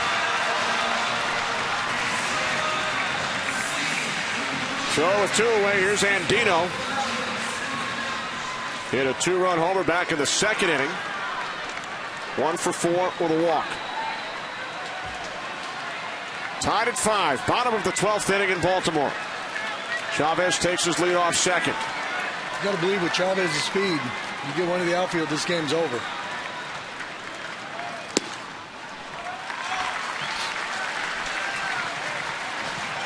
Chavez looked like he was thinking about trying to swipe third right there. He had a little stutter step. There was definitely thought in his mind about possibly taking third. Don't know why you would do that, because I think his speed's going to guaranteed run scored if Andino gets a base hit.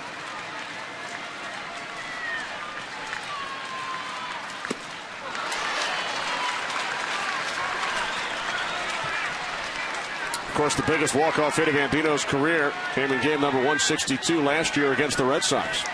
Awesome game 162 all the way around. A lot of places in baseball last year. I think one of the reasons you touched on it earlier about the extra wild card and how the races are going to have some more interest this year. Hopefully that can be replicated this year. 2 balls, 1 strike. Should Andino reach? Littell's having a little conversation with the home plate umpire right now. Markakis waits on deck.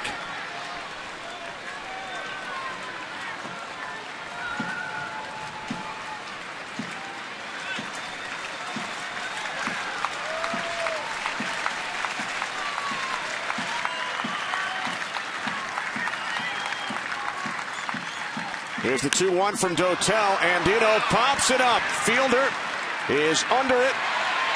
He makes the catch. And we head to the 13th inning in Baltimore.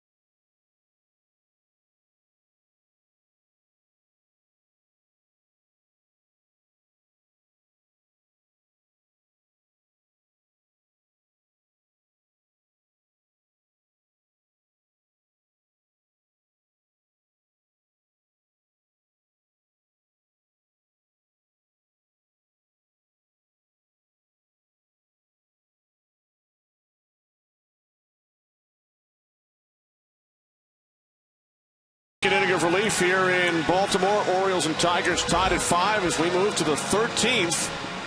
Orioles led this game 4-1 in the 9th. Tigers scored 3 in the top of the 9th inning. 2 were unearned following an error committed by third baseman Ryan Flaherty. Then each team with a run of the 11th. And now Delman Young leads off for the Tigers in the top of the 13th inning, and the first pitch, a fastball missing high from Lindstrom, ball 1. Yeah, but only threw 6 pitches in that first inning of work, Matt Lindstrom. So certainly has more in that tank.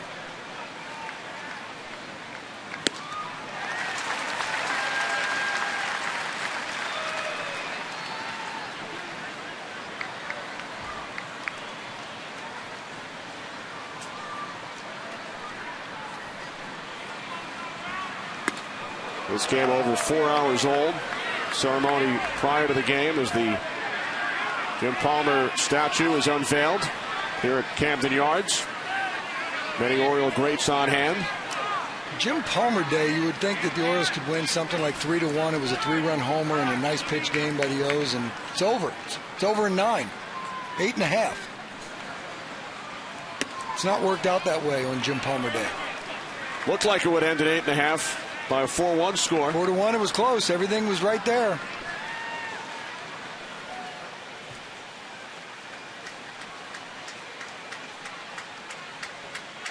(3-1) from Lindstrom. This is Tollison. What away.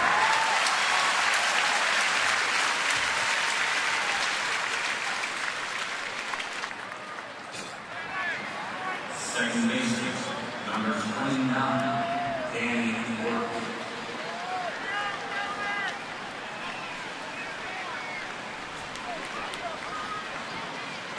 Second at bat for Danny Worth. Bunted into a fielder's choice in the 11th inning.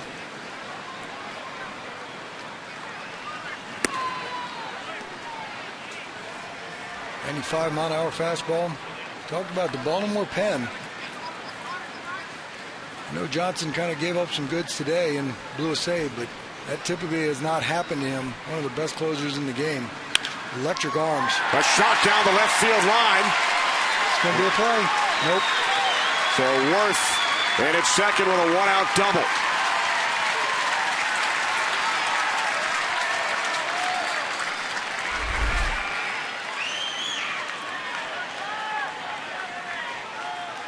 I agree in this situation that you don't hug the line. You know, we had a conversation with Jim Leland about that. A lot of people want to guard the line, no doubles in these extra innings or late in the game. Was that conversation today? That was today. It seemed like it was yesterday, but it was today. But you have the right matchup right there. Danny Worth against Matty Lindstrom. Look, if he hits a ball down the line, you almost blame yourselves, for allowing that to happen. And now, Bill, the last position player available on either side. Don Kelly. Pinch hitting for Brennan Bosch.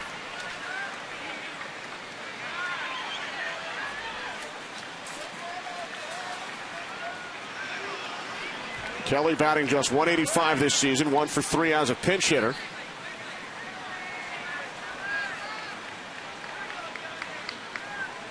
Worth takes his lead off second, 1 out, top of the 13th inning in Baltimore.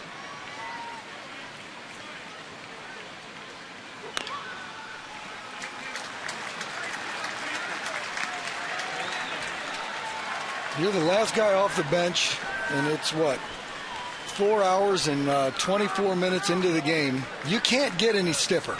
You're sitting over there. You've tried to go through the routine. You've been into the cage. You've done enough that you can try to get ready.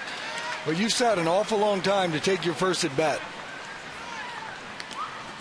Pitch gets away from Teagarden. So moving to third is Worth.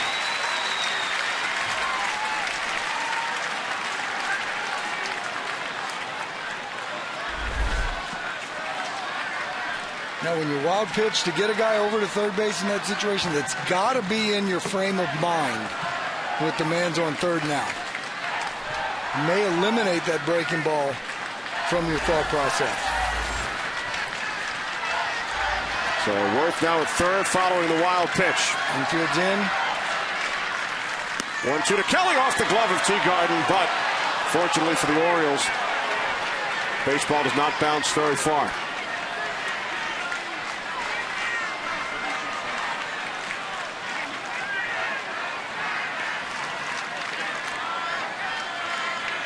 Two balls, two strikes. Lindstrom, the 7th Orioles pitcher in this game. 2-2, another block. Yeah, that's a nice block right there. One gets by you, you kind of clank a fastball away, but you still, that's what I like about the confidence to actually put that breaking ball down, believing in your ability. I think Teagarden, that fastball might have thumbed him a little bit. He looks like he's wiggling it. Sometimes that has some late movement on there and hit you in the wrong spot. It'll leave a mark. He's calling for the breaking ball again. Has confidence in it. Swing and a miss by Kelly. That's a nice job right there. Give Teagarden a lot of credit for that. You could easily go away from that and say just call them fastballs. 3-2 count. That was the last thought in Kelly's mind right there, was a 3-2 slider. Not out of the woods, though. The man that put you ahead in the 11th. After striking out in a key situation in the 9th, Avila gave the Tigers a 5-4 lead in the 11th with a single up the middle. And now a chance to give Detroit another lead with 2 outs, top of the 13th. And Worth 90 feet away at third base.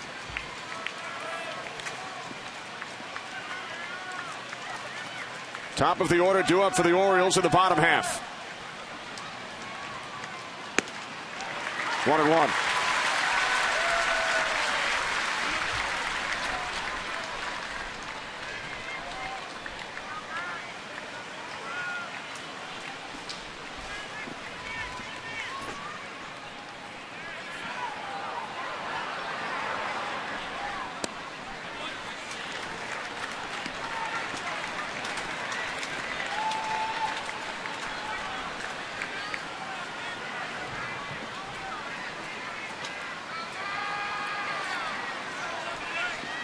This game started just after 4 in the afternoon here in the East.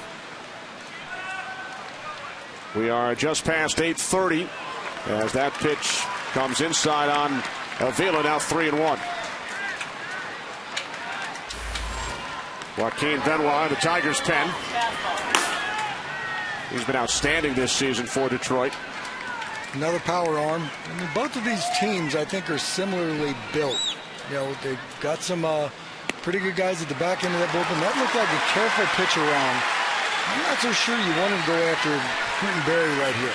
I think this combination, he's going to put the ball in play. Saw him punch out against the left-hander. I think that's a little bit overmatched, but I think this situation right here, Rick Adair's going to come out and have a little conversation.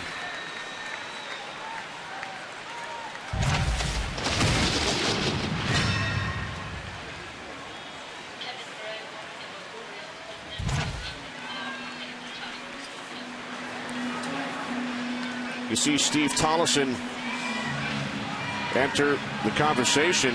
He is actually Rick Adair's cousin. Tollefson, the Orioles' third baseman.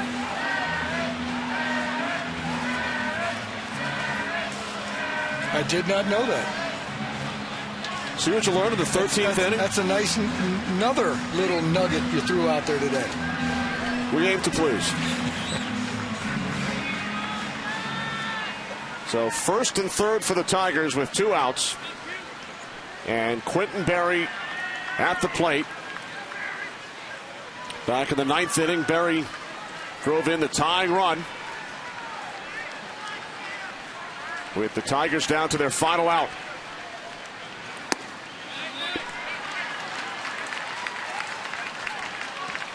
If we've said it once, we've said it about 5 times today. Quentin Berry and Adam Jones, best friends since the age of 5, grew up together in San Diego. And if you want to get the game winner, don't hit it towards center, because friends like that want to rob you. There it is, center field. Tigers take the lead. Another huge run batted in for Quentin Berry. Sends it in the direction of his best friend Adam Jones. Worth scores. Detroit now leads 6-5. Barry looked like he took a little bit of a page out of Miguel Cabrera's book right there. Just said, you know what, I'm not going to try to do too much. Fastball up in the zone, that's a nice short stroke. He didn't want to do anything but find outfield grass. He was very successful at that.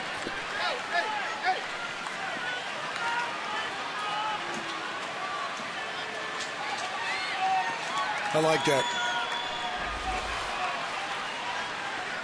Buck Showalter out to the mound. That will be all for Matt Lindstrom here in the 13th with the Tigers ahead by a run. Kevin Gregg time in Baltimore.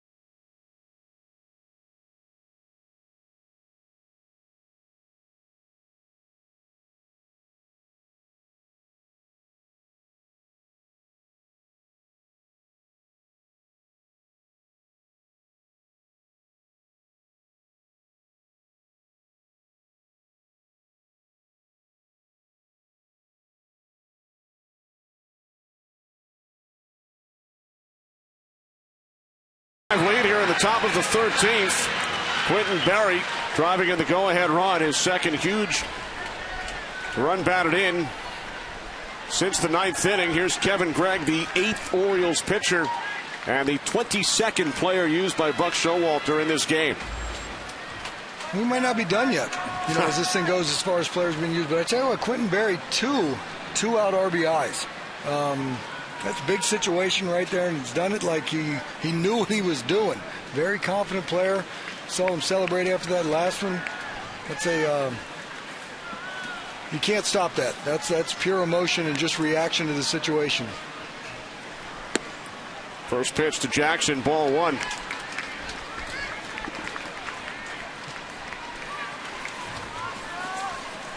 I know you've mentioned about 37 times about the 16-game hitting streak. Are we still got that on the line right now, Kenny?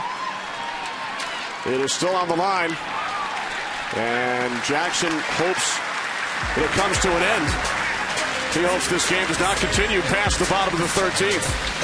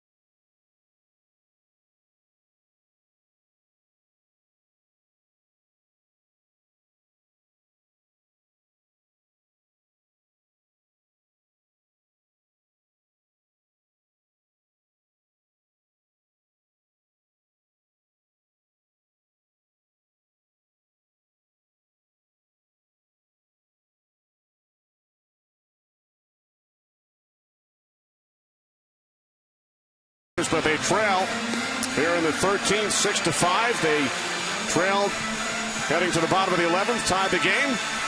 And it will be the top of the order for the Orioles against the 8th Tigers pitcher of this game, the 34-year-old right-hander Joaquin Benoit, who has been outstanding.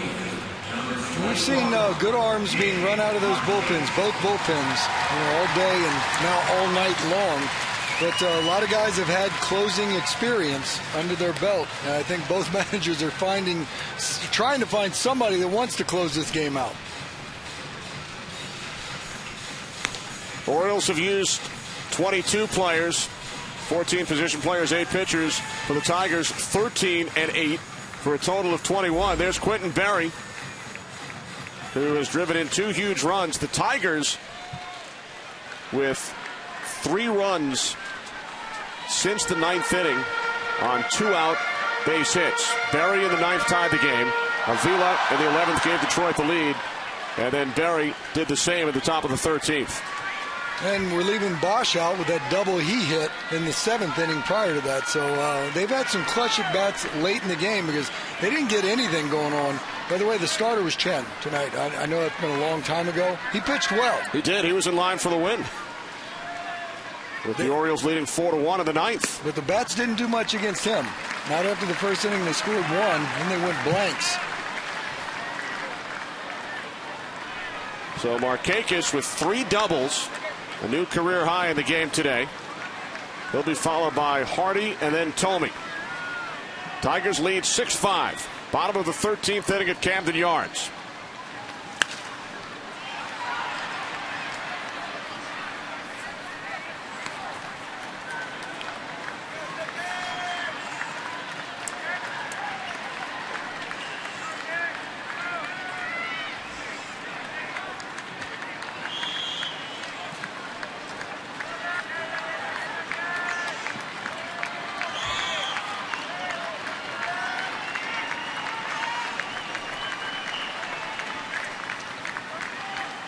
The 1-1 from Benoit to Markakis, right back to the box. Benoit had trouble with it, recovers, and tosses to fielder for out number 1. Day 1 in spring training, pitcher's fundamentals. Ground ball hit back up the middle. It's still amazing to me how many pitchers, when that ball hits his glove, Markakis is still in the batter's box. And yet there's this panic that seems to set in. Look at Markakis still in the batter's box. Where is it? Okay, I'll pick it up and flip it over there now. So a nice recovery by Benoit. After the initial panic, I'll give you that one. Here's J.J. Hardy, 0 for 5 today, 0 for his last 28.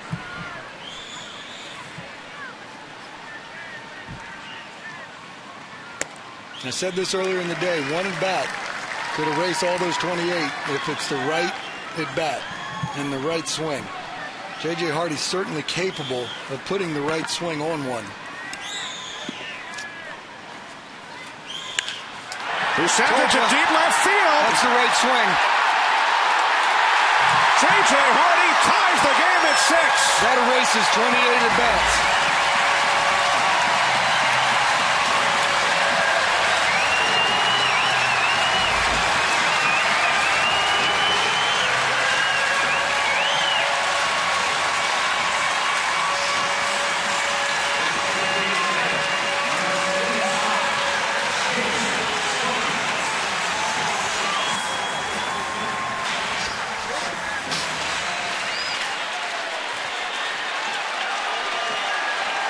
I can see the script changing a little bit with Big Jim in the batter's box, too. Woohoo! He was thinking about it. Look at this stroke. This is the right swing to erase 28 bad at-bats. 13th of the year for Hardy. Breaks out of the 0 for 28 in a big way. He hit it. He knew it. And he's relieved. The 0-1 to Thome, 0-2.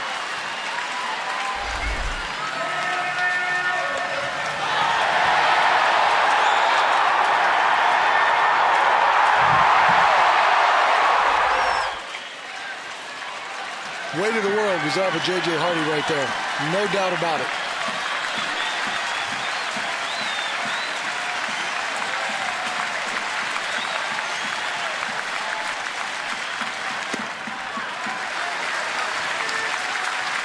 So the Tigers tied the game in the 9th.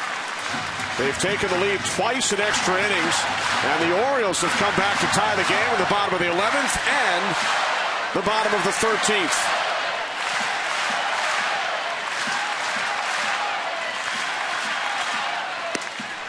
Tomey down on strikes for out number 2. High fastball gets Big Jim right there.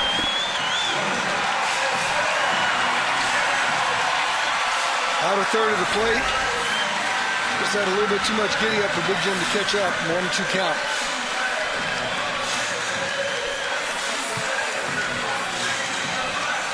You mentioned to climb into the mindset of Adam Jones right here. I don't think he's thinking about hitting that single and stealing second and trying to score on a bloop.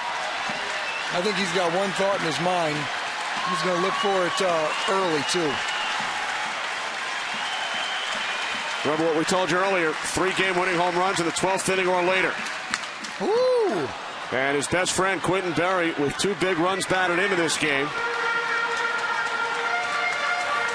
And both managers are still looking for a guy to close this game out.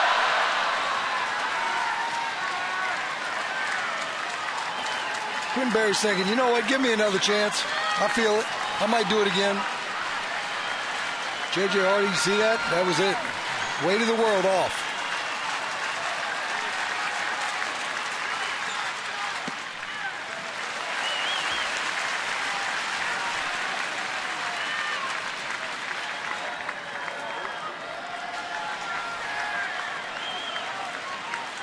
One ball, 1 strike, 2 outs. Bottom of the 13th inning. Tied at 6. And Jones takes that one for the team, heads down to first. Yeah. I guess when you see a wounded changeup fluttering up the home plate and you think it's going to hit you, you don't jump out of the way of that one. 79 mile an hour. It still hurts a little bit. Feels much better than a 94, though. That's for sure. Now he might be thinking about taking second. When he was up at home plate, he was thinking about going big fly and ending it. Now he's on first. He might try to take himself into scoring position by swiping a bag. So here's Taylor Teagarden, who struck out in his first at-bat of the season back in the 11th inning. How often do we get to say back in the 11th inning?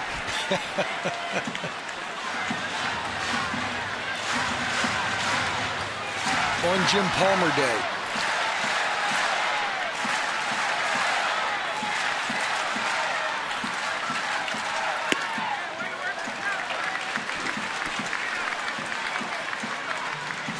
I think Adam Jones has got to get off to the races right here.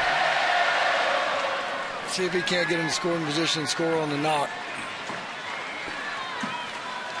J.J. Hardy with the big blast, tying this game at 6.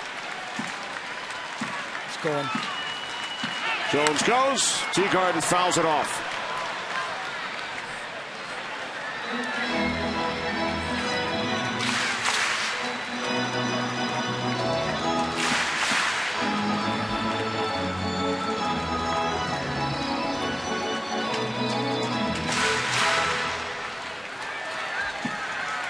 One and 2 on Teagarden facing Benoit, the 8th Tigers pitcher. Orioles have also used 8. Neither team has a position player handy, is that correct? Orioles haven't had one for a while. Jones goes. Teagarden, deep right field. Taylor Teagarden, in his second at-bat of the season, wins this game for the Orioles with a 2-run shot. In 13, the Orioles win it 8-6. I don't think anybody could write that script over again the same way.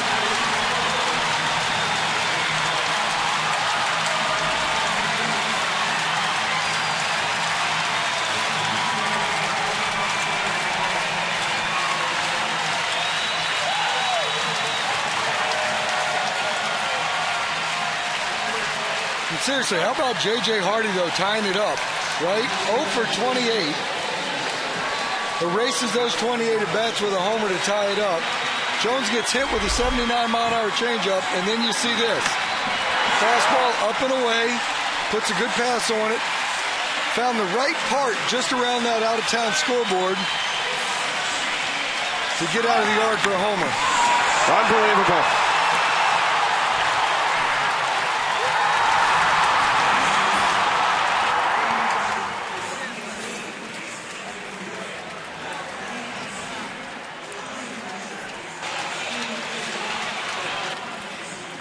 Taylor Teagarden, the hero for the Orioles. His first home run of the season, his first base hit of the season after J.J. Hardy tied the game with a home run earlier in the inning. So in 13, it's the Orioles over the Tigers, 8-6, ending the Tigers' 6-game winning streak. And we are joined live by Taylor Teagarden. Taylor, Kenny Albert, Bill Ripken up in the broadcast booth. What a day. You're activated from the disabled list earlier today. First game of this season. What went through your mind as you connected with that pitch? Well, I mean, my mindset today was just try to get used to the ballpark, get in the clubhouse, get to see everyone. I really had no intentions of playing today, but it got tight there at the end, and, you know, I was pretty amped up. It's my first big league at bat in a while, and just trying to shorten up there, and just got a pitch. They got him, Bill. Oh, shit. They got him with the shaving cream pie. Sorry about that. Don't worry, that microphone's not worth much. Yeah, I lost him. You still got us, Taylor? You still got us? Taylor, Got no audio. All right, I guess Taylor's having some problems hearing us, but congratulations to Taylor Teagarden, the Orioles hero, with a 2-run shot in the bottom of the 13th inning after J.J. Hardy tied the score. Here come his teammates. That's not a one-man mission either. It wasn't a two-man mission. That was a triple assault from Taylor Teagarden right there. It was interesting, though, that his first at-bat, he punched out. And when you're coming in, and as he said, not having a big league at-bat in a long period of time, and you're facing some electric arms, electric fastballs, he said, I just wanted to shorten up and put a good swing on that one. Obviously, he's big and strong enough to go out to right center field like he did, but that's a huge at-bat. I think the homer was a bonus. You know, Adam Jones was going to score regardless and win the game, but I think it's better to be able to do that and go into home plate into the pit instead of have them chase you around the bases on a double. A lousy game-winning double? No. That's a lousy game-winning homer right there. Teammates waiting for him at the plate. Teagarden making his Orioles debut. He spent parts of the last 4 seasons with the Texas Rangers. His 17th Major League home run, first as an Oriole. Activated this morning. Buck Showalter told us about all the roster moves when we were in his office at about noon 9 hours ago. Yeah, it was a long time ago when we had our managers' meetings. Tell you what, this game had an awful lot of excitement in it just when you think it was over. We thought it was over when Chen had a 4-1 lead coming out of the game. You got one of the best closers in all of baseball, Johnson, coming in. Didn't work out that way. But this is the reason why the Orioles have won now 10 in a row extra inning games. They don't quit. They believe in themselves. It took 13. Orioles win it with 2 home runs in the bottom of the 13th, 8-6. Tonight on Fox, Mobbed coming up after the Orioles' 8-6 victory in 13 innings. Taylor Teagarden signing some autographs down at the Orioles dugout as he hits a 2-run homer, breaking a 6-6 tie after the Tigers scored a run in the top of the 13th inning. Orioles in 4 hours, 43 minutes win their 10th consecutive extra innings game. Coming up next week on Fox Saturday Baseball, Rangers take on the Angels, White Sox and Tigers, Giants and Phillies. Coverage starts at 3:30 Eastern, 12:30 Pacific. For more information on today's 13-inning affair, the latest in Major League Baseball news, log on to foxsports.com on MSN, the world's favorite sports site. Jim Palmer honored with a statue here at Camden Yards earlier today. Andino went deep in the second, and it took 13 innings. Taylor Teagarden, the hero. Orioles win it 8-6. For Bill Ripken and our entire crew who worked overtime today, Kenny Albert saying so long from Camden Yards in Baltimore. You've been watching Fox Sports, exclusive home for the 2012 NLCS and World Series.